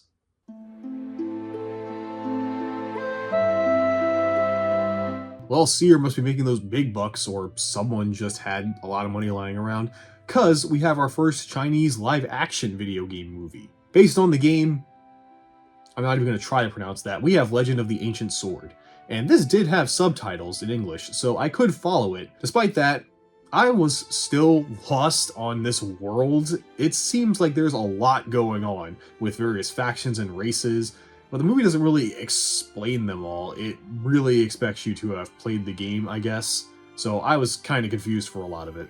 Also, the characters are just okay. They're generic anime stereotypes. The goofy protag, the stoic badass guy, and the girl who's strong, independent, and don't need no man until the wacky MC charms her with his wackiness. And the story is a road trip, kind of, to go save the princess and stop the big bad. There's nothing really new here. However, where this movie shines is the action. We got some Crouching Tiger mixed with superhero movie effects, and it's fun to watch. Seeing the fights going from traditional martial arts to flying around the sets and using Sub-Zero ice powers is pretty fun.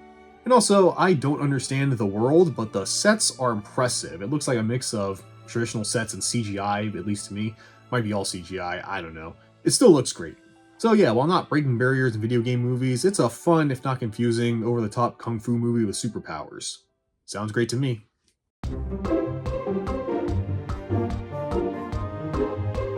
So yeah, remember back in the first Seer movie I said there were other movies I just could not find?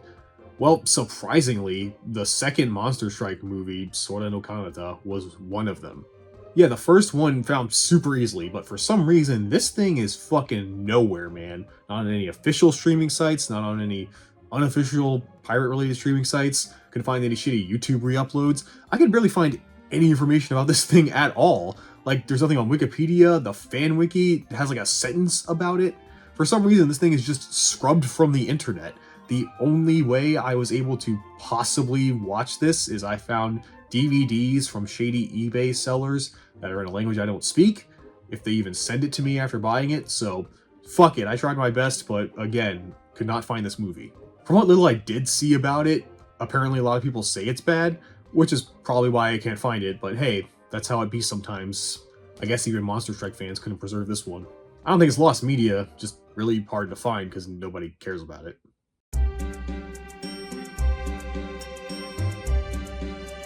So yeah, Remember back in the first Seer movie, I said there were other movies I just could not find?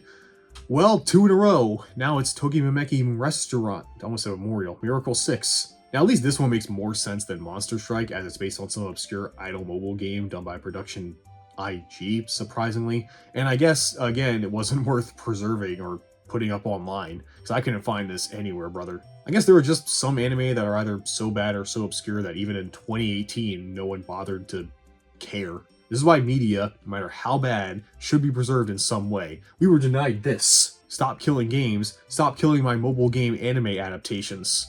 Sign the petition now so we can see Tokimeki Memorial Restaurant Miracle 6. So we can all say, wow, that was alright.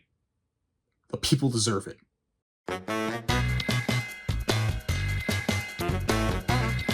So here it is, the 5th Yokai Watch movie, sort of based on the 4th game. Shadowside kind of was too. Which, by this point, they stopped localizing any of these things, because it wasn't doing so hot in the West anymore. Which is a shame. I don't know how the game is, but Forever Friends is the best Yokai Watch movie. Hell, probably the best video game movie, like, I've seen ever. I loved it.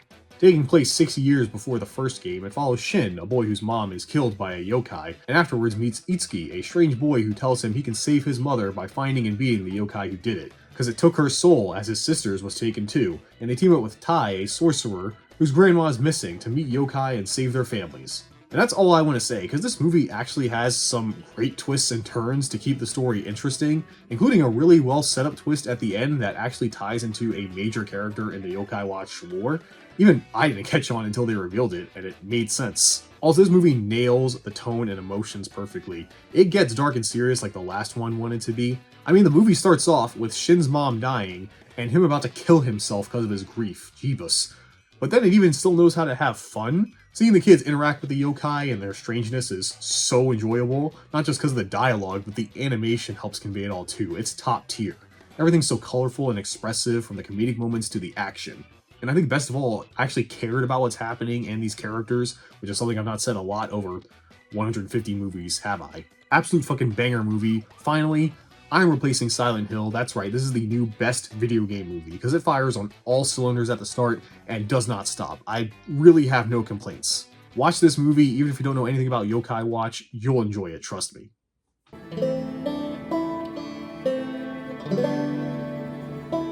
So this is one of those technically a video game movie ones, as Far Cry 5 Inside Eden's Gate is a bunch of shorts made online to advertise Far Cry 5, which I've never played, and they were all compiled into a movie. But yeah, again, I have no idea what this shit's about. I guess it's about a weird hillbilly cult that likes blue Kool-Aid. What the fuck is going on at Ubisoft to think of this shit? Honestly, I was bored. I don't know, this cult's not interesting or as creepy as I think they wanted to come off as. It's just a bunch of big white dudes with guns. That's just America today.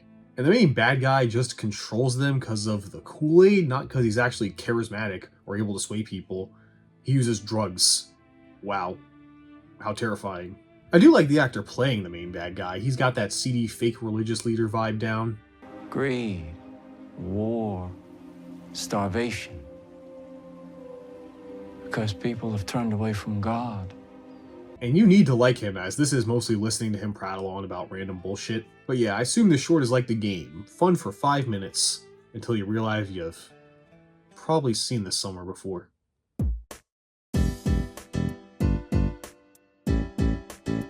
Okay, everybody relax. I know I said no Pokemon, but Detective Pikachu is an exception, because it's its own original thing, no Ash here, and being live action and made for mass audiences, not just anime fans, I think it'd be weirder if I didn't talk about it. I mean, I'm not, because this is my 3rd time watching this movie, so take it away, me from the past. So yeah, Deadpool has invaded children's animation now.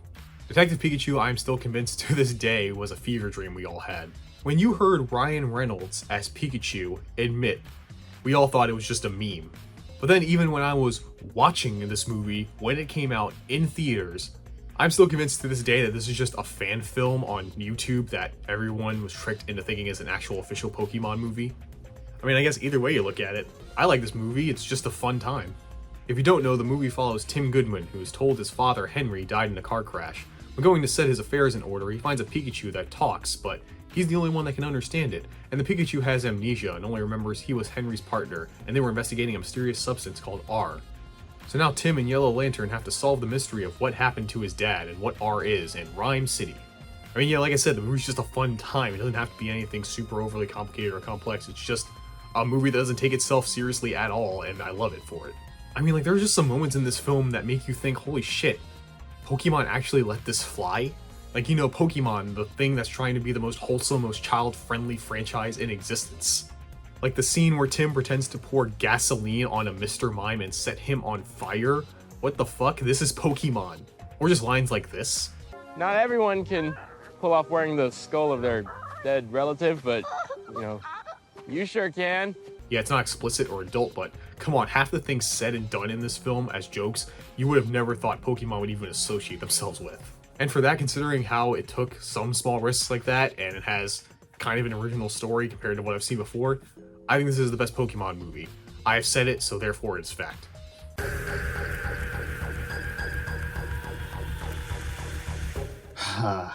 Another day, another shitty zombie movie starring Dolph Lundgren after his breakout performance in some Uwe Boll movie, I think. I forgot when he last showed up. And wait, who's this black dude? Why does he look so Is that fucking Romeo? I haven't thought about that nigga since the Romeo show. Remember that shit? I feel like a whole bunch of core memories I should have stayed locked away have just been unleashed. Well, Ivan Drago and Little Romeo aren't enough to save this film. Just put in footage of me talking about any of the other shitty zombie movies we've seen so far. The only thing I'll give it over the others is that this one, at the start of it, has kind of an interesting idea about a bunch of recruits in the zombie fighting force or whatever. Too bad all the characters suck. Oh shit. Nothing to say, another shit zombie fest. Seen enough at this point, I'd like it to stop.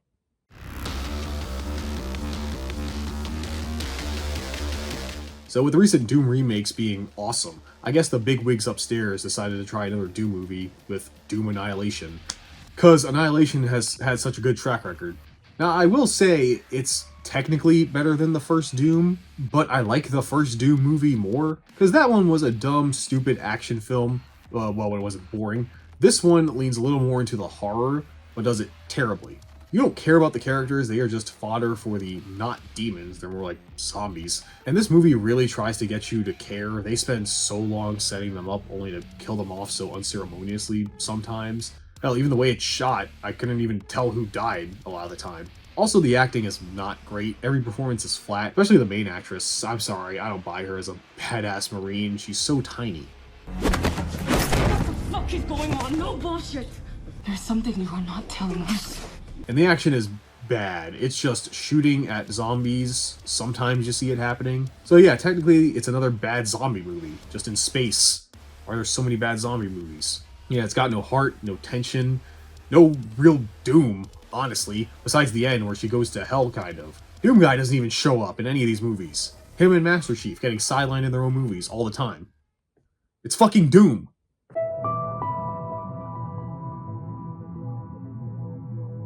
Okay, thankfully, we go from two of the worst movies I've seen to one of the best. Detention, based on the indie horror game of the same name. Now, I know, yeah, another horror movie, but this one is fantastic. And it's not Chinese, it's our only Taiwanese movie. And that's important because it takes place in Taiwan in the 60s during Taiwan's White Terror era.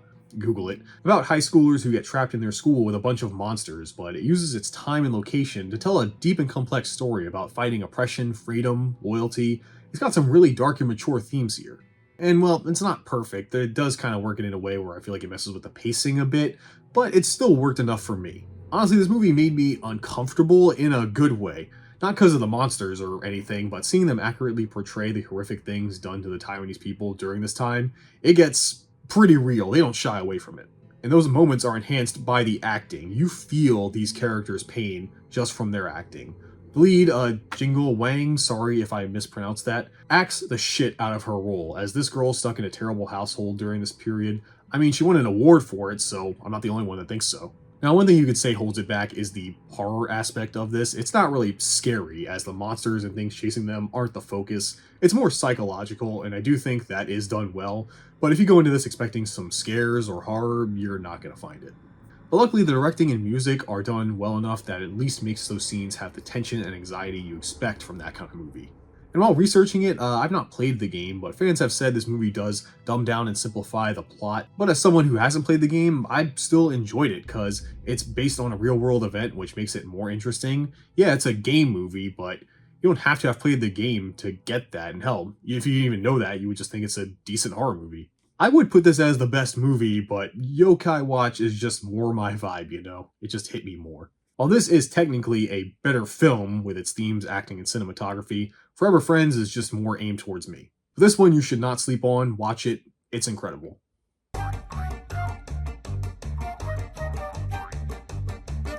So Angry Birds, despite being panned by critics and audiences, it made a lot of money. So it's franchise time, baby.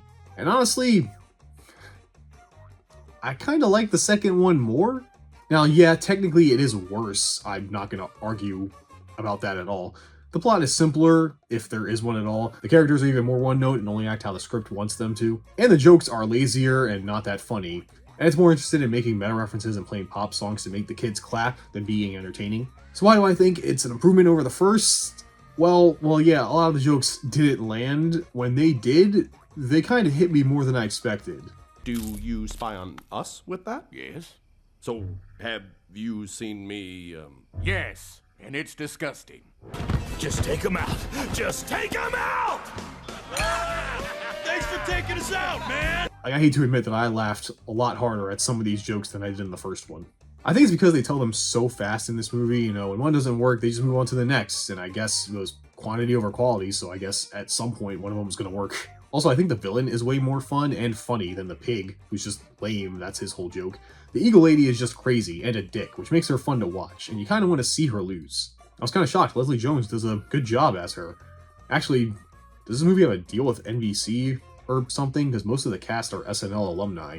They don't really add much to the shit script, but cool, I guess. So yeah, while it might be just as, if not worse, than the first, I enjoyed watching this one more personally. I don't know why. Maybe binge watching so many bad video game movies has ruined my sense of taste. Or maybe... No, I think that's it.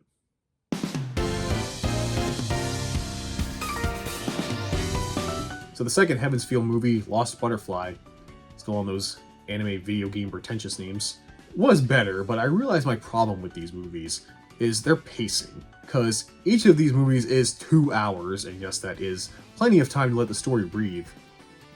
It is still a really long time, and I really feel they can cut some of these scenes down, or remove them entirely, make this an hour and a half at most, because a lot of this film is Shiro just kind of fucking around after losing Saber, while other characters move the plot along for him, and he has sex with Sakura, because she's like, I'm so dirty, senpai, why would you want me to fuck me?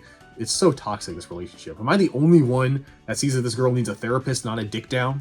And you'll really feel the movie drags after one of the best animated fight scenes I've ever seen in my life, with a corrupt Saber versus Berserker. My god, you need to seriously look up this fight. It is the biggest, most bombastic, most Sakuga, most 60 frames per second anime fight I've ever seen.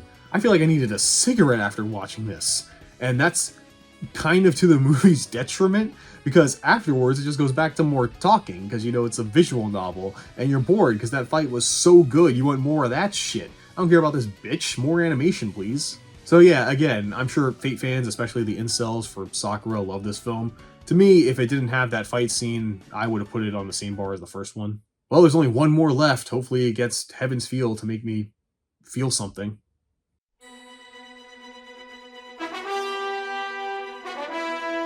Okay, so Ni no Kuni the movie, despite the title, is not based on the first game. It's based on the second, but not really, because it takes place so long afterwards. I don't even know why they bothered to bring that up. I guess because fans are weird about continuity or whatever. Now, I've only played the first game, but I was super down for a Ni no Kuni movie. Sadly, not animated by Studio Ghibli, who helped on the game. That would have been awesome. Instead, it's the Pokemon people. And the animation is good, no real complaints, I guess. But I do have a problem with this movie. That's the writing. This is one of those movies that gets worse as it goes on. Because it starts off fine. Two friends who like the same girl, she gets stabbed, they get isekai'd, find her doppelganger. She also got stabbed. They save her, she's fine. Now they got this two worlds thing going on. You know, you get it. But then it gets stupid, because she gets cancer, too real, and despite all evidence proving the opposite, the friend that's dating her is like, we have to kill her doppelganger, and then so she'll live here. Like, what? What the fuck are you talking about? She was bleeding out on death's door, you save her doppelganger, and she's fine like nothing happened. Even the protag Wheels here is like, that's fucking stupid. Then it gets dumber because Idiot thinks it's all a dream, so he joins the dark side and goes to slaughter everyone. And then there's a twist at the end, I'm gonna spoil because it's dumb, that the protag was actually the Idiot's doppelganger from the fantasy world who showed up like 10 years ago for this moment. What? The last half of this movie makes you do so many leaps in logic to get to the conclusion, because the characters were kind of smart in the beginning, but by the end, they're all idiots who just act how the plot demands them. It's a shame because the world of Ni no Kuni is awesome, and they know the look of the game, but my god, the story is so bad and contrived, I just did not like it. Okay, normally I don't do this, but who wrote this crap? Akihiro Hino? What'd he ever do? Oh, he made the Yokai Watch franchise, and the Professor Layton games, and the original Ni no Kuni, and directed Dragon Quest VIII, one of my favorite games of all time. He wrote Forever Friends. Don't meet your heroes, kids.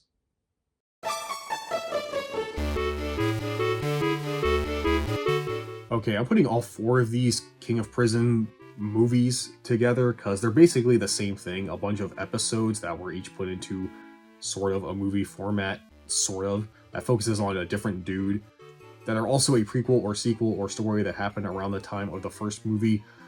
I can tell you've already stopped listening. And yeah, I put them together because I feel the same about all of them.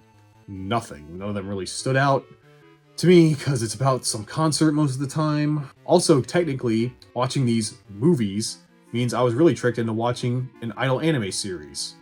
Like an entire one. So 0 out of 10.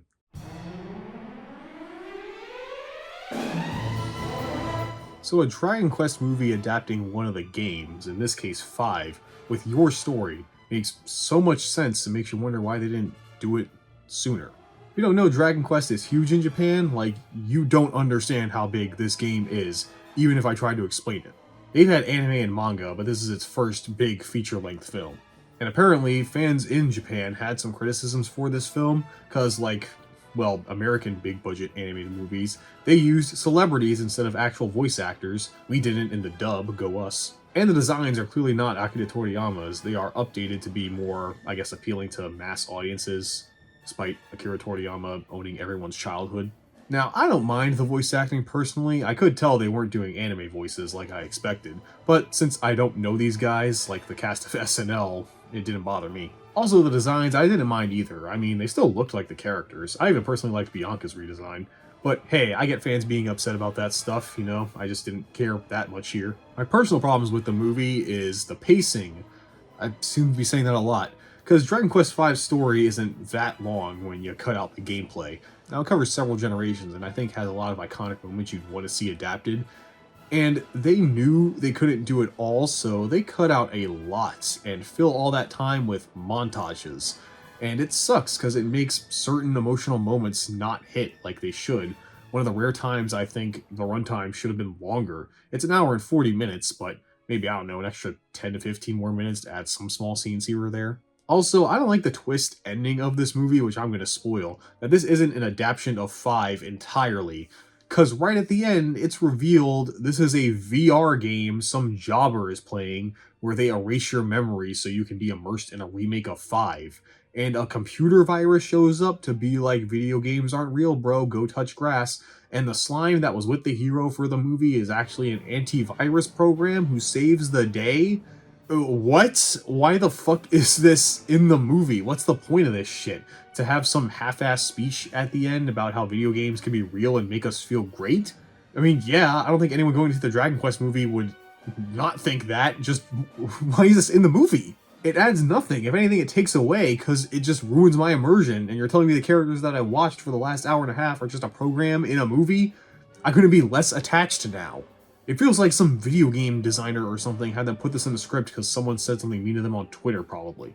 If not for that, this movie would be good, despite the pacing. Just, what the fuck, man? You know, I don't think they changed Toriyama's design. I think he didn't allow them to use it after reading that part of the script. And we all stand by you, King.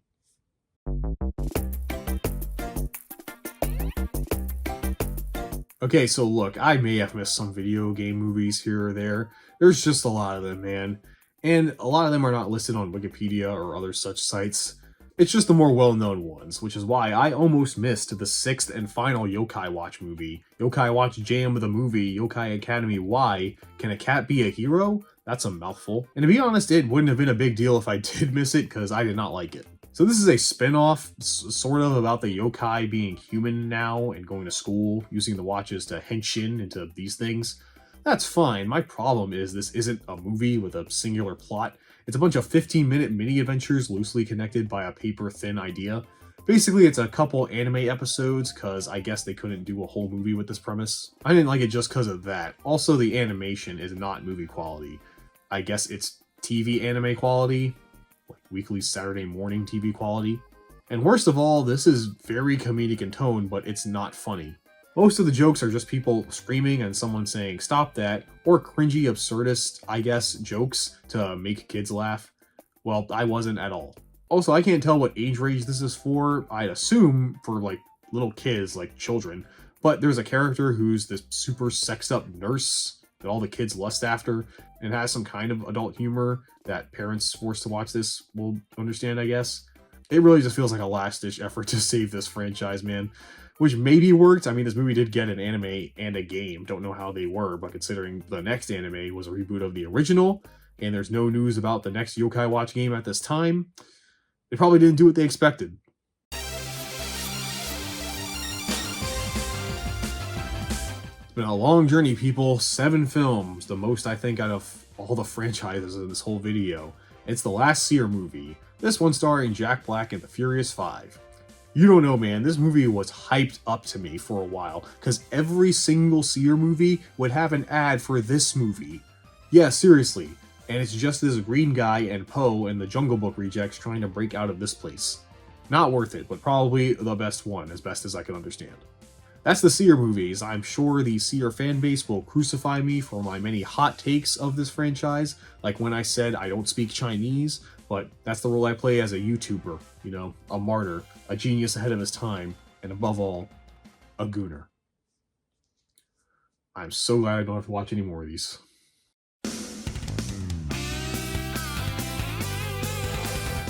Well, they've never done a Sonic movie besides the OVA, but I guess because everyone else was doing it, Sega decided to make a live-action Sonic movie.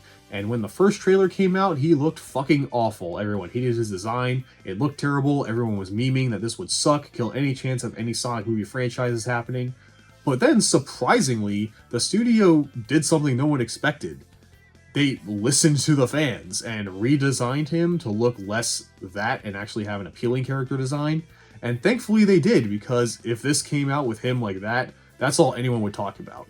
But since you're not distracted by ugly Sonic the Hedgehog, the movie is actually really good. I'm not just saying that because I'm a Sonic fan. I think most agree this is a fun movie for families, and that's all Sonic needs to be.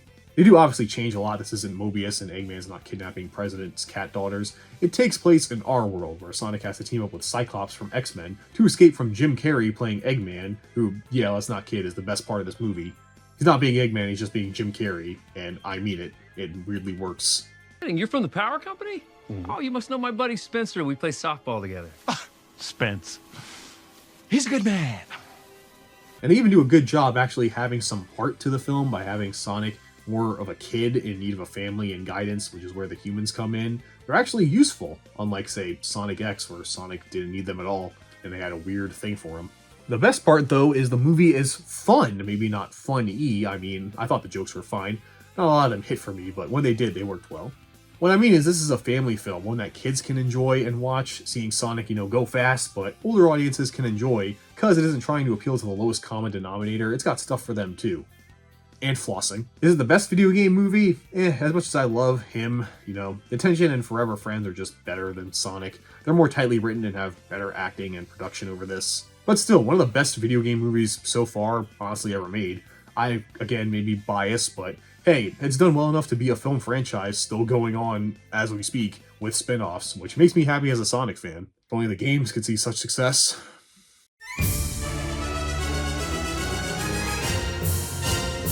Okay, so now it's the final Pauly W. Anderson waifu fanfiction movie based on a Capcom IP. Crazy there's more than two. It's Monster Hunter. Now, I knew a Monster Hunter movie was gonna suck, because if you don't know the story of a Monster Hunter game, box art monsters show up, kill it. Also cats. That's it, that's Monster Hunter. So I didn't give this film any attention ever, until now. And you know what? It wasn't complete dog shit. I was into it at first with it being an isekai where Mila Jovovich is a military lady with her merry band, including fucking T.I. They go to Monster Hunter Land, but luckily the movie kills all of them off, which I was happy about.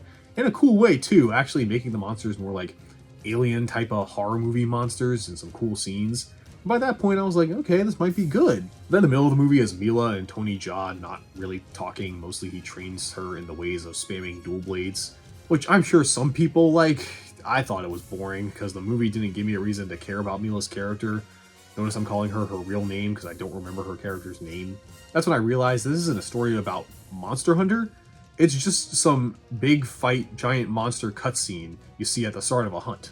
Which, hey, I'll give it this, the monster designs and CGI are amazing. They all look really good. But to me, the movie had no soul, man. I mean, it looks like Monster Hunter, but I don't care about anything happening. It doesn't give me a reason to root for the humans fighting the monsters. Yeah, they killed the Marines, but I hated them. If anything, I'm rooting for the monsters at this point. I don't know, they should have showed that they destroyed a village or were interrupting the ecosystem. No, instead they go to the final boss tower and fight a Rathalos so she can reverse Isekai. Who cares? Also, I kinda defended her in Resident Evil. Mila sucks here. I just don't buy her as this hardened military soldier. I just see a mom cosplaying. Yeah, I didn't like this one. If it had a better story and acting, maybe I'd be more into it, but for now it's pretty to look at, I guess. It's better than I can say about most of the Resident Evil films.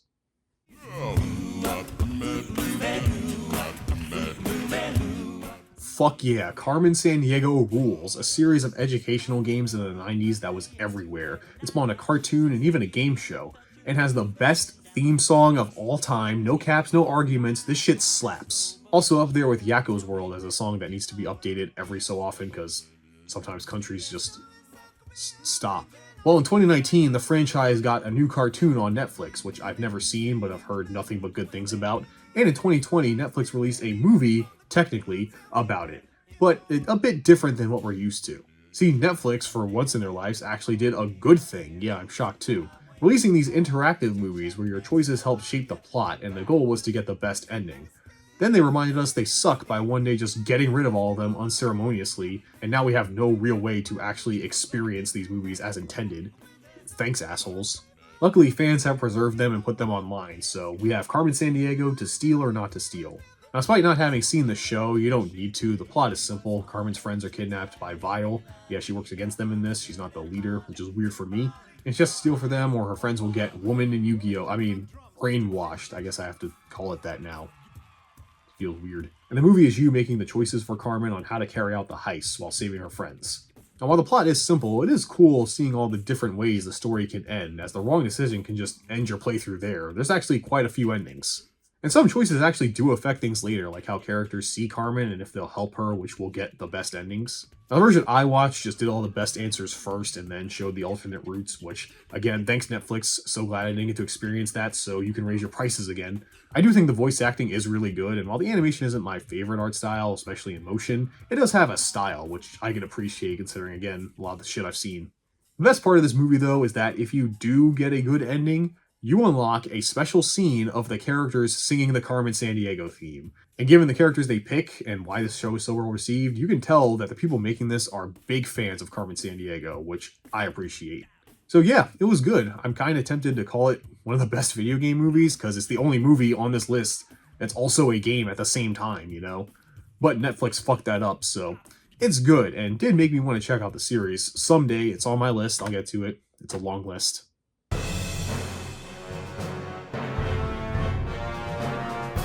So Mortal Kombat, or most likely Warner Bros., had decided with the success of recent MK games to expand back into the big screen. First with an animated feature that would later be a series, the Mortal Kombat Legends movies, starting with Scorpion's Revenge, or the real title, Mortal Kombat 1 Again, featuring Scorpion.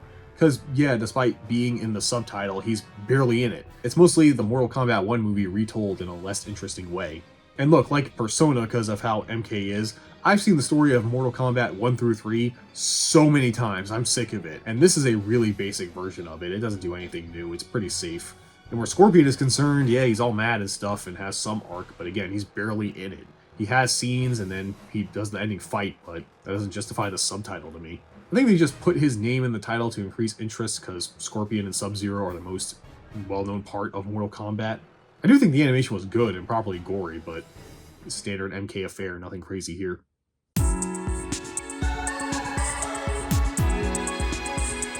Finally, the last Fate movie, so you all can stop yelling at me that I don't like your waifu.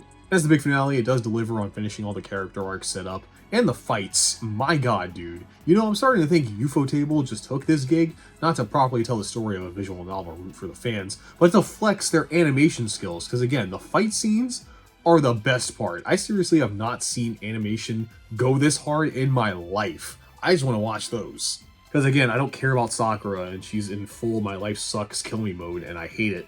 I do like Shiro in this, I guess. He's so adamant to save her. He's probably the best part of these movies. They really flesh out his character through this.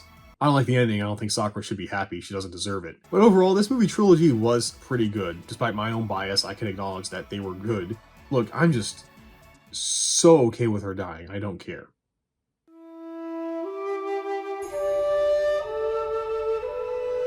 So after over 25 years, MK put its hat back in the live-action ring with Mortal Kombat 2020, whatever. Look, man, they really need to come up with better names when you reboot this shit. Do you know how many things are just named Mortal Kombat?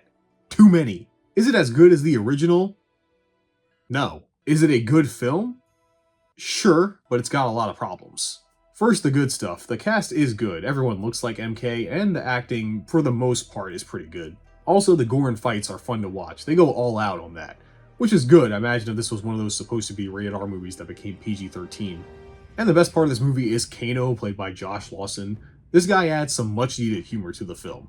And they do it in a way that still makes him Kano. He's still a complete asshole, but he calls out all the stupid shit in the movie, which is funny. There's much to learn. The fuck? Oh, those are great, mate. They make those in men's sizes? But the training area is for the chosen ones only. Fucking whoops. Now the big problems. Instead of an MK character we follow, it's this guy. I forget his name. It's an OC made for this movie for some reason. Out of all the cool characters in Mortal Kombat you could have chosen to focus on, we get a create a character. You know, making it a character fans are familiar with does half the work for you. You know, like Johnny Cage, who isn't in this movie. There's a Mortal Kombat without Johnny Cage. One of the most popular characters. That was certainly a decision. Well, even if it was a character we knew, the dialogue of OC is so bland in one note, you'd think they just put give me main character dialogue in ChatGPT. Also, they do a lot of retconning and bending the well-established rules of Mortal Kombat to have their plot. Like, there's no Mortal Kombat tournament in this Mortal Kombat movie. Also, the music's kind of bad. Either it was noise, or I don't remember it. They barely play the fucking Mortal Kombat theme. There's a remix at the end, kind of, but man, the rest of the music, if there was any, was unmemorable. Does that mean it sucks? No, I still enjoyed it for what it was, despite its problems, and they are clearly making this a franchise with, at the time of this video, the sequel, which does look better, is set to release later this year. So, hopefully they fix all of this, and also we get a new MK game that lasts longer than 2 years, please. If Warner Brothers is still around at that time.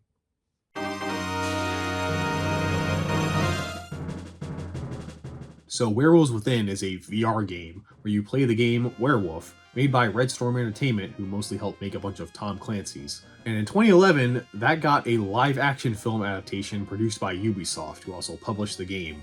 Now, all that sounds like a recipe for another shitty video game movie adaptation. But no, it actually led to one of the best. In it, a forest ranger, Finn Wheeler, played by Sam Richardson, is assigned to the town of Beaverfield. But as soon as he shows up, strange killings begin happening, when most of the small town residents are trapped in an inn during a snowstorm. And it turns out it might be a werewolf, and it's possibly one of them. And since that is stupid, the movie, instead of poking fun at this premise, just decides to be funny. Like seriously, the writing of this film is amazing. The dialogue is very snappy, with most of the jokes being very subtle. Hello, Ranger. Oh, never left. Never the left. My kind of guy. That's not what he meant. But then sometimes we'll even use the editing or directing to give you a sudden laugh. Every aspect of the film is trying to get you to laugh, which is great. There's a dead body under your porch.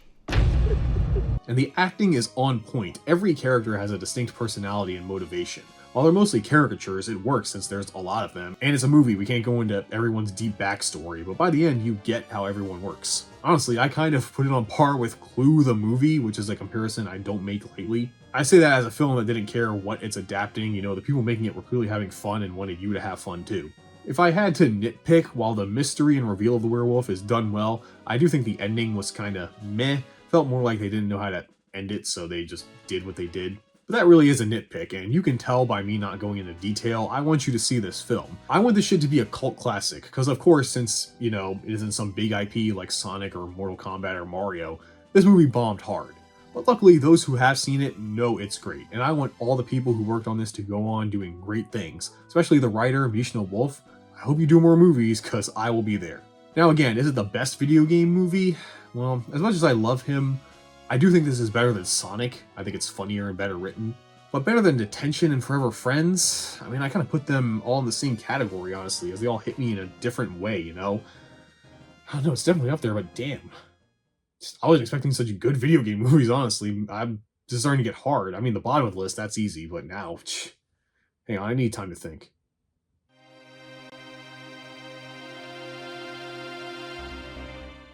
Oh, well, perfect timing, because its most recent live-action Resi movie, Resident Evil Welcome to Raccoon City, something I haven't changed my opinion on, so take it me from the past.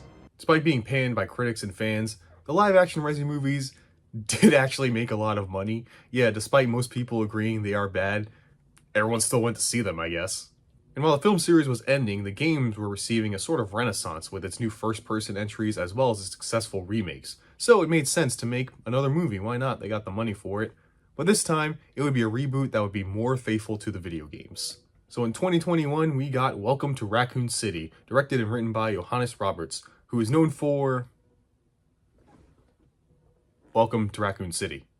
Instead of being an adaptation of the first game, still wondering why we haven't gotten that yet, this movie combines elements from the first game, the second game, and the remake of the first game, for some reason. And because of that, I feel like this movie is a mess. It has a lot of problems that I feel were caused by trying to do too much to appease the fans, while still also trying to do their own thing. In 1998, Claire Redfield is returning to her home of Raccoon City after years away to warn her brother Chris about the shady things the Umbrella Corporation are up to. He doesn't believe her as she has proficiency in lockpicking, and he is a law-abiding member of STARS with Jill Valentine, Albert Wesker, and Barry. Wait, where's Barry? Is he not here because he died in Retribution? Well, Barry or no Barry, STARS is sent to the mountains to find out what happened to the Bravo team sent there who were investigating a murder at the Spencer Mansion. Meanwhile, in Raccoon City, the zombie outbreak has begun, and Claire goes to the police precinct to get her brother and get out, but instead finds rookie recruit Leon S. Kennedy, who is in way over his head, and the police chief Irons. And the three of them attempt to escape the city and find STARS so they can all get out. Oh, and because it's based on Resident Evil 2, we have William Birkin and Sherry thrown in there. So yeah, in this movie, the stories of the first two games take place simultaneously instead of, you know, different points in time, which does not work in my opinion. It's also a weird choice because I think the narratives of each game, especially the second one, could drive their own movies and can make for great horror films. And my god, I haven't been pandered to this hard since a Marvel movie. I get throwing in references and jokes and cheeky winks and nods on movies based on other media, but goddamn, they took every joke, meme, and reference they could get from a first-page Google search.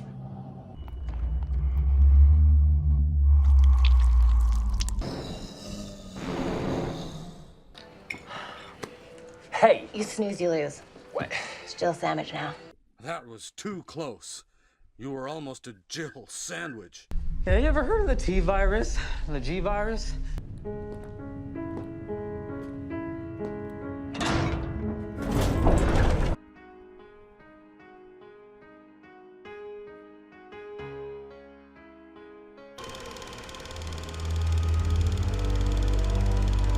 And it's all mostly within the first couple scenes of the film, which I think was to lure fans into a false sense of security. Like, oh, it's gonna be good, they reference Itchy Tasty. This guy clearly did his research. But despite all the references, you guys don't include the line, wow, what a mansion. Wow, what a mansion. That's like one of my favorite lines in video games. How are you gonna do me like that? At least we got a Jill sandwich, despite being kind of forced. Now look, I'm a fair person. I will acknowledge that this movie has some good things about it. Unfortunately, that's all I can praise about this movie. I do not like the portrayal of the characters in these movies. I'm going to be honest, these are probably the worst portrayals of these characters I've seen in all these films.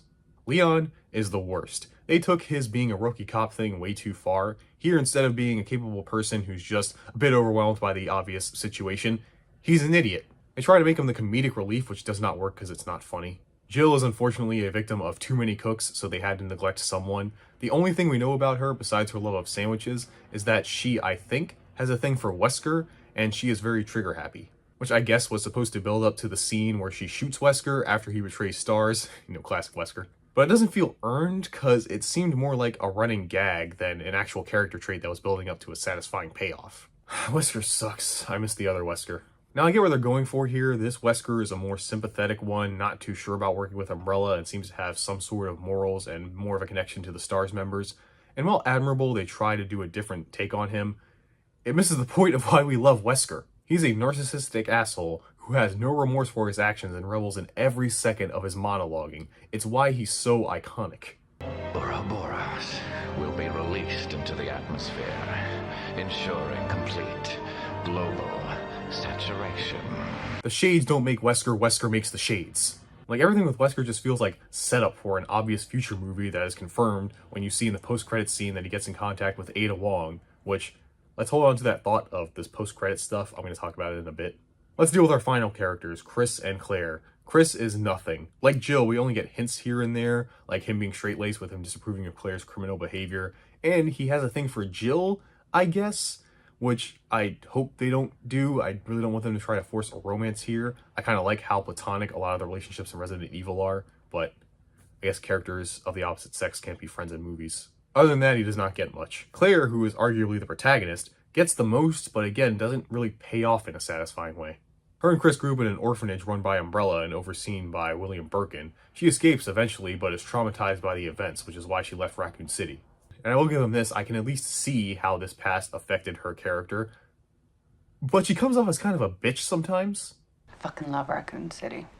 Go, you bandits. You're an asshole.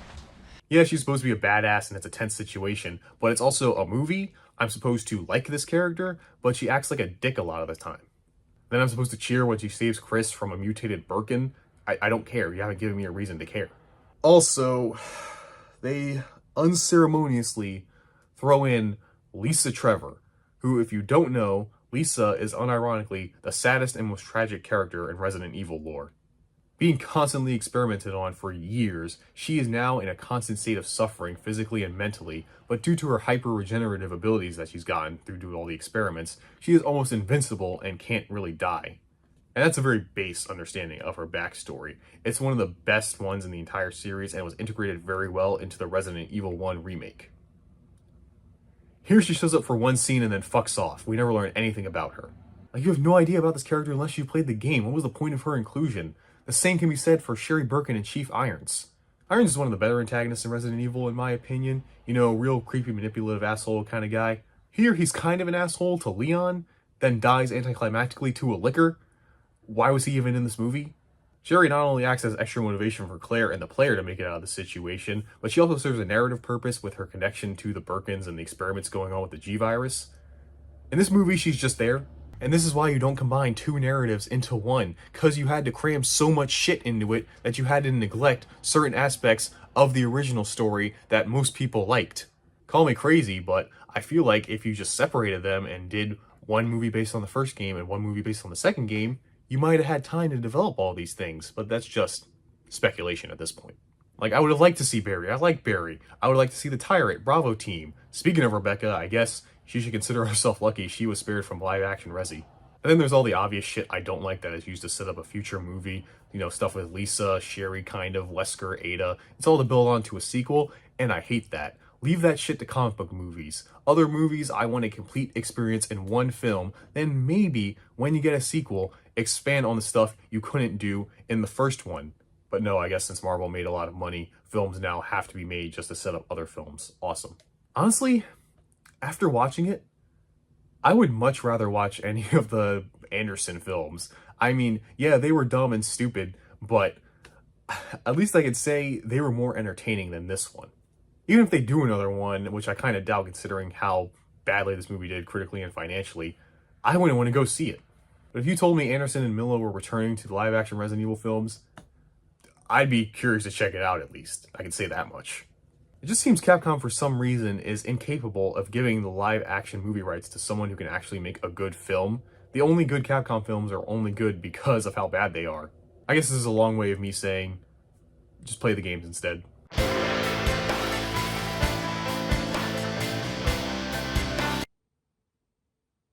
No, I still don't know, man. Maybe I'll watch more movies and figure it out. What's next? Another live-action Chinese film based on Dynasty Warriors. Okay. Well, like Sengoku Basara, this is Romance of the Three Kingdoms. Seriously, it's used a lot. So yeah, another fictionalized version of that, which is most of the movie. It's just characters from that talking about killing this guy and how will the good guys beat Lu Bu. It's always Lu Bu.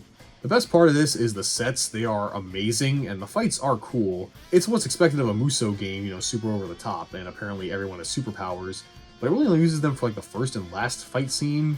Maybe to save on budget, I guess. So it was fine. I really don't care about Dynasty Warriors or how they want to romance these kingdoms.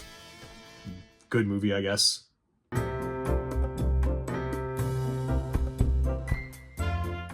So for those unaware, good for you, but there used to be this awesome series named Rayman back when people liked Ubisoft. Then one day they put Rabbids in his games, and they were the Minions before Minions is the best way to describe them. And to get the lucrative kids market, the Rayman games slowly transitioned into Rabbids games. Now, I love Rayman, and honestly, I don't mind the Rabbids. Yeah, I wish Rayman got more, but the Rabbids games I actually played a lot as a kid, so I do have some nostalgic attachment to them, despite how shit their games are. Well, eventually they got a show, and at some point that show got a movie special, Rabbids Invasion Mission to Mars. And honestly, I went into this expecting it to suck and have lowbrow humor for kids, but no, it's actually kind of good.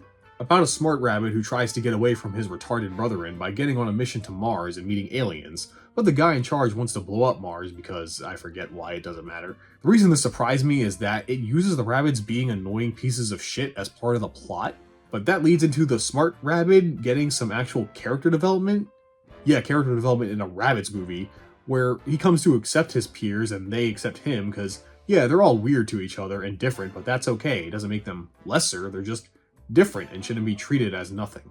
Which is a good message to teach kids, you know, don't judge others just because they don't act like normal people. Maybe I'm reading too much into that, but to me, that was unexpected and good on the writers for taking the Rabbids and getting a good lesson for kids out of it. And don't get me wrong, this thing ain't amazing or anything. Besides that, the animation is definitely still TV quality CGI, and the humor didn't work for me at all. And the music's kind of nothing, but hey, the fact this movie had character arcs, some of the humans were actually smart, not super annoying or dumb, and it had a good lesson to teach kids watching this, that's way more than a lot of these other movies had.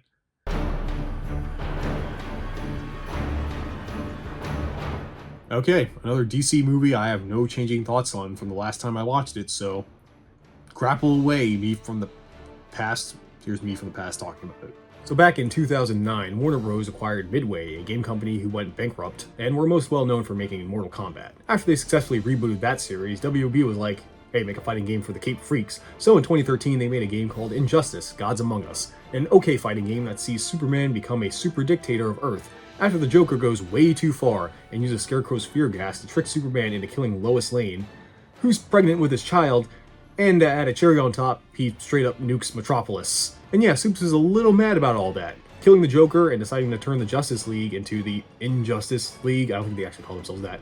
The whole story being a reason for why the superheroes are fighting each other in the fighting game. And so they decided to make a movie based on that 2013 game in 2021. Almost 10 years after the first game, and 4 years after the second game in the series. They made a movie about it. Really striking while the iron's hot. To be honest, I didn't really like it, mainly because the tone is so off. Like, the Joker did something really fucked up, and the games take it very seriously, but this movie has so many jokes. Again, this is just a common thing with these animated movies so far, and the way the characters are acting doesn't convey the severity of this situation. I mean, a major city in the DC universe was nuked, and Superman is a fascist. Yet the characters are acting like this is just a random filler episode of Batman the Brave and the Bold. Also, I'm not a fan of the art style. I don't mind all the thick black outlines, but they just try to make everyone too muscular. I don't know. It reminds me of bad 90s comic artwork for some reason. I'm not a fan. Just the lines on their face look like weird sideburns to me, not chiseled cheeks like they're supposed to. The coolest thing in this is Dick Grayson becomes Deadman. That's about it. Other than that, the nicest thing I can say is this story is better than the games, but the second game story is better than both of these, so just play Mortal Kombat.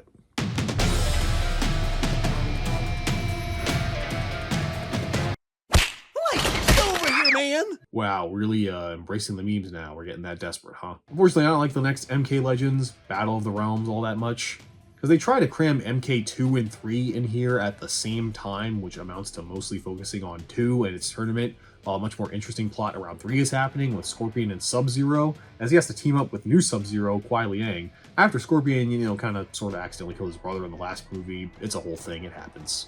And that dynamic made whatever they were doing way more interesting, because the tournament is just fight scenes with barely any fighting, and just skips to the gore, which, yeah, it's MK, but I wish we saw more animation with the fights. Also, I don't like how to add 3, they just throw Shinnok in there at the end, in like a kaiju battle with Liu Kang, who turns into a dragon. Kinda lame. Also, I hate they adapted the face style of Injustice. Now everyone has that sideburn shit. Yeah, I didn't like this one as much as the other. Dare I say, this one is below average. Not bad, but man, if this is the quality of these Legends movies, well, we got 2 more after this, and I'm not that excited to see them.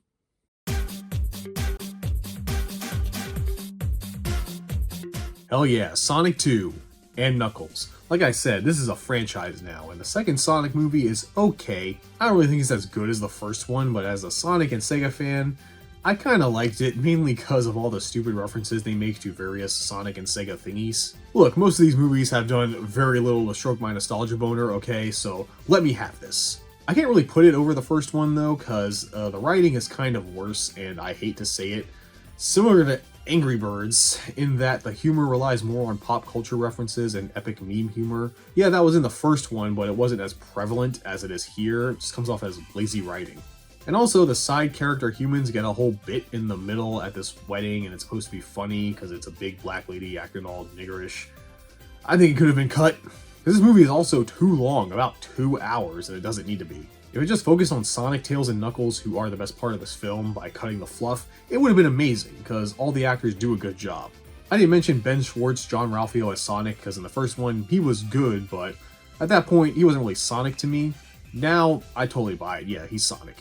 I just thought it was as good as Knuckles, maybe a bit too deep of a voice for me, but again, maybe I need to get used to it. Then for some reason, instead of a celebrity, they got Colleen O'Shaughnessy, who is the actual voice actor for Tails from the games, which, awesome, I love her as Tails. But it feels weird that she's the only one to be in these movies, you know, when you're an actual voice actor next to 2 celebrities trying to do cartoonish voices while she does it so effortlessly. It can be a bit distracting, but for me personally, just because I'm so used to hearing her voice with other voice actors. But yeah, Sonic 2, not bad, but could have been way better if it was tighter, but they sold out for epic Jim Carrey flossing. Well, at least it made enough to give us Shadow in 3, hopefully with less dance battles. There was a lot of fluff, man.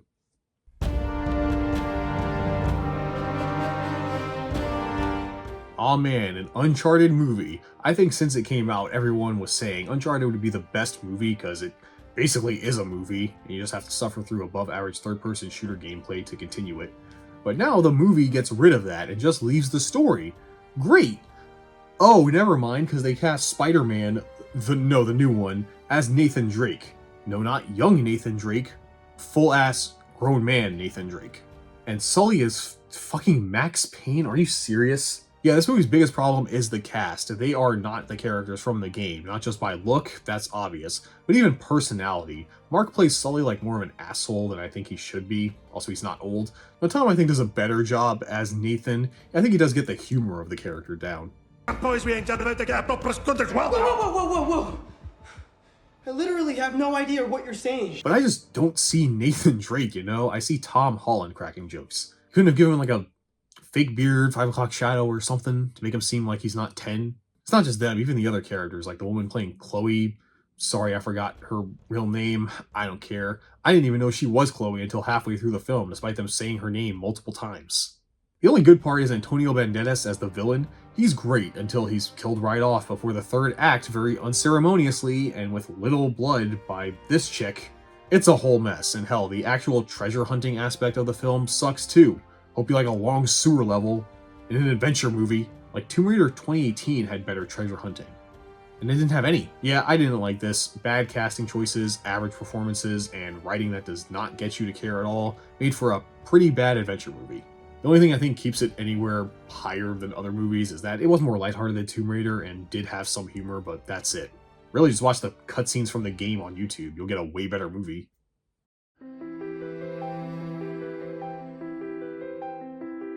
So Demo is a mobile Taiwanese rhythm game that got an anime movie made by Production IG. Man, they have the monopoly on anime video game adaptations, huh? Now, unlike our last movie based on a Taiwanese game, this is no detention. In fact, you might guess my biggest problem with the movie when you see it. Yep, it's CG. Really bad CG. And don't try to excuse it. This is 2021. CG anime wasn't great still, but it could look better than this. And the plot is fine. Maybe I'd like this more if it was the game, because luckily being a rhythm game, the music in this movie is amazing. Hearing the different genres of music with the piano as a bass is awesome, and I do hear nothing but great things about the game itself. But man, let me tell you, animation style can really affect how you enjoy something, and this kind of killed any emotion I would have felt. Maybe I'll check out the game someday, because the music was good, but this animation, nah, that ain't it, chief.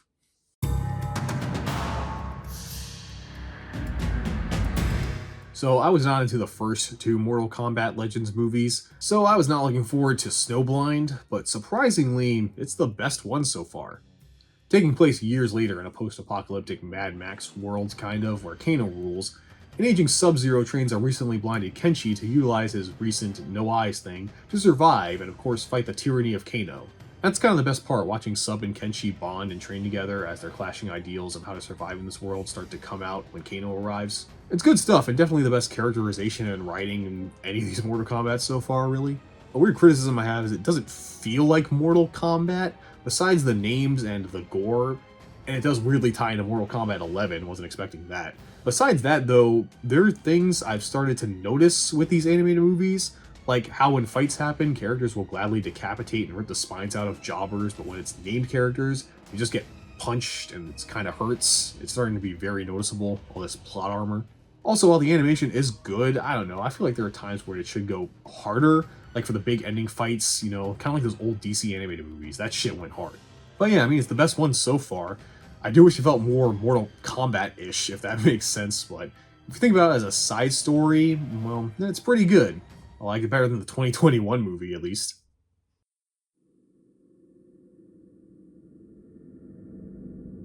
Man, remember Five Nights at Freddy's? When this shit came out and every Let's Player was playing it because it had epic jump scares? And it basically helped game theory by having MatPat obsess over it for the rest of time. Well, at least as long as he was on that channel. Personally never cared for it and was sure as hell never going to see the movie, but here we are. And honestly, I probably liked it more than most people, I assume. Now, it's not scary at all. Even the jump scares, the two of them were nothing, which is weird because it's FNAF, probably the one movie everyone would excuse jump scares because that's the game's whole thing. But yeah, not scary, despite the animatronic suits being very impressive looking. Those look great. Not really scary though. Now, what I probably liked more than most is the story. Any story this franchise had, let's be real, is only because of game theory, and they kind of put that in here, but it's mostly about the security guard, played by this actor I should know, I guess, taking the job to take care of his sister. I can actually appreciate that they tried to humanize the security guard, who's just kind of a nothing character from the game. I don't think it was very successful, but I personally liked the relationship and thought it came through well. I wish the evil step-aunt or whatever she was wasn't so cartoonishly evil, but I understood the assignment. But every time I try to like this movie, something comes up to bring it down. Like, the acting is pretty mixed. I don't think anyone is doing bad, but I wouldn't really say they were good. Except Matthew Lillard. Shaggy's great. I saw him in MK earlier. Also, the plot is dumb with this cop helping what's-his-name out, and the twist at the end being it was Shaggy all along. The irony, Shaggy unmasks himself as the Phantom. Yeah, it wasn't well thought out. Honestly, besides the look of the animatronics and the pizzeria itself, it's not a very FNAF movie. Oh, you thought I was going to be positive? I didn't say it was good. I said I liked it more than most. Because when compared to other video game films, I could at least watch this all the way through, so I can cut it some slack. If this was just me talking about it as a movie in general, it was ass, don't watch it. do realize that lunch is the most important meal of the day. Thought it was breakfast. Some people say that, but you know, it's just a theory. Best part of the movie.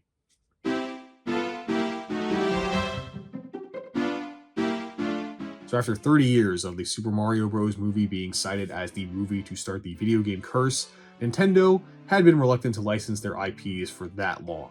But I guess seeing the success of other films at this time, they decided to give it one more try, and considering it is the highest grossing video game adaptation by a lot, over $1 billion, and a sequel releasing probably around the time this video is finally done, seems like they made a good choice. Unfortunately, this movie only got that money because it's Mario, because I think this movie is bad. It is the safest, most unremarkable thing you can do with any franchise, not just Mario Brothers. Hell, it's technically just a Mario movie, you can take the bros out, because Luigi is barely in it. He gets captured by Bowser and is just out of the film for most of it.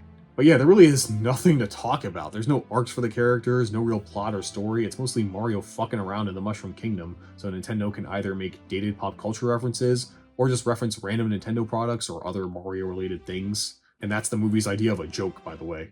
Just referencing something. Also, I am not a fan of Illumination, but I know why Nintendo chose them because they make the most basic, safe for kids, unoffensive movies you've ever seen on the planet. Unfortunately. So I don't think it's just Nintendo. They had a part in these movies too, but Illumination I think is also to blame for why it's like this. But I'm also bringing them up because I'm not a fan of the animation or the human character designs. The Koopas and Toads look fine, but something about Peach and her proportions just looks so uncanny valley. Is it just me? It's just something about it feels so unbalanced. Also, the animation, I think, doesn't go far enough. I think it should really go over the top with his expressions and squash and stretch. Like something to add physical humor to the movie, you know, at least have some humor. But it comes off as stiff because I think it was both Nintendo and Illumination who was like, we just have to make everything stay on model. Like, look at what the Sony animators do with their recent movies, and I'm not talking about Spider-Verse and K-pop Demon Hunters. Even Angry Birds had more expressive animation. Now, I'm not just hating on the movie, I do like the original music, although most of it is just Mario music remixed. And you know, despite memeing on the casting of this film, everyone I think does a good job. Chris Pratt is fine. Honestly gonna tell that was Keegan as Toad, and any white woman celebrity could have been Peach, it doesn't matter. I'd love to say I like Charlie Day as Luigi, but he was barely in it. Except I do not like Seth Rogen as Donkey Kong. At least everyone else is doing a voice, he's just doing Seth Rogen. Yes, I wish they were voice actors, but for what we got, it's fine. And yeah, of course Jack Black is the best part of this movie. Now like I said, the movie doesn't suck, it's just a below average kids movie. So it does suck, I guess. I mean, if you take away all the nostalgia this movie tries to shove down your face, really, what does it offer? I'd much rather watch the original Mario Bros. Movie, honestly, as that's more interesting with how shit it is. There's just something interesting to talk about. Here, it's a generic kids movie with a Mario skin. Hopefully they don't fuck up Galaxy and my wife Rosalina. They probably will.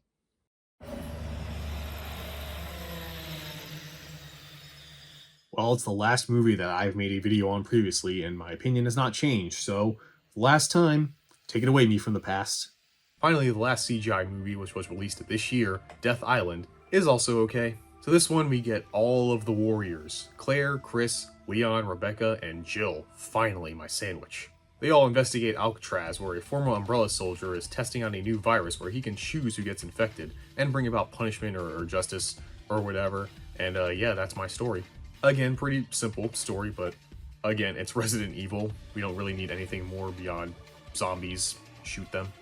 The thing I have a problem with is, again, our main characters don't have great motivations to be here beyond them being Resident Evil characters, so they have to be the ones to fight the zombies. It seems Jill is going to have some kind of arc, with her dealing with the events of Resident Evil 5, where she was brainwashed by Wesker into wearing gimp fetish suits. When I was being mind-controlled by Wesker, all I wanted was to kill you. I was conscious, but I couldn't stop myself. It was like living in a nightmare. But again, they just mention it, and it's dropped after the scene it's mentioned in. It's implied because of that trauma, she goes in alone and is more reckless now. After all she's been through, she's finally back in the field. If she's being reckless, like you say, it's probably because she's trying to make up for what happened to her. But, you know, it's Jill Valentine. I think she can take care of herself. What's the problem here? The rest are just there. There's not really much to talk about. But the main thing I don't like about this one, and this is carried on to every movie besides the short at the beginning, is the lack of horror. I'm sorry, I just can't get over this.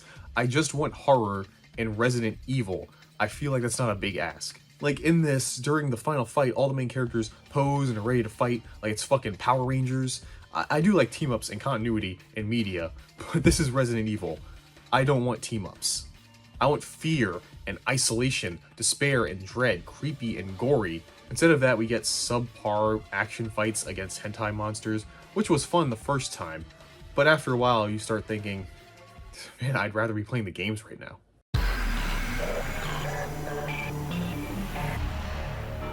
Well, it's the final Mortal Kombat movie, another Legends one, Cage Match, and again, probably one of the better ones. This one is a prequel to the first one, following Johnny Cage trying to find out what happened to his co-star for Ninja Mine, and gets wrapped up with Ashura in a cult's plot to revive Shinnok. So like Snowblind, you have to think about this as a Mortal Kombat spin-off, because it's really not MK. It's more a parody of the 80s in general, I guess, you know, that kind of cheesy B-movie type stuff.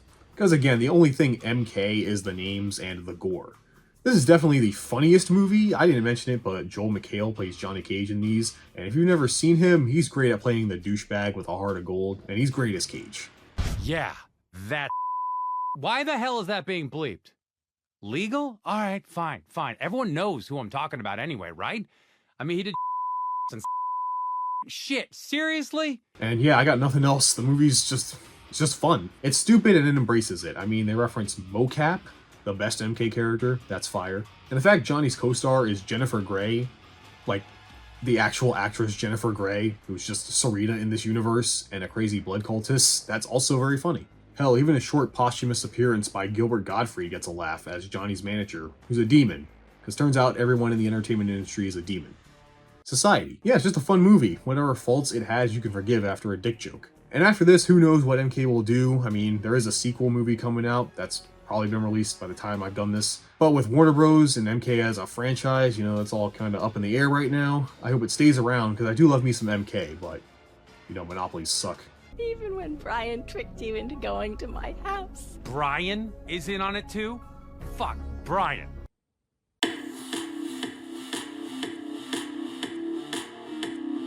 So, Borderlands the movie. If you've been in the loop of video game adaptations, you already know how much of a shit show this was. For those not in the loop, this is the character Kevin Hart is supposed to be, and yes, Kevin Hart is in this. It is one of the most miscast movies of all time. From comedians in it because they're famous, to really old actors playing relatively young characters, to Jack Black again? Why does he keep showing up in shitty video game movie adaptations? And worst of all, it's Borderlands, and it's not funny. And it's PG-13, so no real gore or dirty humor like the games. That's just an instant red flag right there.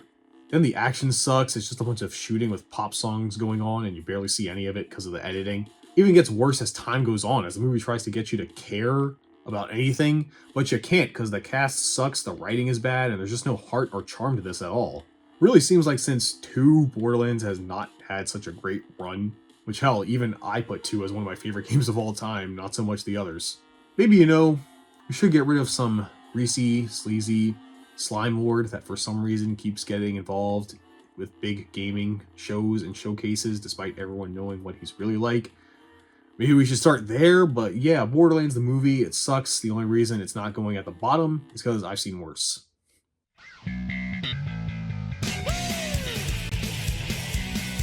So after Sonic 2 was a mess, honestly, it seems like for the people making these movies, they decided to get back on track, as once again, Sonic 3 is really good. Based on Sonic Adventure 2, this one has Sonic vs. Shadow, played by Keanu Reeves, which, like when Ryan Reynolds was Pikachu, I thought was a meme until I saw the movie, and I still can't believe it.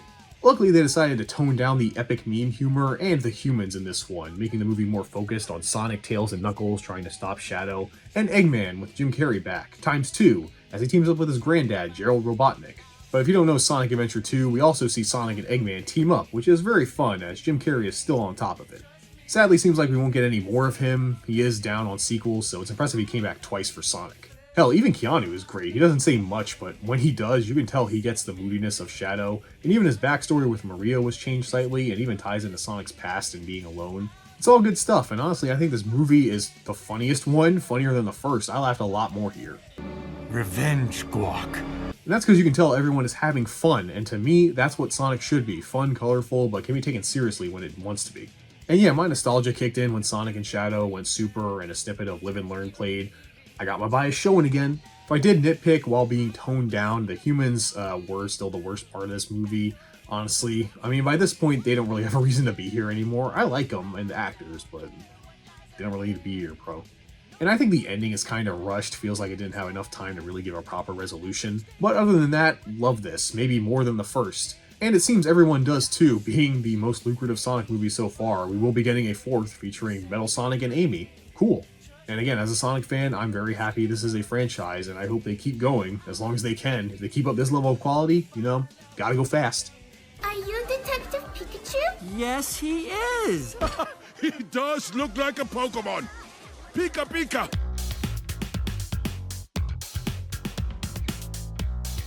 Well, Hatsune Miku has had a good amount of games about her, but it took until the mobile gacha game to make a movie. Colorful Stage, the movie, a Miku who can't sing.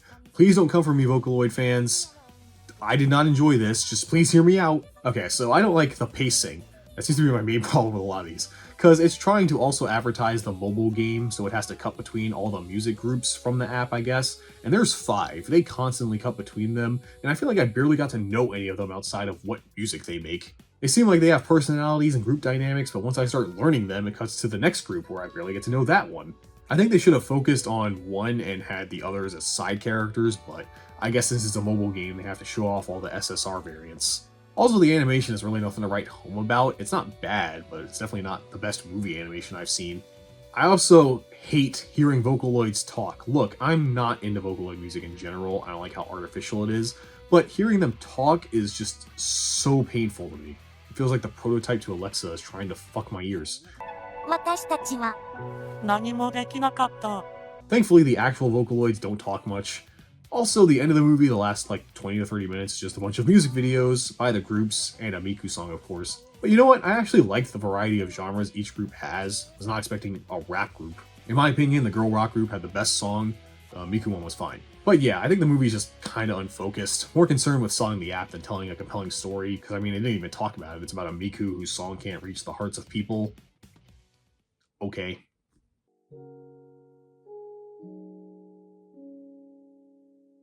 Okay, is Jack Black in a lot of debt or something? Why is he in so many bad video game movies now?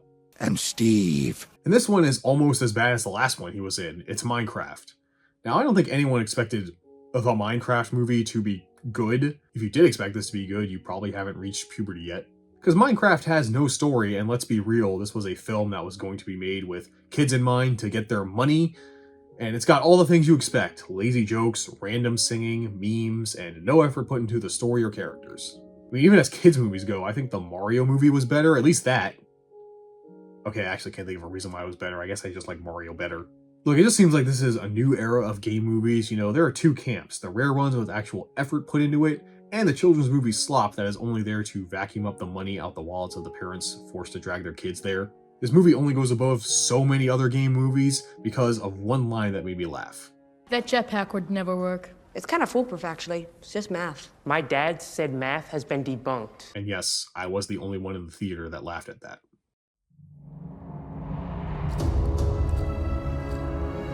So Until Dawn was a game made over a decade ago that I actually enjoyed. It's a playable movie kind of game where you control a bunch of co-eds and try to get them to survive a B-grade horror movie, basically. And 10 years later, it got a movie?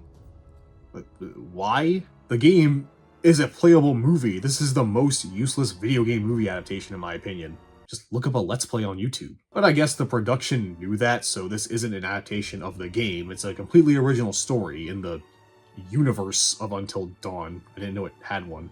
In this one, a bunch of young adults get trapped in a Groundhog Day situation where every time they die, they come back to when they got to this cabin. And they have to figure out a way out of the time loop with everyone alive. So first, yes, they stole this from Higurashi, and that premise is interesting because it gives them the ability to do multiple horror movies, a slasher film, a monster flick, psychological, even some horror comedy. Sadly, they don't do any of that with this premise.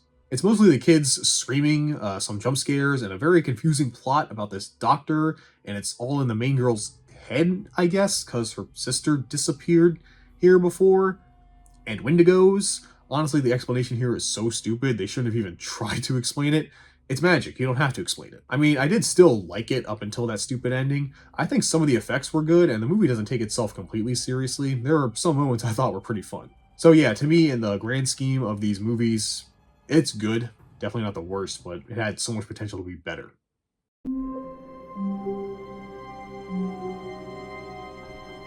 Whoa, Exit 8? How am I watching a movie that hasn't even released in the US? Time paradox. So Exit 8 is an indie sort of horror game that's essentially a spot the difference game, trying to make it out of an evil Japanese metro subway station. And similar to Werewolves Within, we have a game barely anybody heard of or played with no real substance that got one of the best movie adaptations ever. The highlight of this is the directing and cinematography. It's not actually in one shot, but various tricks and effects make it seem like you're following the characters through one long take, with some cuts. It also gets creative and creepy with the spot the difference aspect, as you also try to find out what's different while also giving you a reason to care and look at the screen as we follow this main character who's dealing with the pressure of finding out he got his ex-girlfriend pregnant, as the exit, I guess, is what's fucking with him. This is definitely a great psychological thriller and character study. It's not really scary in sense of a horror movie, it's more thought-provoking. Now look, while I say all this, this is not my kind of movie. I acknowledge all these things that make it great, but man, let me tell you, watching people walk by a similar looking hallway a bunch of times was very boring for me after a while, despite the amazing acting. I'm glad I saw it, and I think you should too, but I would not watch this again. It's definitely up there as one of the best game movies, it just wouldn't be on my list at the top.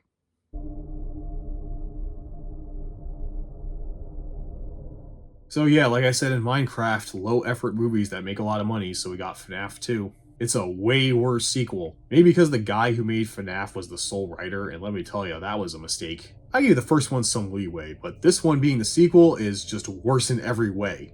I don't even think that one was that good. The story is worse, about a puppet girl spirit hating adults in another location, which yeah, is like the games kind of, but who cares, since the same characters are back and are as dull and uninteresting as ever.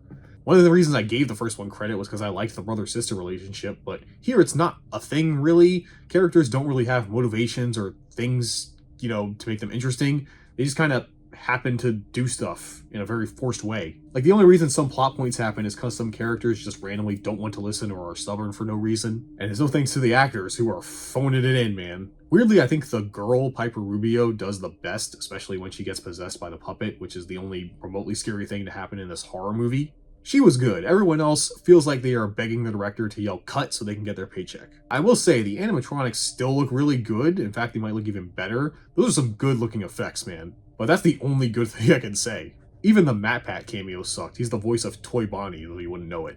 And Megan Fox was Chica? Guess that's why she sounded so robotic. Also, Wayne Knight's here for some reason. Yeah, just a terrible sequel. You really need to know the games for this one too.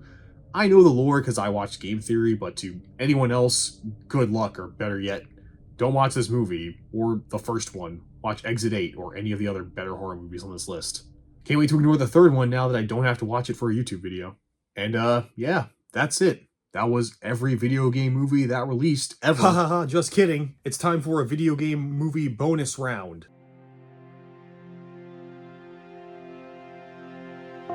Okay, so I was gonna end this video at FNAF 2, being that it was the last release in 2025, but in making this video, it took a really long time, so several other video game films came out since then, so I was like, well, it's every video game movie ever, might as well.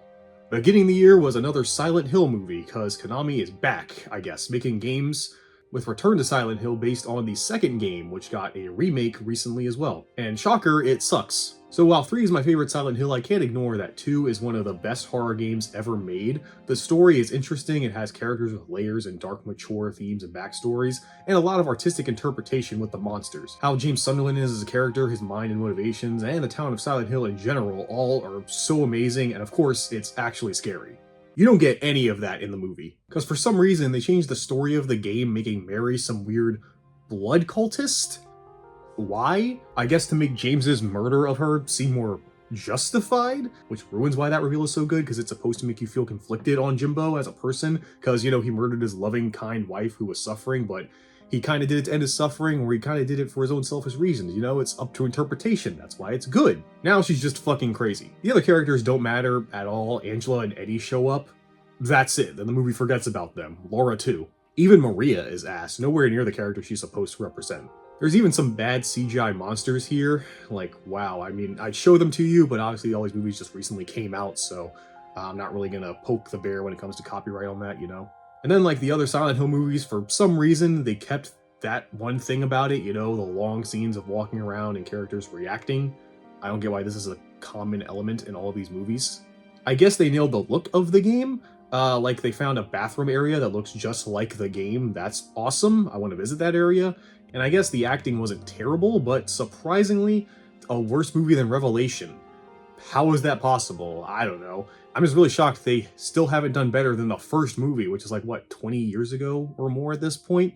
I mean, I don't know. I guess the games are still going strong now. That's cool, I guess. Fuck you, Konami.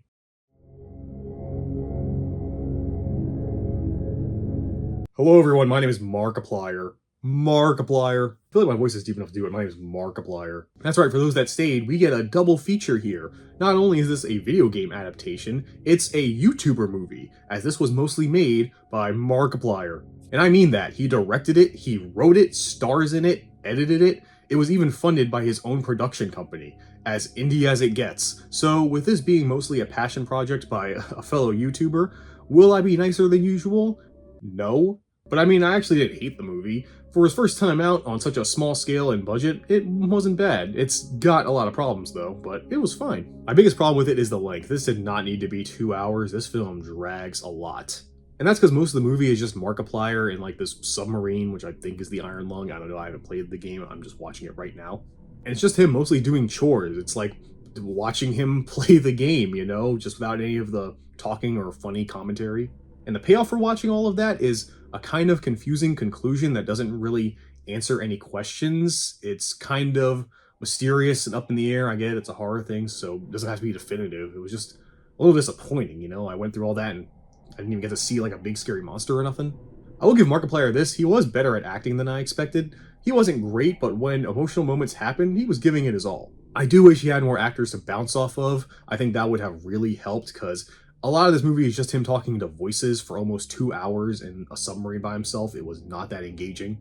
I don't know, maybe he did it like that for the budget and, you know, not to overstretch his scope. He was probably like, maybe everyone's used to him alone talking to himself for a long time, so he made a movie that's basically that. So as a film and a horror film, I'd say it's pretty below average. As a first outing by an aspiring filmmaker, it was pretty good, I guess. But hey, Marky, I'll give you this. It is probably one of the best YouTuber movies I have seen, which isn't a high bar, admittedly, but again, I appreciate the effort and passion in the project, so you can feel that.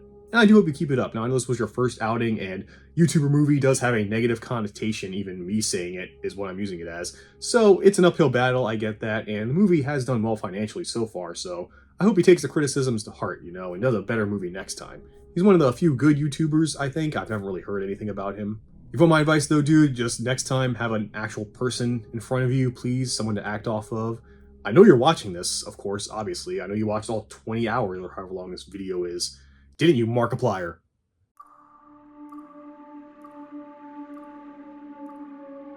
Next up is one that came out about last week on streaming as I'm recording this in the beginning of April. The Mortuary Assistant. Appropriate 3 horror game movies back to back to back. The beginning of the year.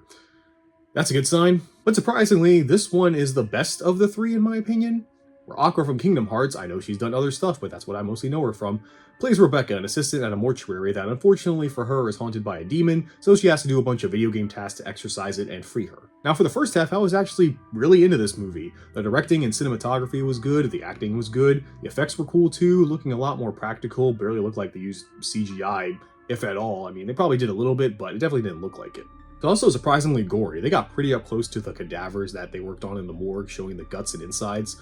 And the tone and atmosphere was probably scary and building up some tension from this demon and this curse that she was about to face. The problem was the last half, when kinda like Iron Lung, you just watch Aqua do a bunch of video game tasks like find the sigils, while sometimes the demon uses scary magic to do a scary.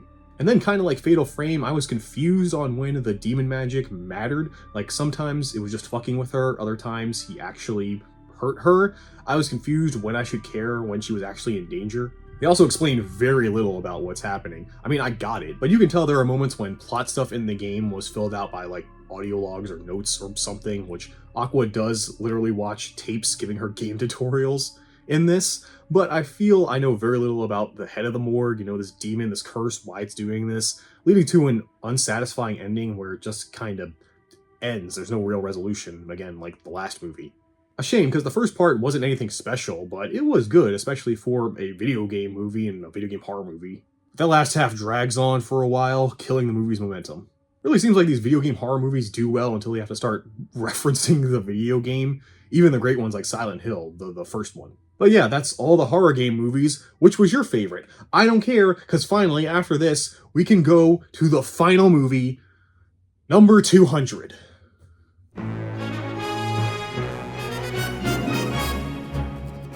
So it is the weekend, it is April 3rd as I'm recording this, and I had no intention of watching the Mario Galaxy movie, especially after how much I didn't care for the first one. But like I said, this video took a long time to make, and I guess ending this video on the latest Mario movie is a good cap-off, better than FNAF 2, I guess, considering Mario's history and impact on video game movies. So yeah, I literally just got back from watching it right now in the theater. Okay, well that's not true. I actually went to a new restaurant that opened up near me and had some bomb-ass wings. They were really good. Like, I would recommend this place if it didn't dox where I was. And thank God I did, because those wings were the only good part of my night, because I did not like this movie. I mean, I guess I technically liked it better than the first one, but it still had that big problem I had with the first one, which is all of the references. It's just references the movie, even more so now. Because now it's not just referencing Mario stuff, they decided to shove in a bunch of other Nintendo properties in here. Like, it's already been spoiled by Nintendo themselves that Star Fox is in the movie, who is kind of the best part. But then, there's like a little reference to Pikmin in there, and then Mr. Game & Watch shows up at the end for no reason. It's just so concerned with showing you these things that it doesn't bother telling you a story. And then, of course, there's all these references to other Mario stuff, like you see the Piantas from, you know, Super Mario Sunshine. You see the villain, sorry, I don't remember his name, from Super Mario 2. He shows up with Birdo and all that, and it's like they're just in the movie for, like, one scene, and then they're gone. Like, what was the point of that? It's literally just a movie to get you to go, oh, I know that thing, I recognize that, I played that game. That's pretty much the reaction it wants from you, because it doesn't want you to feel things. This movie doesn't want you to like the characters or anything, it just wants you to be nostalgic. Which, hey, look, I can get behind that. Like I said, that's one of the reasons I like the Sonic movies, for the references. The difference is, those movies actually had, you know, character arcs and story beats and reasons for me to care.